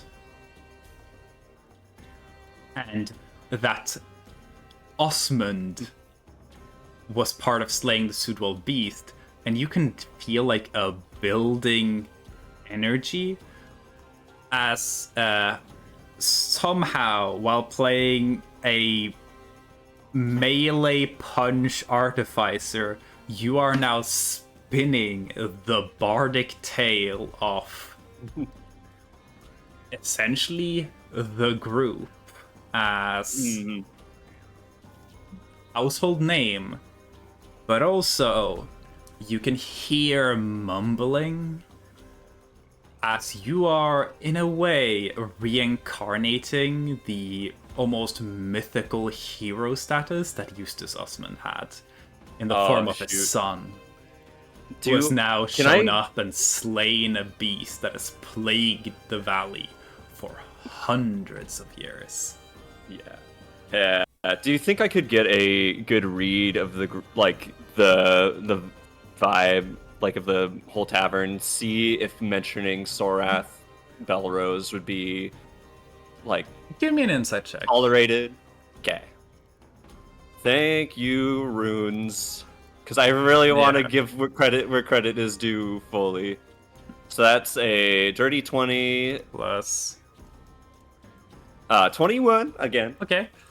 So 21, you are kind of getting like the read of things, kind of trying to also gather with the like knowledge of things you've seen, leaving the like when leaving the food at the storage, just from the way you've heard people talk, you're definitely aware that the Belroses are not disliked, but they're like feared in a way. They're royalty and people dislike them in that aspect, but they are still kind of, for the most part, thought of as good rulers. Okay. Even if they are self-centered and selfish. What you do gather, though, is that it seems like, just also based around the way things seemed like at the manor, as the manor is not in like an exclusive rich people district of Qimper. You figure that also from what Sorath said, Sorath probably through their actions, who really did a lot of good for Qimper, seems to have a little more rapport than the other Belroses.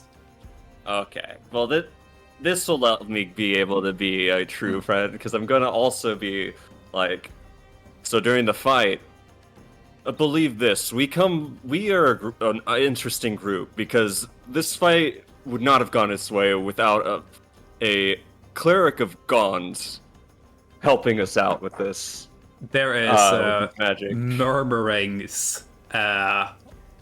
Definitely, you're noticing some like bafflement. You definitely pick up some less than savory remarks.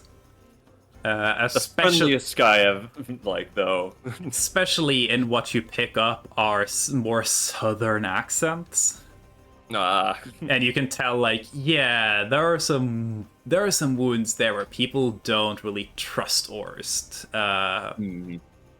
But on the whole, it seems like people are more amazed at like the idea of like a traveling monster slaying priest of Gond. Yeah, he blinded the beast for a time. It could not use its ability or its magics on us.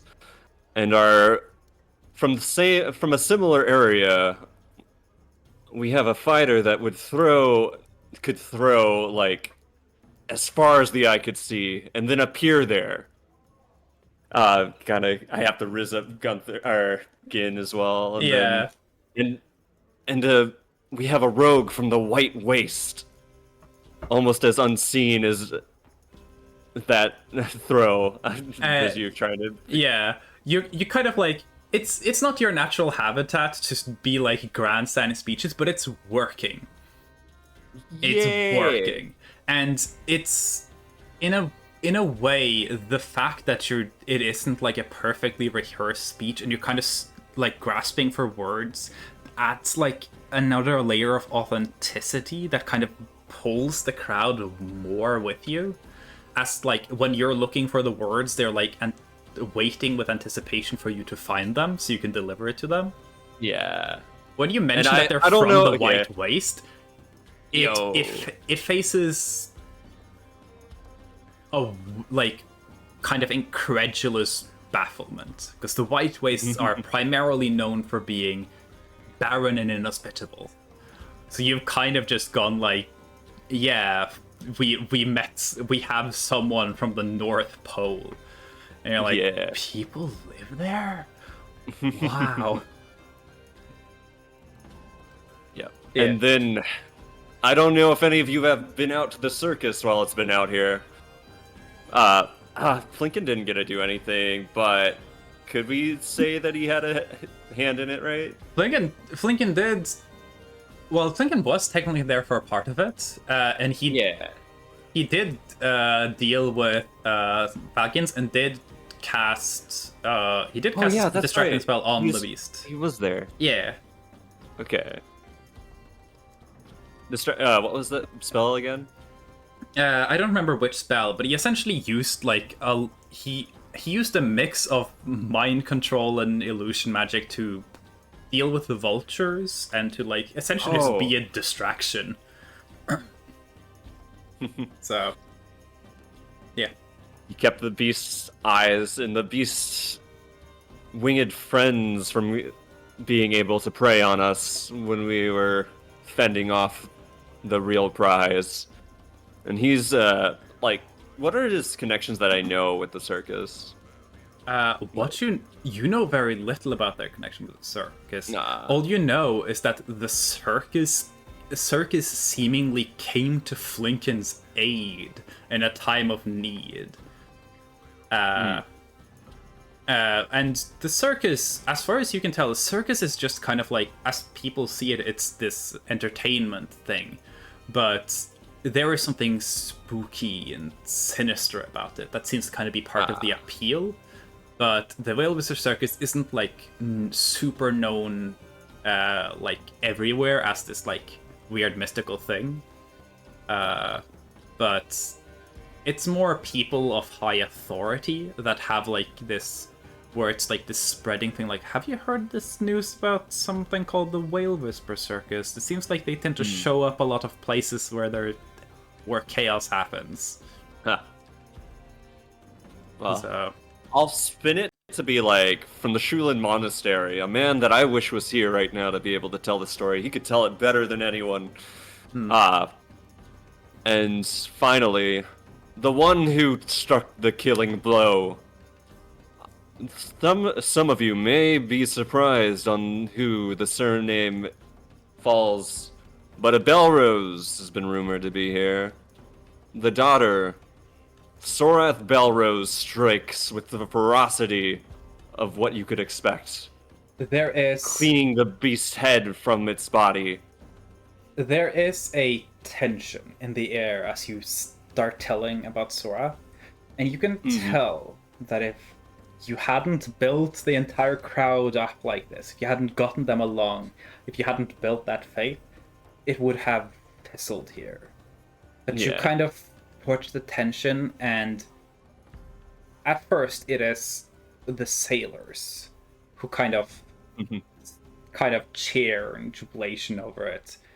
They aren't really that involved with the Pleasant Valley politics. And then that kind of follows as more people kind of fall in, and you manage to kind of bring this collective cheer that can be heard far out into the docks. As you definitely cement the entire party here as heroes that you are certain will be sung about. Hey, so remember, out of all the Belroses that live in this valley, it was the daughter who went out of her way to make it easier for those of Qimper. There's a lot of agreement and a lot of cheering at that too. And it's also at the end of it, I'll say, I'll also get a round for everybody, pay a round for everybody. Yeah.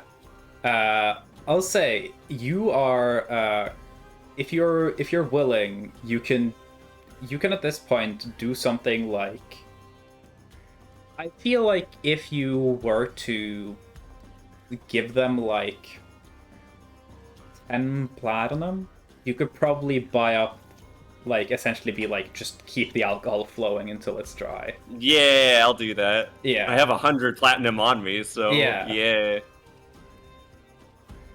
And you kind of, after you finish the story and finish it with a rounds are on me or rounds are on us group. Yeah. There is an energy that you're in the center of that you've never experienced. But yeah. You have in a job like that's why they call us the professionals. I will say this will definitely be something that will echo through the arc. Yo! The professionals, made a little bit of like a local name for themselves in Orctus Halls. There were some whispers of like, yeah, we've heard those news.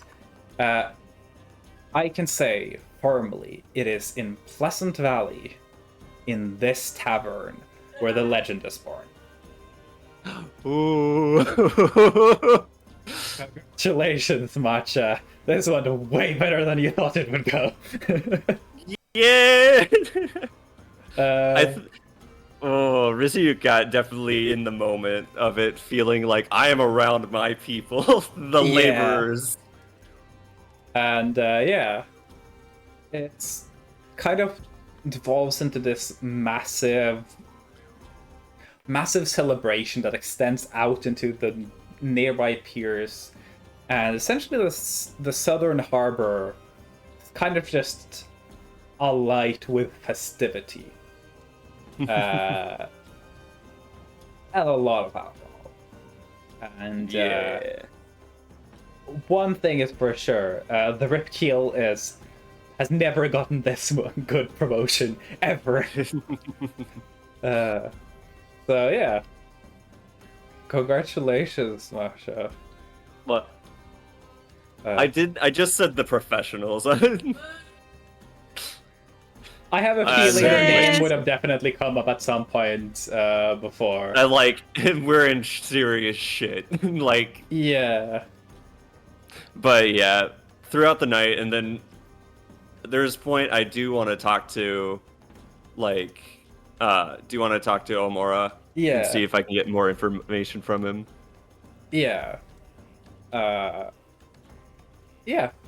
You can definitely talk to them as, like, things don't really die down, but you can kind of, like, huddle and have, like, try to have some small conversations in between all of the people who want to, like, show up and talk to you and everything. Congratulations, Marcha. You also have deeply, deeply hurt Jules/Gunther by making everyone in this group now a celebrity. Dang.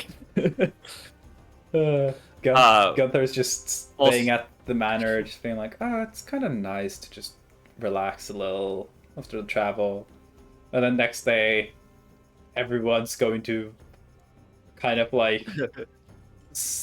At least in Pleasant Valley, Gunther has supplanted his father in terms of notoriety at this point now. So, as someone who doesn't like attention that much, Gunther will have to deal with that.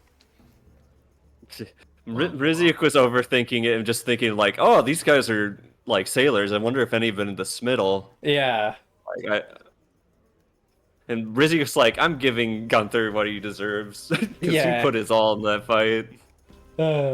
Rizyuk definitely would have been felt guilty if he wasn't able to like give everybody the credit they had.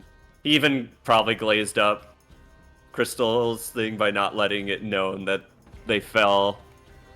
Yeah. In battle. Also, to not drag on too much. Yeah. I'll say you won't really have to roll to convince Orma to give you more details, because I feel like this kind of qualifies. They are willing to tell you that, first of all, their captain was kind of a shithead. They were essentially not given pay upon their landing here. They were supposed to be given pay upon the finishing of the job, which is not uncommon if you're doing very quick transport, but which they probably were, to be fair. But the fact that they were stuck and the captain refused to give out their part of the a part of the pay for the duration they were here, that's a living wage. Yeah, that is the kind of shit that mutinies happen over. So you're kind of like, okay, you kind of see why they might have looked the other way. Orma is being very honest when they say they genuinely have no idea who took the boat. Really? But that they're very certain that the person who did it arrived on the ship and negotiated with the crew. And when Orma talks, and people see Orma talking, especially now that you're, like, gave yourself the status, the rest of the crew of that ship kind of corroborate the story. They all remember being personally handed 10 platinum by someone they can't remember what looked like. And they were given that both according to that person to even out the injustice of the situation surrounding their payment, but also to, if they wanted to, agree to be part of fucking their captain over a little, giving them what they deserved. And that I'll say again, you did so fucking well with this. The natural 20 was not enough to do this. Your performance here mattered so much. Thank you. The natural 20 I was learning from Plinkin. Yeah, the natural 20 was what set the groundwork for it, and everything you built on top of that, yeah, no, that was fucking beautiful. You learn that, as far as they know, the captain and quartermaster were also given 10 platinum, but they figure that maybe they weren't explained the details of the deal. But everyone aboard the ship got paid exactly the same amount, and then the ship vanished. And the people who were on the ship at the time, including Orma, vanished. Remember that floating feeling, the smell of lavender and lilies. Yeah. And nobody could remember the person they were talking to. Yeah, after. Everyone remembers the person walking up to them, explaining what was going to happen, and handing them 10 platinum as a, here's what I'm planning to do. Have 10 platinum. Enjoy yourself. Everyone remembers having that conversation with the person, but no one can remember what the person looked like. Can I do an Arcana check to seal whether or not that was due to magic? Sure. Give me an Arcana check, yeah. There's Sounds like some... do that, but yeah. Yeah.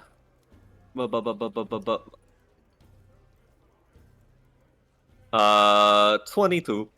22. I'll say magic is a very good pick for what might have caused it.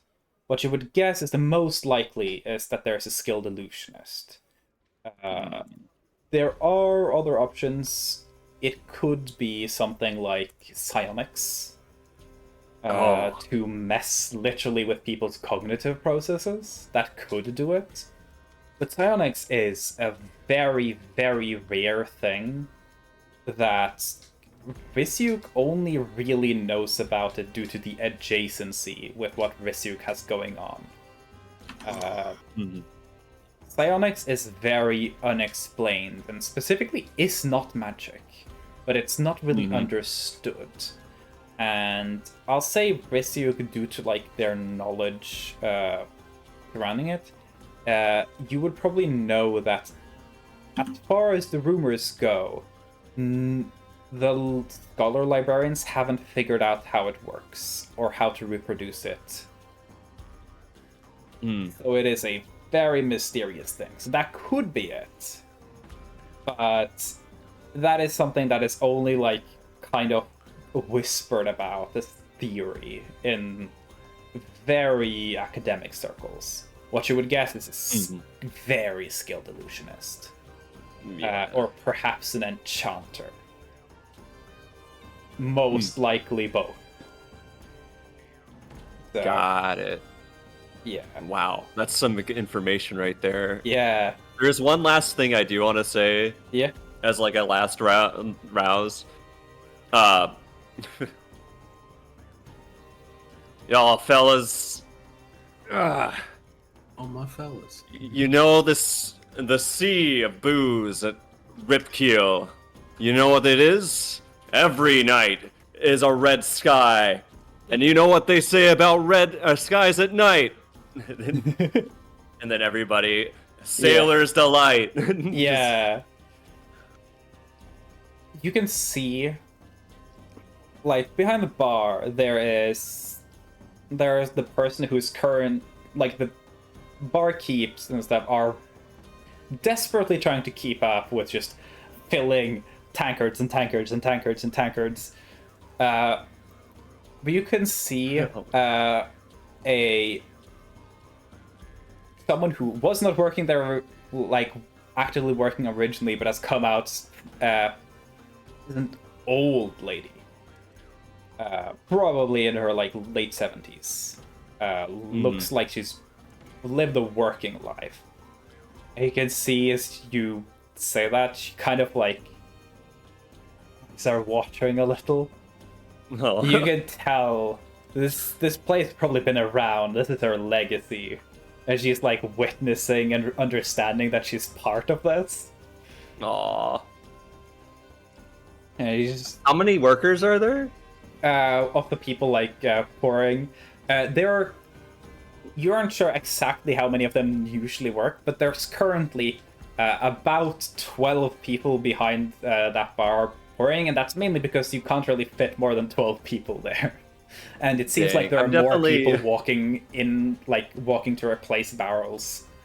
Would 12 gold be, like, a gold each be a really good tip?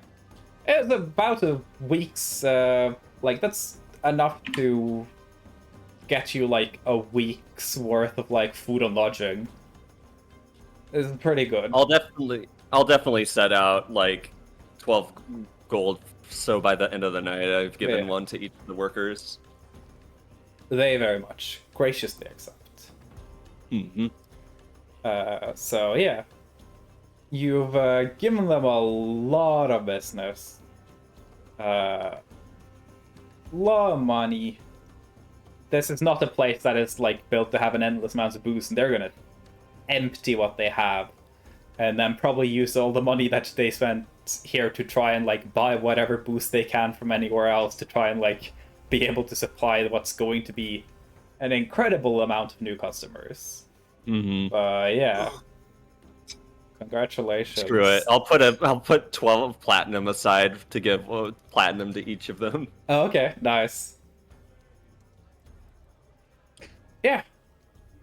I'll say that Rizyuk definitely is gonna probably get fucked up after tonight. You're able to drink till you drop if you want. There is definitely not enough alcohol here to have everyone get blackout drunk of the people who are here, but no one is going to allow you to go without getting whatever the fuck you want. Yeah. So, yeah. Basically, you can definitely drink until there.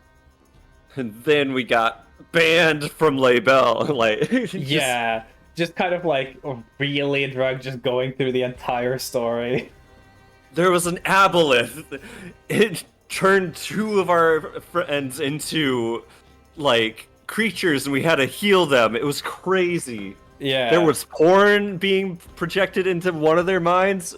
I don't even understand what that's about. But that's what happened. Yeah. I'll say, to kind of cap off Risyuk's like, term with the Red Keel, it is very valid if you want to just, like, black out here, because nothing is going to hurt you here, because if anyone tries to pick your pocket or fuck with your stuff, I'm pretty sure you have, like, 7 ship crews and all the dock workers to drag them through the streets. Yeah, I'll definitely tell Oma too before the night's done. If you ever get a new ship, see if you guys can name it the Rockjaw. He's a good friend of mine. They swear by it. Thank you. And I'll say, Risyuk, as your head is heavy from all the alcohol and from the yelling, and probably from the slight lack of oxygen in this cramped dive bar, you're going to fall asleep to what essentially is the first draft of a rendition of a song about Oh, hell your yeah. travels, as there's gotta be at least a couple of people here who are musicians who's been listening to your story, and by the time you no longer can tell it, they're gonna repeat it. Oh, yeah.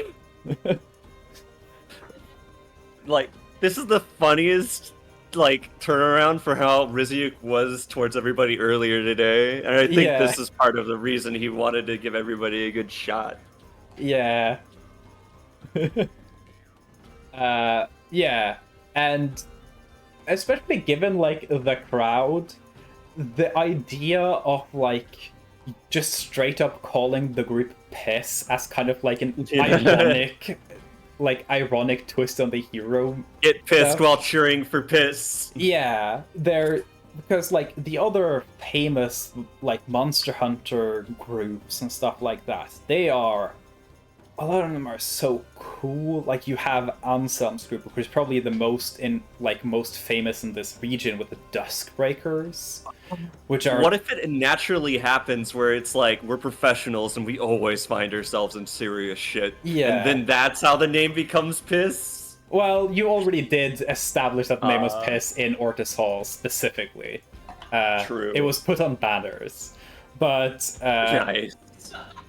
Yeah. Yeah, you weren't there for that. The city, like, they celebrated us with a feast, and they asked what our group name was, and we said Piss, and they were like, all right. Well, you guys did say specifically professionals and serious shit, and then when you got to the rearrangement, you saw Clemens and the mayor just go, "What? No acronyms. We said no acronyms." And conveniently, due to the time of year, because it was the end of summer, and specifically, that was coincidental, but conveniently, the end of summer, during Analenu's color is yellow for the coloration of the wheat fields. And the good weather with the harvest, so it was yellow piss banners was what ended up being everywhere in Ortis Halls. But yeah, so essentially you guys also kind of have a little bit of that countercultural air of you're not like the Duskbreakers who presented themselves as very cool and fancy and above everything. That's how you're essentially like, you know, they're celebrating that like you guys are the celebrities that didn't sell out. It's kind of, yeah. We definitely did, but you know. You know, it's kind of like you guys are the chocolate starfish of oh my god, of like adventuring groups. We're like, yeah, you're not going you're not going to have like that kind of like mainstream place at Jimmy Fallon energy. They're like, yeah, we like that. It's like a stupid form of humility. So, yeah. On the entirely different vibe, tavern-wise. I was gonna say, if Lion doesn't want to be around too late, we can do Lions first. Oh, yeah. In that case, If Lion doesn't want to go too late. Yeah. If they want to go before me. Huh? I don't really care. Yeah. I have a feeling that Sorath's shenaniganery isn't going to be as involved. But yeah. Mostly gonna be her friends judging her. Yeah. After the dinner, you go to Varipitchin. And you are the second to arrive. Raumling is there because he was told to be there in the evening, and he showed up whenever evening started. And greets you at the kind of like a side corner table that's not like hidden away, but it's like enough away that it's private. Kind of become your spot in a way. And yeah, they're sitting there. Niklaus probably shows up not too long after you. Kind of just needed to make sure that Emmy was asleep before they went. But yeah. It's so at first it's just like the three of you. Was Rumling told about the marriage? I don't No. think so. Yeah. And she's gonna wait until. Yeah.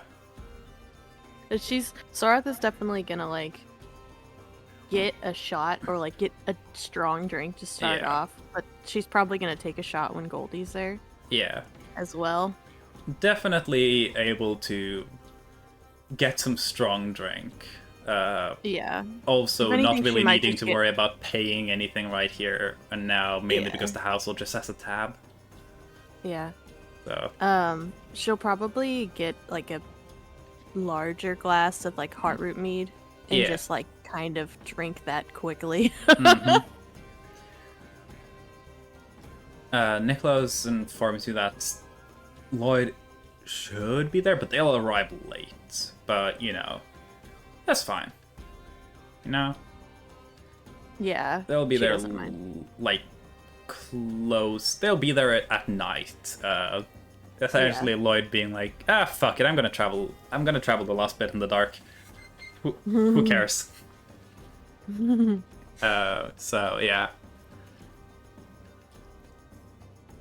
There is unlike Resyuk's chosen dive, the atmosphere is very relaxed. There aren't a lot of people. It is kind of like a little bit of a spacious place that isn't like crowded with chairs and tables. It's a little hidden away, not something that's like designed to draw a lot of attention. And probably at this point kind of just lives on the back of the fact that Sorath shows up here, and that kind of just finances the place. Because, Yeah. you know, the Belrose Manor would more or less just keep this place afloat no matter what. Yeah, because she also would want to make sure that they stay open. Yeah. So, like, if there's any struggles or anything, she would make sure that, like, finances are handled for them. Yeah. It's like, I feel like she would like the barkeep enough. Mm. Where she would be like, yeah, don't worry about it. Yeah. Oh, yeah, here's 2 platinum for this, like, glass of ale or something. Like, Yeah. don't worry about it. Yeah. I'm guessing the conversation is mostly just, like, mild, kind of like almost wasting time until Goldie actually shows up. Because Sorath and Niklaus have already kind of talked, and Ramling isn't going to, like, delve into, like, a shit ton of stuff without someone else initiating a conversational topic. Mm-hmm. Ramling have not brought any books or diagrams with them, so they are putting in effort to catch up. So no work like here. Sorath might. Oh. I feel Sorath might be like, once you find out when like a rough once you find out a time period for how time will pass and when the start of fall in outside of the valley is for us, please let her know. Yeah, they just go like, oh, I will send that to you tomorrow, I guess. I will have Yes. someone send it over. Thank you. I have technically had the calculations done for a while. I just didn't know you needed them right away. Oh, do not worry about it. Okay.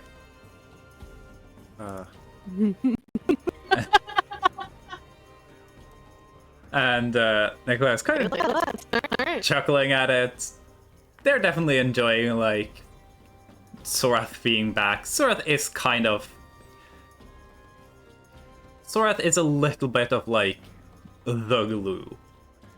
as Marigold's still like comes and goes, as they do, but Rambling isn't really going to like show up to third wheel Niklaus and Lloyd. Nah, So not really, no. as drags on a little, probably like about half an hour in, eventually the door like aggressively slams open. And Anton's the barkeep at this place, and just glares at Goldie as she enters with like this dramatic swirl. The barkeep of this place is a Kenku, by the way. Yeah. Anton. Yeah. And you just glare at Goldie and go, if you hurt that door more than you already have, I am billing you, and not your collection of sugar mummies. And they go back to cleaning a tankard. Sorath will start laughing.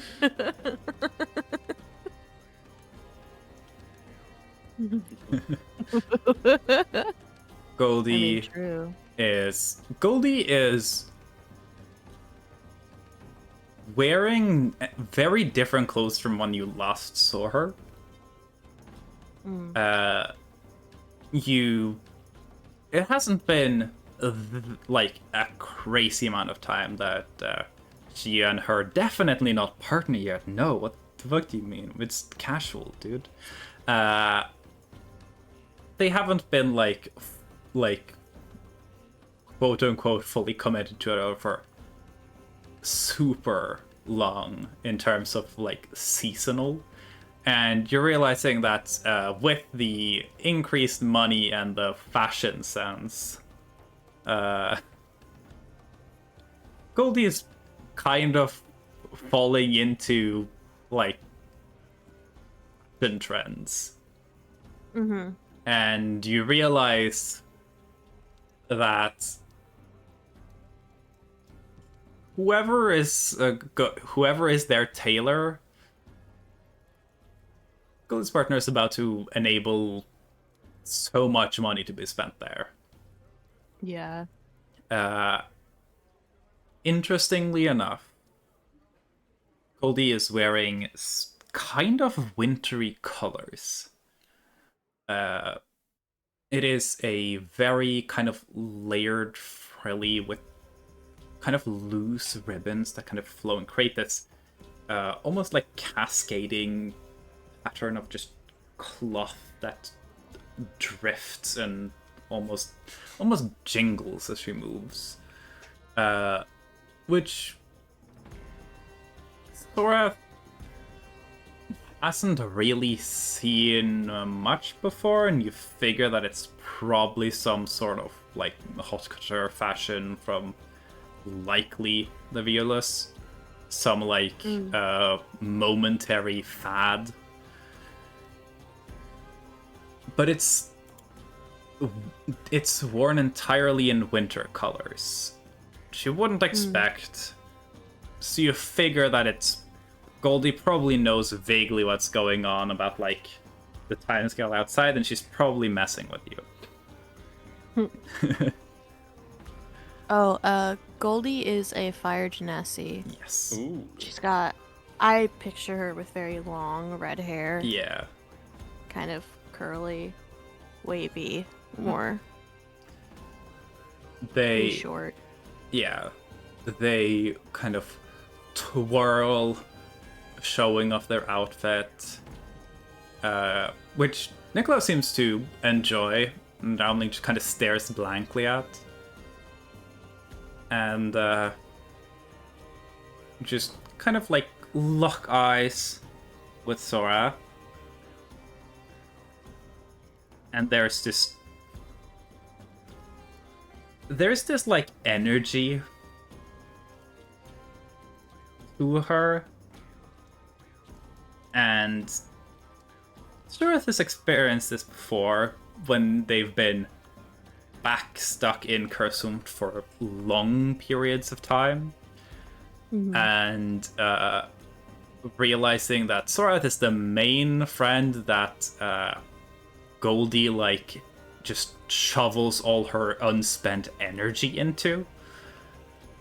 And then returning and being like, oh, no one's taking you for your overexcited walkies lately, have they? And they rush over to you and go, baby, and grab you and start, like, spinning you around. Goldie, I Kind of just kind of just pulling you up disoriented a very little. quickly, especially after you chugged the entire heart rate, and you feel yourself go a little lightheaded as she just, like, spins around in a circle with you and kind of feel yourself go a little dizzy. Yeah.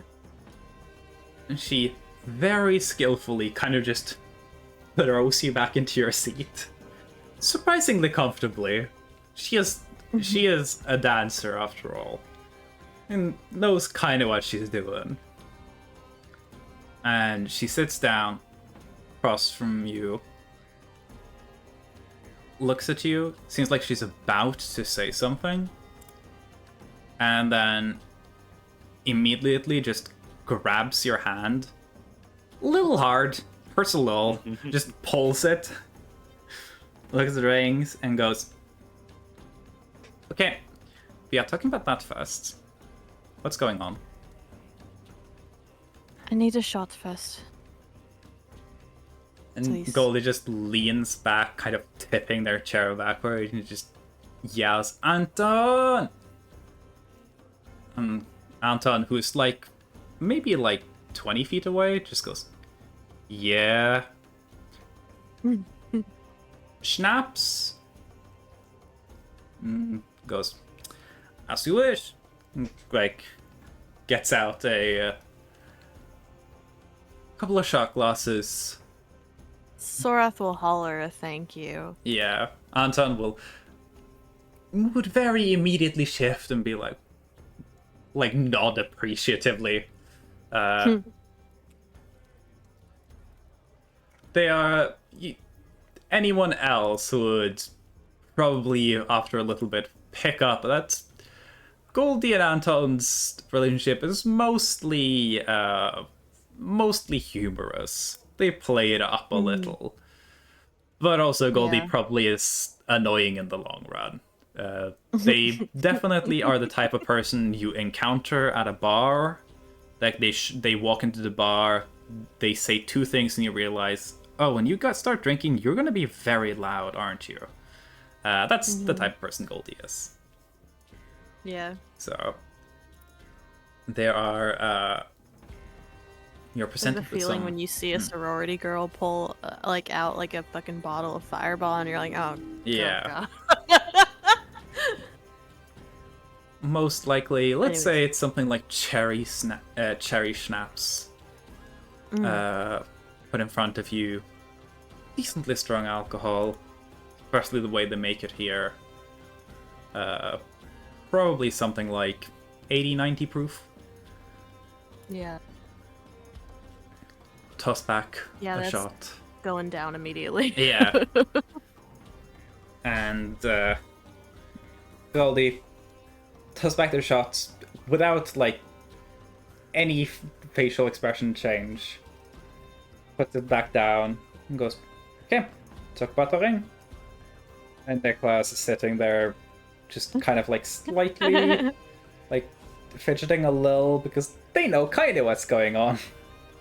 Yeah. And they're like, I am engaged to Dugal Leve, the Duke of Northal. Goldie looks at you. A little skeptical at first. Kind of like just testing you. Mm-hmm. And then just kind of shrugs a little. Kind of just gathering, okay, so you're fine with it, cool. And then they're gonna just like start being like, oh, really? Is he like, how's that been? I want to take you to get married so quickly, and or anytime soon for that matter. And while she's doing it, she's very slowly placed her index fingers on the edge of the table and is just slowly moving them apart while keeping eye contact with you. Waiting for you to, like, say stop.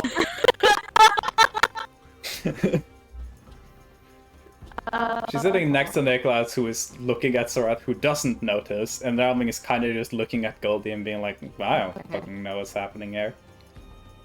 I feel like she'll tap the table. Yeah. When she... Yeah. Yeah.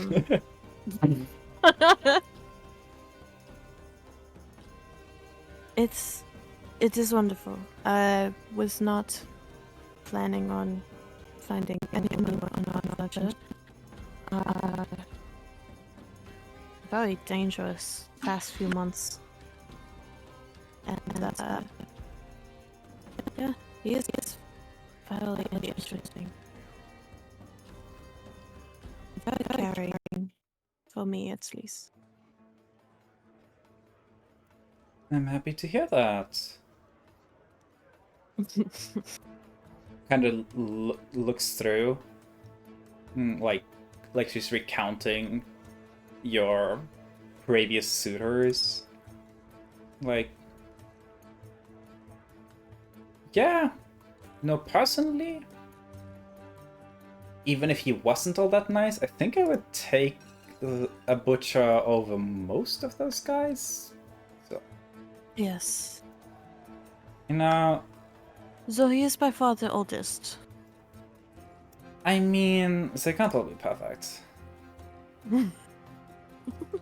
And Nicholas kind of like into their beard just goes like, Aldi, maybe you shouldn't be talking shit about partners' ages.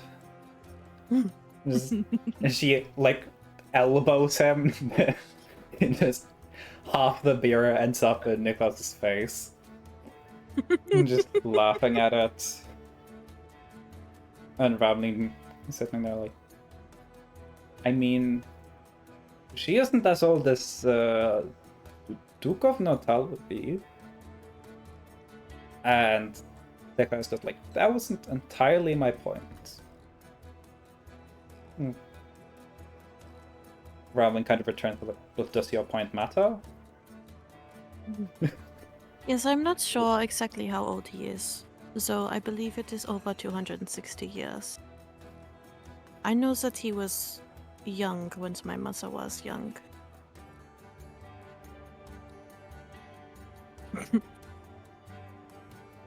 Well, they kind of sighs. I believe you complained once about all the suitors being old enough to possibly be your dad, but you found someone who's old enough to be your mom, which is a direction I didn't think you would go, honestly. I sort of just fucking laugh. Yeah, that's good. That's good. It was not something I was planning on. It was purely a moment of me wanting to see what information I could learn from a general of a very disturbing cult. And it turned into a night away in a mansion that is placed in the ninth ring of hell. There is kind of like a clear differentiation as Nicholas, who's kind of the de facto mom friend, is kind of just listening, being like, it's fine, everything ended up being fine, they're doing fine, you don't need to worry. Goldie is sitting there like head resting in her hands, very excited, listening. Ramling is there being like, Okay. Yeah. Mm-hmm. Yeah. Okay. Just kind of like taking in back like information. And there's like a little bit like a moment as you're telling about like the progression of like the things that happened in Debaya, where it's like, I mean, could you worry at least a little bit? And it just goes, I don't feel like I need to worry. The situation is already resolved. It doesn't really seem like there's much to worry about anymore, right? And Goldie just gets like, yes, exactly. If it's already dealt with, why should we care about it? It ended up fine. All's good that ends well. Nicholas is just sitting there, just like kind of brooding into their beer. Well, this is definitely the best reaction I've had since arriving in the valley. So I'm not surprised by that. Have you had many reactions so far? Nicholas queries. I have told the mayor, Lorelai. I have told Francesca. And I have told you three. Goldie immediately goes, how much did Francesca scold you? Oh, it was quite bad. She said that... how could I do this? And said that I should not have been trusted alone. I said that I was with an entire group, and she said you were basically alone. They kind of like all of them nod, it's like, yeah, sounds about right. I think she did ask if I was happy, and that seemed to suffice somewhat. I did tell her she does not have to tolerate him. She just needs to trust me. Nicholas goes, Oh. to as long as you are happy. And I am. And as like kind of cutting Nicholas off, just Goldie very like blatantly just like holding her hands up goes like, yes, very happy. Like looking between the legs, and Nicholas just slaps one of her hands away.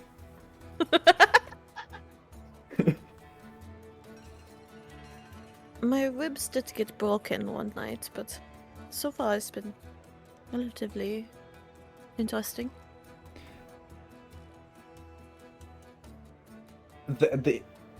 All of them just go perfectly quiet and they just look at you. He is very strong. He is the interim Prince of Hell for the 9th level. Yeah. Hamling just goes, did you want him to break your rib? Not directly. It just was something that happened.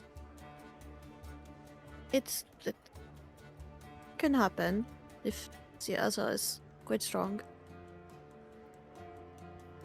Hamling just looks like locks eye with Goldie and goes, I think maybe we did it wrong.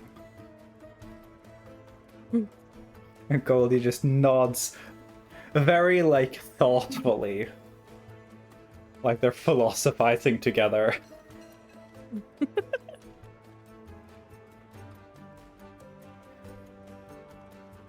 I'm guessing you also like continue telling stories, probably also telling them about the fact that Bragul's fucking gone. Oh yeah. Oh. And that she has Dugal as her patron now. Oh yeah, that's something she needs to tell Francesca. That's big. Yeah. And at like Ragul being gone, like there's like some reactions. None of them ever had like any real close idea of what no. Ragul ever was. But you know, they're kind of like, oh, if you're fine with them being gone, I guess cool. Yes, he was getting quite controlling due to my curse being activated.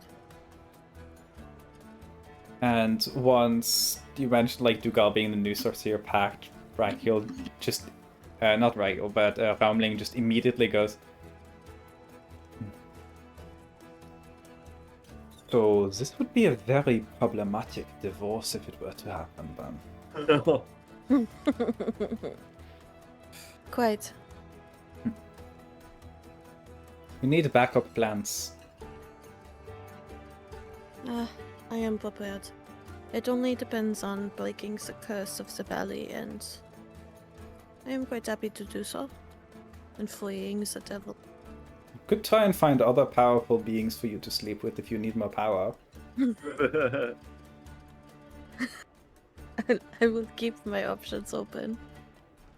I'll maybe just nod. You're pretty sure they're joking. Yeah. At least partially. Yeah.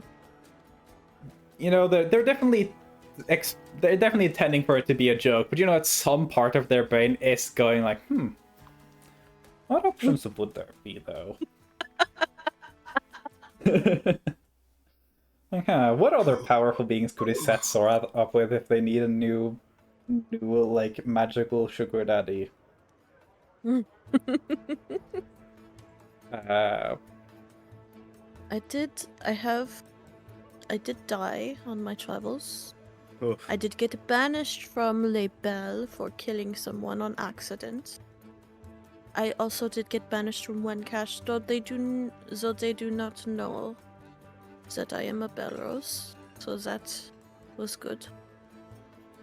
That one was temporary and to keep up appearances. Yeah. Oh, technically, I will point out, since the banishment has come up, technically it's only Risiuk that's banished. Oh, fair. Well, she is still banished from Wencash. Yeah, no, Sorat's banishment from Wencash. Well, Sorat isn't banished from Wencash. She just is in self-imposed Is wanted. exile for survivability's sake. Yeah. But yeah, Risiuk's technically the only one in exile, but if anyone else showed up that was part of Risiuk's group, that might be complicated. So, yeah. Then everything Then might not take General well to notice it. your presence at the end? No. Oh, no, you made your appearance known at the end. That's why the general, almost hit the ship at the very end. I thought I waited.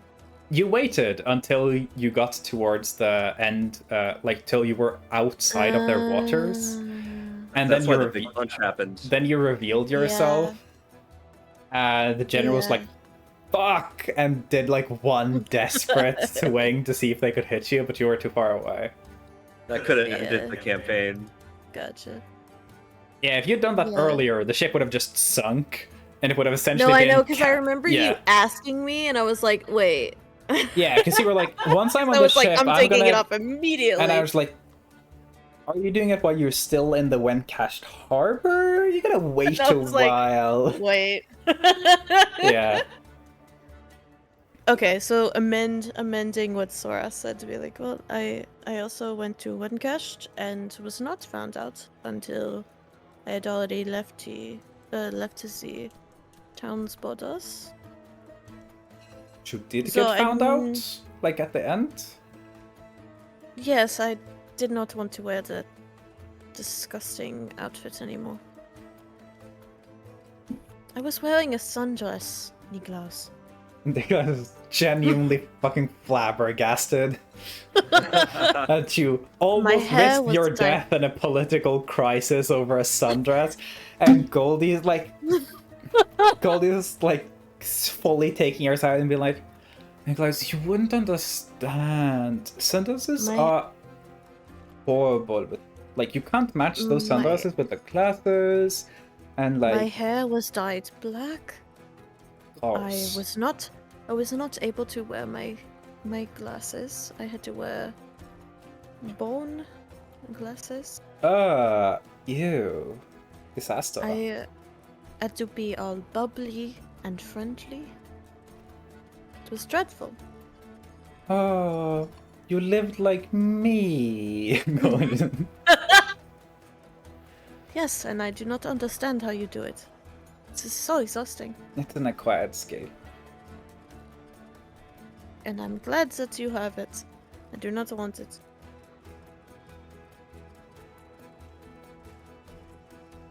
Goldie probably the one who ends up asking, like, so you heading like person anytime soon? Yes, sadly. Though I'm Okay. trying to keep that plan under wraps. I won't say anything. I do not want my family to know that I am returning so quickly, if able. Want to keep them guessing and not allow them to prepare. They also do not Understandable. know of my betrothal, which will be... That's gonna be hilarious. That is the main reason we got engaged, if I must be honest. I feel like Thought at it this would point, be quite- Nicholas's forehead hits the table, and Goldie goes like, "That's honestly so valid." We both wanted a way to piss my grandmother off. Greatly. But also she will be quite happy that I am paired with Dugal. Just given he is imagine. quite powerful. He brings a good opportunity for immortality. God, she's so gross. Very. Though she still expects me to give birth, which is not something that I will do. Yeah, no, that whole thing is kind of just disgusting. There's just like this. As the people around this here who exclusively ever been in the queerest like relationship besides Nicholas's previous marriage, you know, like, yeah, Nicholas being like, it was kind of horrifying. It's scary shit. Yes, I do not want to endure that. Sounds awful. Yeah. I enjoy the body that I have. I do not wish to change it. Merely so my grandmother can have a precious child or whatever. Once you're kind of like talking about that, and eventually goes, so what about Hyacinth then?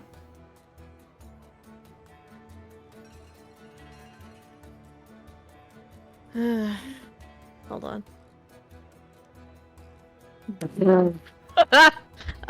Didn't you think she was like, you were into her and stuff, yeah? Sora's face immediately turns very red. What do you mean about Hyacinth? Yeah, I'm just, you are married now. Like, is she not gonna be like sad about that? Well, I do not believe that will be an issue. Anton, can I have another glass of mead? Anton, oh, of course. First one gets it over to you. She's gonna start drinking it. Just... It's like, I do not believe that will be an issue. If... Ramling just goes, oh, and Goldie goes, oh. It's It's Sora's just like blue screening. She's just like, I don't. No. Nicholas just very casually, like, while sipping their beer, says mostly to Ramling, seems to be was mostly out of the loop, and goes, what she's struggling to say is that I think they are looking for a third. And Ramling just goes, "Ah." It is not any third. It's specifically Hyacinth. Yeah, And as Raph your will just third. let her head drop onto the table. The conversation kind of cavalcades and spins in the three of them teasing Zorath because they've managed to fluster Zorath, and that's exciting for them. Yeah. I imagine you continue telling stories of your travels and the shit that's happened. And yes, very late, close to midnight, Lloyd will arrive. Wearing kind of like tattered and dirt-covered workers' clothes. He has that like distinct look, both his clothes and his hair and his beard, of someone who's like been swimming and then just let their hair like air dry. You can definitely tell that at some point during the day he definitely fell in the river while helping out with shit, which, you know, is part of the job. Kind of walks in, almost like a in a wide stance, like he's ready to like sprint. Stops like that. Immediately goes, "Evening, Anton." And Anton goes, "Evening," and turns towards your little booth, and then just kind of slowly charges at you with Zorath, and just grabs you directly up from your chair, kind of the chair halfway following with you, and then like dropping to the ground after a bit, and squeezes you in a aggressive bear hug. What is with everyone trying to pick me up and spin me around? We have to be allowed to make sure that your heart is still beating by squeezing you until we can see it in your face. Puts you down. How have the travels been? I came as quickly as I could. It was a nightmare. The horses struggled in dark, and Goldie just immediately cuts up. So it's married to the butcher of Tal, and he, like, the beer that he's like kind of picked up from Nicholas to take a sip of just goes sprayed all over. And he goes, "You are Lloyd is an orc, by the way. Yeah. Yo, let's go. Big, tall, wide, buff orc. This part of this dude's job is that when the logs floating down the river get stuck, he has to unstuck them by lifting them and moving them while balancing on them. This was back in the day one of those jobs with that ranked at the top of workplace mortality rates. So if you fall in between those logs, you either just get stuck underwater or you get squished. It's a very difficult, very strenuous job. But yeah, kind of just immediately goes, "No, tell me that's a lie. That's not funny." Very aggressively at Goldie. It is not a lie. Are you insane? Yes, but not in. It is not. That is besides the point. I'll go. Give me a charisma check.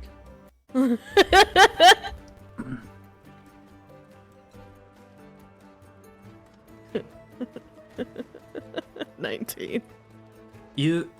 Lloyd's trying so hard to be like overprotective, like dad energy.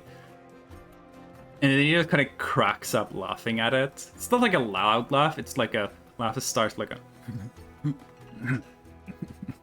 And he kind of sits down and is kind of joking about pretending not to be laughing. I imagine it's kind of like a reference for Sailor, the Sailor Moon. It's like when Ron Swanson's trying to pretend not to be happy. That kind of laugh where it's like, and you can just see his lip just quiver up and down. And sits down, kind of like slaps his fist into the table a couple of times, like, no, this man is dangerous. What the fuck are you thinking? Sorath. He's quite attractive and also very caring. Looks at the other people around the table. No one around here is telling lies. Nicholas just kind of shrugs. Goes, fair enough, not my problem. How were the travels? It's kind of just over it. Quite good. We slayed the Sudwald beast before we arrived. I feel like another spray of beer happens. I feel like the comedy routine's just gonna repeat. Yeah. Every like incredulous thing is just like, oh. You spend some time kind of like catching up with your friends. Drinking probably a decent amount. Oh yeah, she's drinking a lot. Probably late until the hours. Yeah, no, she definitely goes through like 5 or more glasses of heartroot mead. Yeah. You got like the big like tankers, right? Yeah. Okay.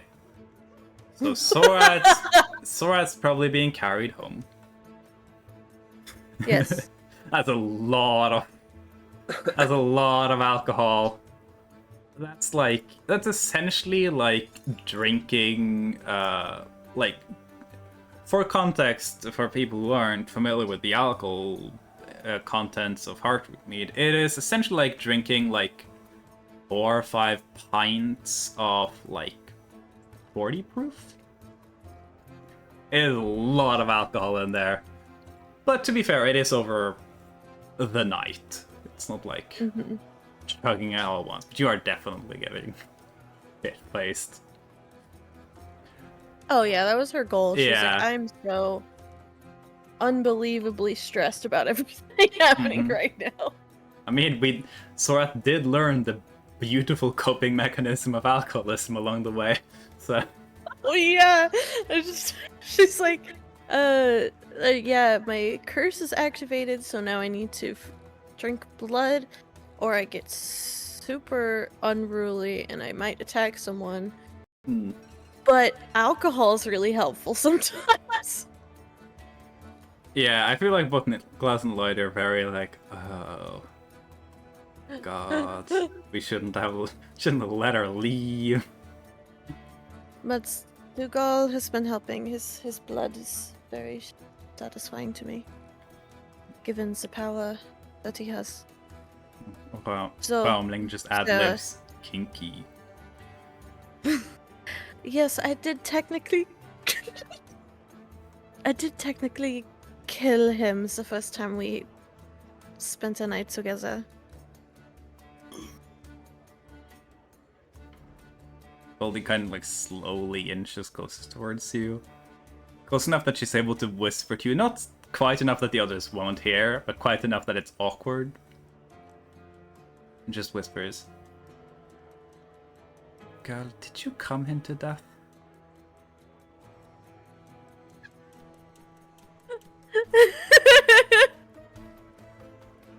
No, I drank his blood until he died. She looks a little disappointed. Oh, okay, sure. I did not, I blacked out. I do not remember it. He simply thought that I was kinky.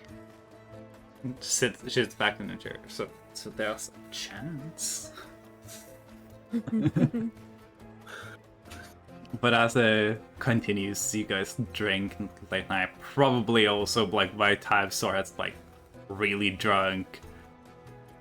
I feel like it's probably like you have like your trauma hour about like trauma dumping about all the shit you learned about Ansel. Oh yeah, no, she's Yeah. definitely talking about that because she's like, I don't even know where to start with that shit. Yeah. By the It's like this really cool person I met has been enabled in a magical fucking power addiction. She's just rambling for like. Yeah. And it's all. Oh, and I feel like she would at one point end up showing Goldie the sigil that's on her chest. Yeah, they would all definitely want to see that. Which would just be like, oh yes, I suppose I did. He did put a sigil on me. Yeah. They all look at it. Most of them just think it's cool. Lloyd is a little like... This is... You agreed to this, right? He didn't, like, hurt you. I did agree to this, yes. It allows me to summon the door to his mansion in hell. You know, kind of, like, take some time to process that, but, you know, they get it. Kinda. The dynamic So at this point is mostly Rumling, but kind of like mostly for the others. Rumling seems mostly concerned about whether or not Sorath is doing okay. Yeah, I feel like Sorath would try to trace the sigil to just to like show them what she would have to do, but Yeah. also to be like, wait, I want to see if it works. Yeah. Give me the roll. There's a roll. What is the roll? I believe it's a D10. Okay. And Let me something check special my happens if you roll a 9 on it. Otherwise, it's... Yeah. Funnily enough, this is the first time you ever use this thing. It is, yeah, because I didn't have to use it before.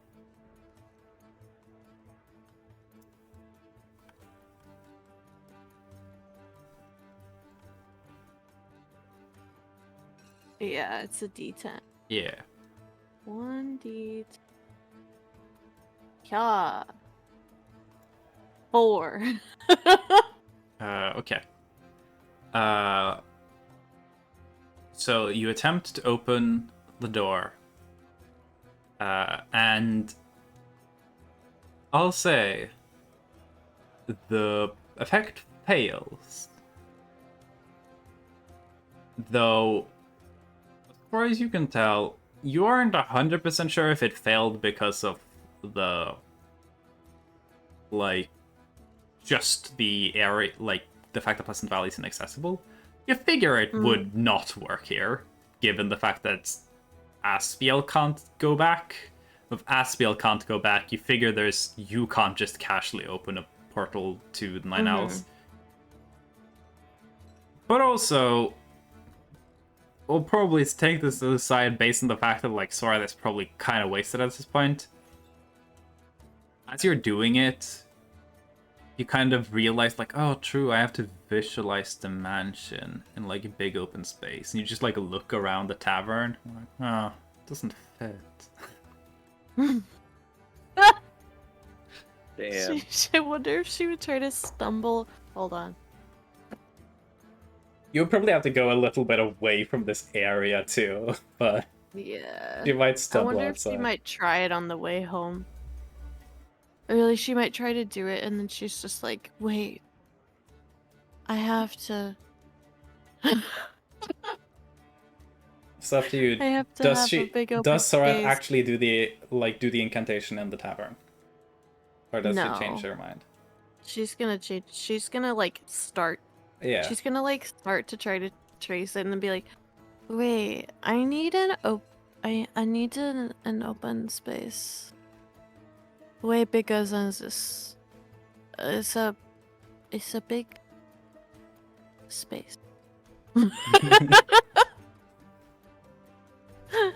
Eventually, when Sorath is passed out, Lloyd, and Nicholas will travel by carriage home with Lloyd probably carrying Sorath into her room, putting her on the bed, just going, good night.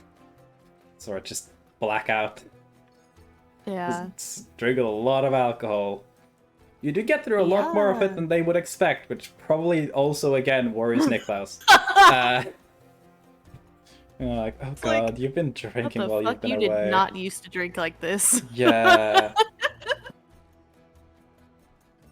But yeah. Your friends definitely are intent on meeting the rest of the party at some point.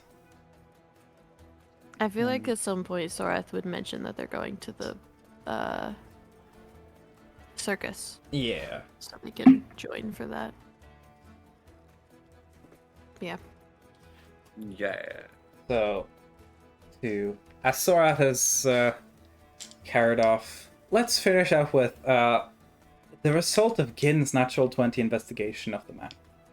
Oh shit, that's right. Mm-hmm. Save for the very tail end.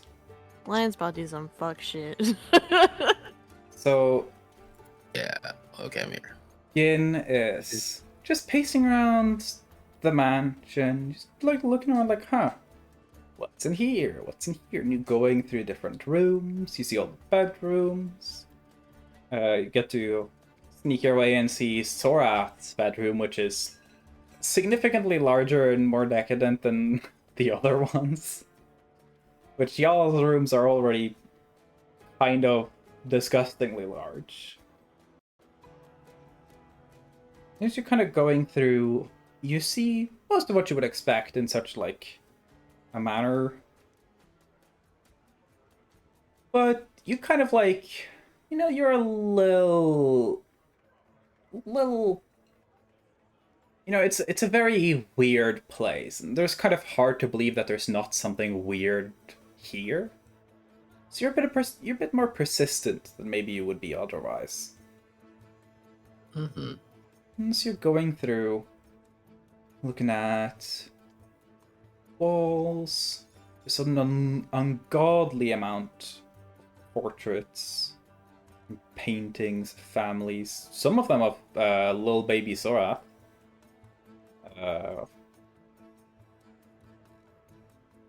And as you kind of like are exploring, you're just touching everything you shouldn't be touching.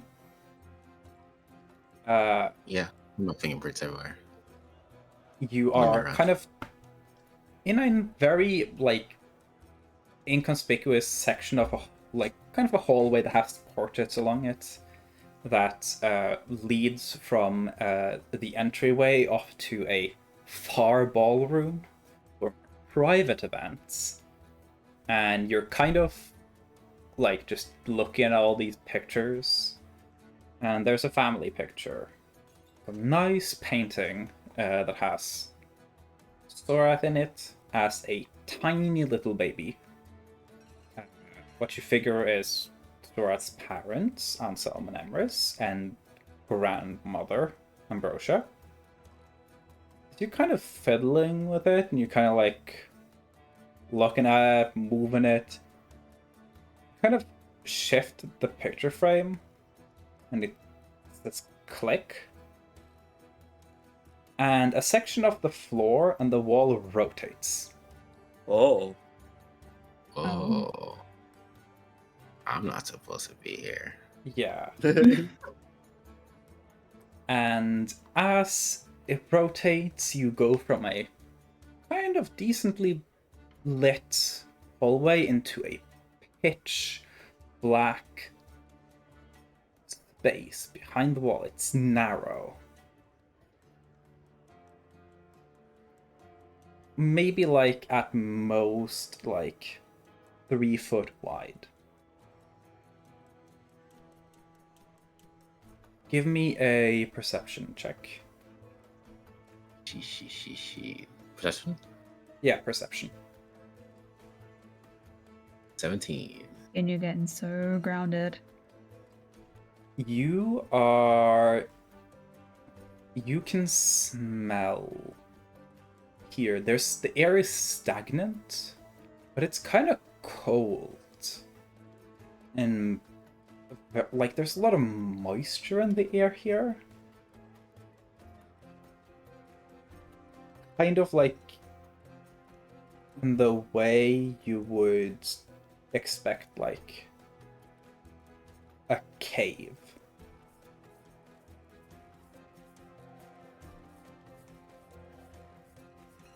It descends or just go straight? You're just kind of you're just in between what you like. You're in between the wall and the wall from probably the next room. There's a hidden pathway here. I'm gonna slither in. Slither along. One direction you get to and it immediately hits a wall. Slither in the other direction. And after a bit you get to a very narrow spiraling staircase that goes down.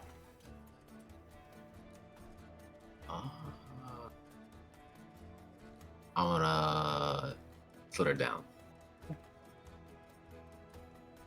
As you slither down, barely being able to see a little using your dark vision, you eventually get to this stone cellar.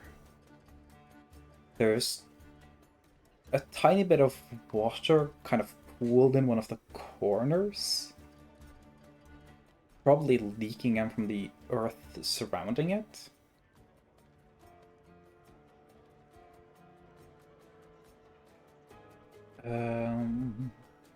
Like water coming from top dropping down. Yeah, maybe dripping through the stones, but it is very dark in here. You can see almost nothing. I'm trying to recall if there was any water. It rains a lot here. It's a very, very rainy area, and a lot of the earth is kind of like muddy, wet earth when it's raining. So it might be from that, but you don't. The closest thing would be the river, but the manor is not like nearby the river. And there's no like giant ponds or lakes nearby. I'm gonna. Can I sniff the liquid, or is it water? Sniffing. It's water. It's stagnant. It's probably been here for a while. You figure if you drink it, you're probably gonna get very sick. I'll drink my poison. It's not dangerous water. It's I have standards. Like, if you touch it a little, it's like a tiny bit slimy. There's definitely some sort of like bacteria or algae that's probably like growing and thriving in this tiny little cellar pool. You say cellar. Is there anything else around? Like I said, it's extremely dark in here. You're struggling to make things out. I'm going to cast.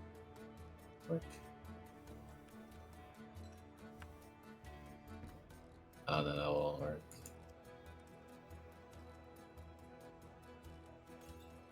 Actually, do I have the torch? Would it still be on me? If you wanted to bring something along with you, actually, I'll allow maybe not a torch, but maybe you brought a candle with you while exploring. Okay. Yeah. Kind of like a candle on a little holder, like you see in old movies when they're walking around a house to light the way. And I could cast prestidigitation to light it. I would say probably already lit. You could use thaumaturgy to make it brighter. Oh yeah, thaumaturgy. Okay. Yeah. I'll do that. So you have this tiny little candle that's mainly there just so you can like not stumble into things. Use thaumaturgy to brighten it to light up the entire room. It is a small storage space. It is definitely not built to keep a lot of stuff. It's got kind of one shelf that's kind of collapsed, probably from rot. In the middle of the room, there's a small stone pedestal with a tiny box. Sort of like tiny. It's about like the size of your palm. A tiny box. Does it like have a latch to open it? It's a very intricately made metal box. Looks expensive, and it has a lock built into it. And as you kind of inspect it, you can see more keyholes. Give me another investigation check to see if you can figure more out about the box. Investigation. No, it's something 20. Two. You can see 3 keyholes, and it looks complicated. Is there any? Can I see if there's anything around the box? Like surrounding the box? It's on... not really, it's just on this pedestal. The pedestal is not like... it's not centered in the room or anything. It's just a very simple stone pedestal. Almost like you... some part of you maybe thinks that maybe it's there just to keep it from the ground, to keep it from becoming wet or being like... if there's a rodent that gets in for like a mouse to fuck with it. It seems more of like a tool for keeping it in a safe, sturdy space. Can I investigate the pillar? Sure. Give me an investigation check. Oh, that's one more. You look at it and you're pretty sure, yep, that's a rock. Alright. Well, this looks important to an extent. Actually, maybe it's not that important if it's all the way down here. And I pick up the box. Pick a box. Nothing happens. I'm gonna look around the room again Mm-hmm. to see if there's anything else on this box. Around the room, the only other thing that's really in this like small room, it's small. It's like maybe like this room is like 10 feet by 10 feet. The only other thing is like that kind of wooden shelf that kind of collapsed from rotting. You could investigate and search through that to see if there's something there. Yes. Maybe I get a 4. Oh, now I get it. God. Okay. Dang. You do not find anything in the shelf. Or any cool loot there. But with the investigation check, you find a maker's mark. Oh. That is almost rotted away. You're kind of surprised you even spotted it. The maker's mark is a P that is where the little circle of the P is interlinked with a Q. And then from the Q is kind of like hanging a G. So PQG. It is very skillfully like carved in and has been kind of carved and then burnt to make it last longer. I'll say with a 20 there, I'll say you've seen Levi talk and like about wood a lot because he never shuts out about furniture. Lame dude with hobbies.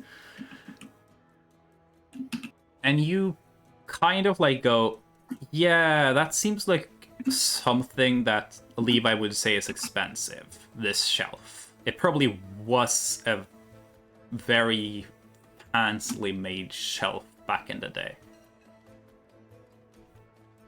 Oh, this is rich people. Well, other than the shelf, I guess I'm just gonna set it back up with the box. So, you slither your way back up with the box, trying to find the way to exit, and you find more or less where the wall turned, and you realize that you can no longer feel the picture frame or see the picture frame on that wall as it's turned again, and you're stuck here. That's where I'll pick up next session. Oh, dang. Gins in the walls! He's in the goddamn wall! He's eating the drywall. Gins in the wall in a section of the house that is not near the rooms. A very funny thing. This is something that you could discover early, but this is supposed to be discovered later. Dang. And Gin found it.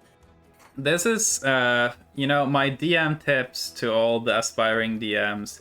If you just litter your campaign and settings and environments with an absolute crapload of stuff, the party is going to stumble into some of it eventually. You know? Yeah. And if you just over-prepare enough, even if they figure shit out, you'll still have so much fucking plot left, but it doesn't fucking matter. Yeah. Real. We love getting in the walls. He's on the goddamn walls! Oh He's in the no. goddamn walls. We're back in We're running out of Orphan. oxygen. And made it to the The back. air in here was very stale. Doesn't seem like there's a lot of Melrose airflow here. Back rooms. Yeah. I knew it. Sora's house has skeleton in her closet. Well, skeletons in their closets imply that they're being secretive about the fact that they kill people. Versus to have people killed. Yeah. It's not really. Send them on up to Grandpappy. Well, Yeah. skeleton closet doesn't actually mean you kill people. Skeleton closet means you just have, Yeah. the dirty Yeah. stuff. But like, they don't have skeletons in the closets. They have bodies in the street. Yeah. It's like it's not a secret. The skeletons are not secrets. But The yeah, skeleton apparently is. yeah, this is a fun thing. This is gonna give you guys a little bit of, No, I can't wait to Genshin says nothing about it. He's just like, nothing. yeah. I mean, that would be really funny. Remember in Ortis Halls, Masha definitely remembers this. Remember in Ortis Halls when Crystal was told by Saha, like, tell your group about the ring. Tell people you trust about the ring. We need to work together. And then it took 10 sessions before Mel remembered that they were supposed to tell the rest of the group. You know, Amen. maybe we'll have that again. To be fair, that made the Ortis Hall arc so much more mysterious. Because I set the Ortis Hall arc up as a very simple narrative that you guys would just like go from thing to thing to thing, and then Mel helped turn it into more of a mystery, which was funny. The greatest mysteries are the ones you already know the answers to. Well, yeah. I will say that was a pretty neat session. What the fuck, Matcha? What? That is one of those rare moments where a player rolls an nat 20 and then just starts talking in nat 20. Yay! Thank you. I didn't know my first bard performance would be as an artificer. Yeah, that was really fucking cool. Yeah, because originally Rizyuk's idea was to give the crew, like the ones that he knows, like the talk about it, and then he was just getting into it, and he's like, okay.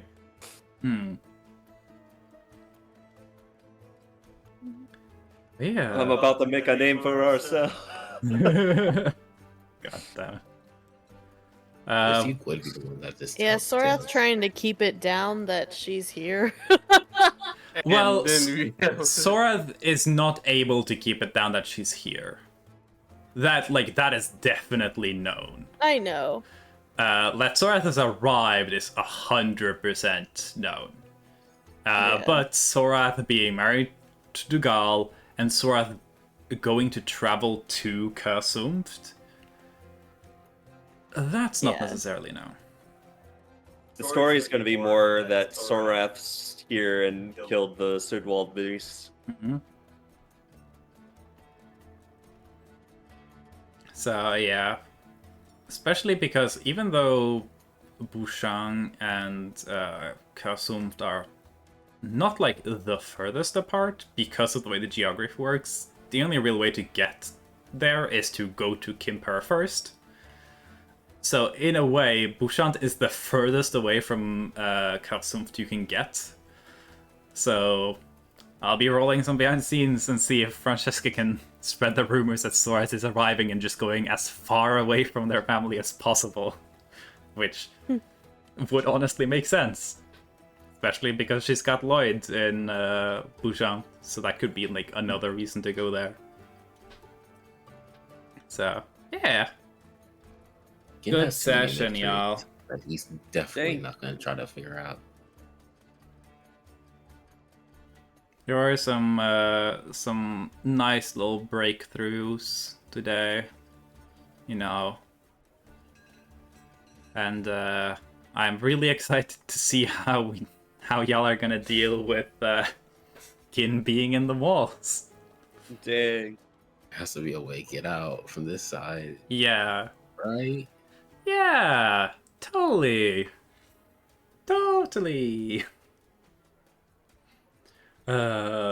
I'm really actually very excited that she found that. That's gonna make things interesting and complicated. What was the maker's mark again? PQG. PQG.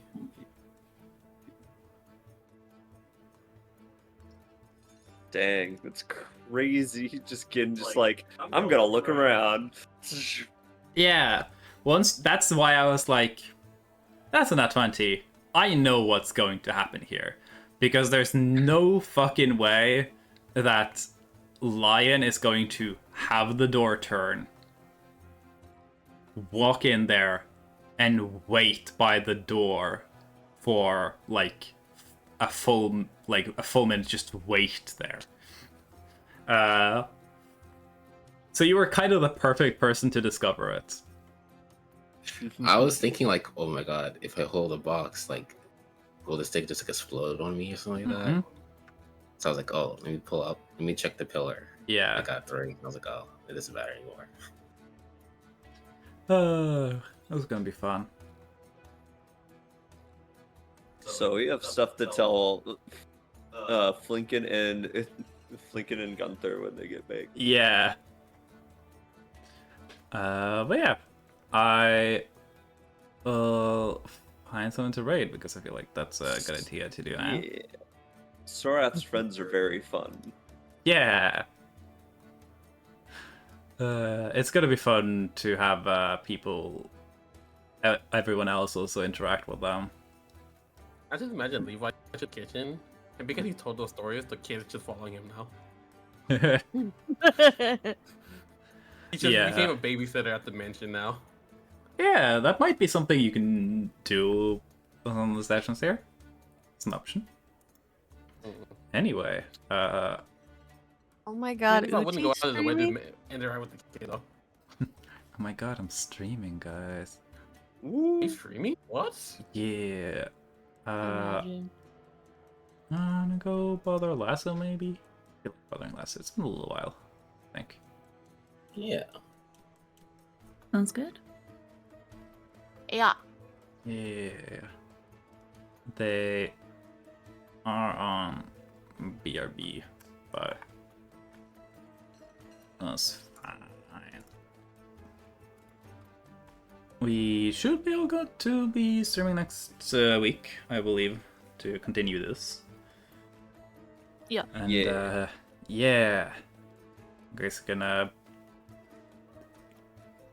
partly thanks to a line here, you guys are gonna get to dig your fingers into more of the plot and shit that's happening in this fucked up area. I thought we were gonna be. I thought this was gonna be a carnival elf.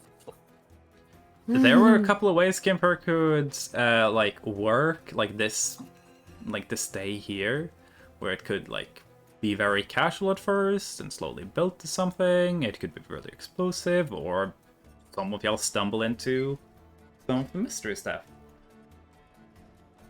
I'm definitely looking into, like, when a hangover goes off, I'm gonna be like, okay, psionics? What's that all about?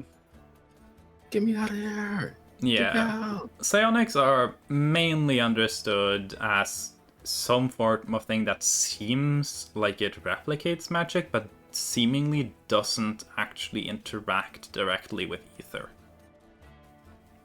Mm-hmm.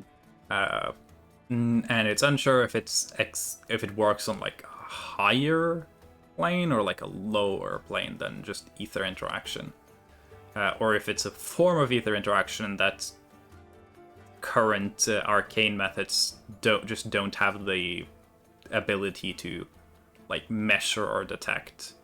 Could be any of them, you know. Mm-hmm. And neat thing about the bad thing about psionics, they're limited and they're rare and they do far less stuff than magic does. But psionics works in an anti-magic field, which is very cool. Mm-hmm. So, and psionics can't be counterspelled and stuff because it's not a spell. Damn. So yeah. Yeah, psionics is the stuff that like mind flayers and shit do in normal D&D. Yeah. We've dealt with psionics. Oh no, that was psychic damage from the dudes. Funnily enough, technically, yes, you've dealt with psionics. You did? Yeah, the porn brain. No. That was not psionics. Oh. But there's someone who isn't here today who has had a psionic experience, and Salem knows Lincoln. about what I'm talking about. Gunther. So Dougal has a bunch of abilities tied to scars. And there's a single ability that Dougal has used without trailing a scar, and it was perhaps maybe his like. It's probably the most insidious ability he's used so far. Those eyes aren't magic. Oh. That is the one thing, the only thing that Dougal has that is actually technically theirs, not something they've gotten from someone else. And it is a psionic thing. Oh my god, it was the brain thing he did to Flinken. Yeah. Yeah. He also did it to Sorath. Yeah, he did it to Sorath because the funky thing about that illusion is that no time passes outside of the illusion. It's all just... Technically, it's not something you experience. It is Dougal shoving a memory into your brain. Yeah. And then you instantly comprehend that memory. So Dougal used it to communicate with Sorath quietly. They couldn't have Sorath respond and understand it, but then they kind of just give the information to Sorath and then try and read their expression to get an answer back. And that's how they could subtly communicate kind of complex ideas. Yeah. My question is, why pay off the crew to steal a boat and disappear with a boat? Who knows?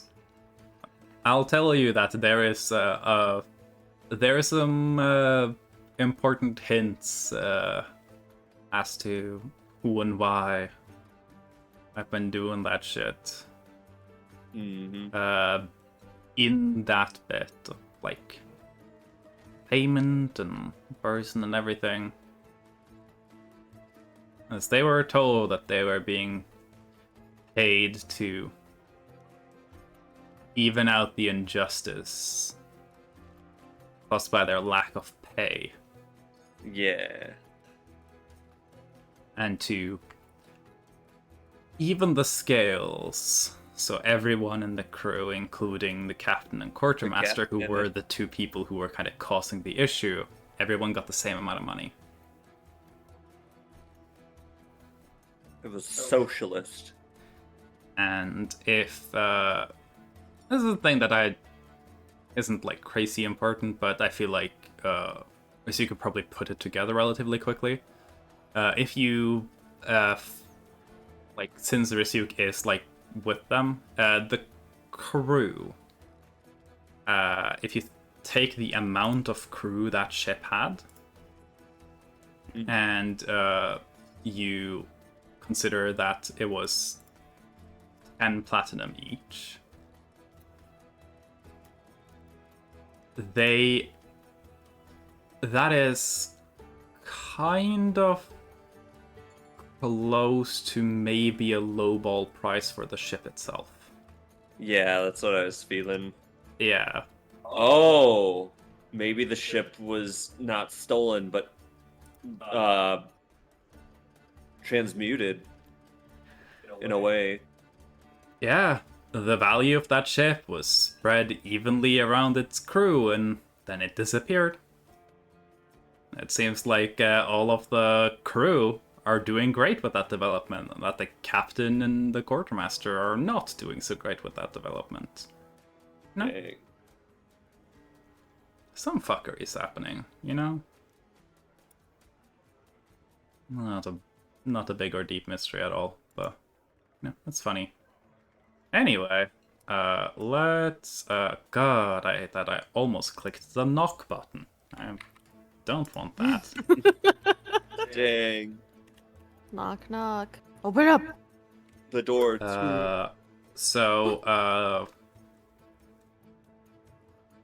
Is our raid measured Snake Boy in your walls?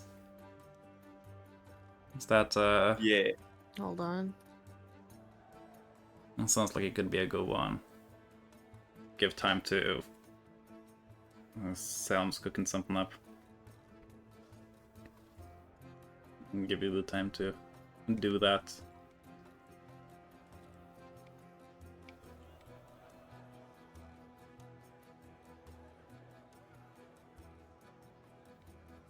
Yeah, that's good.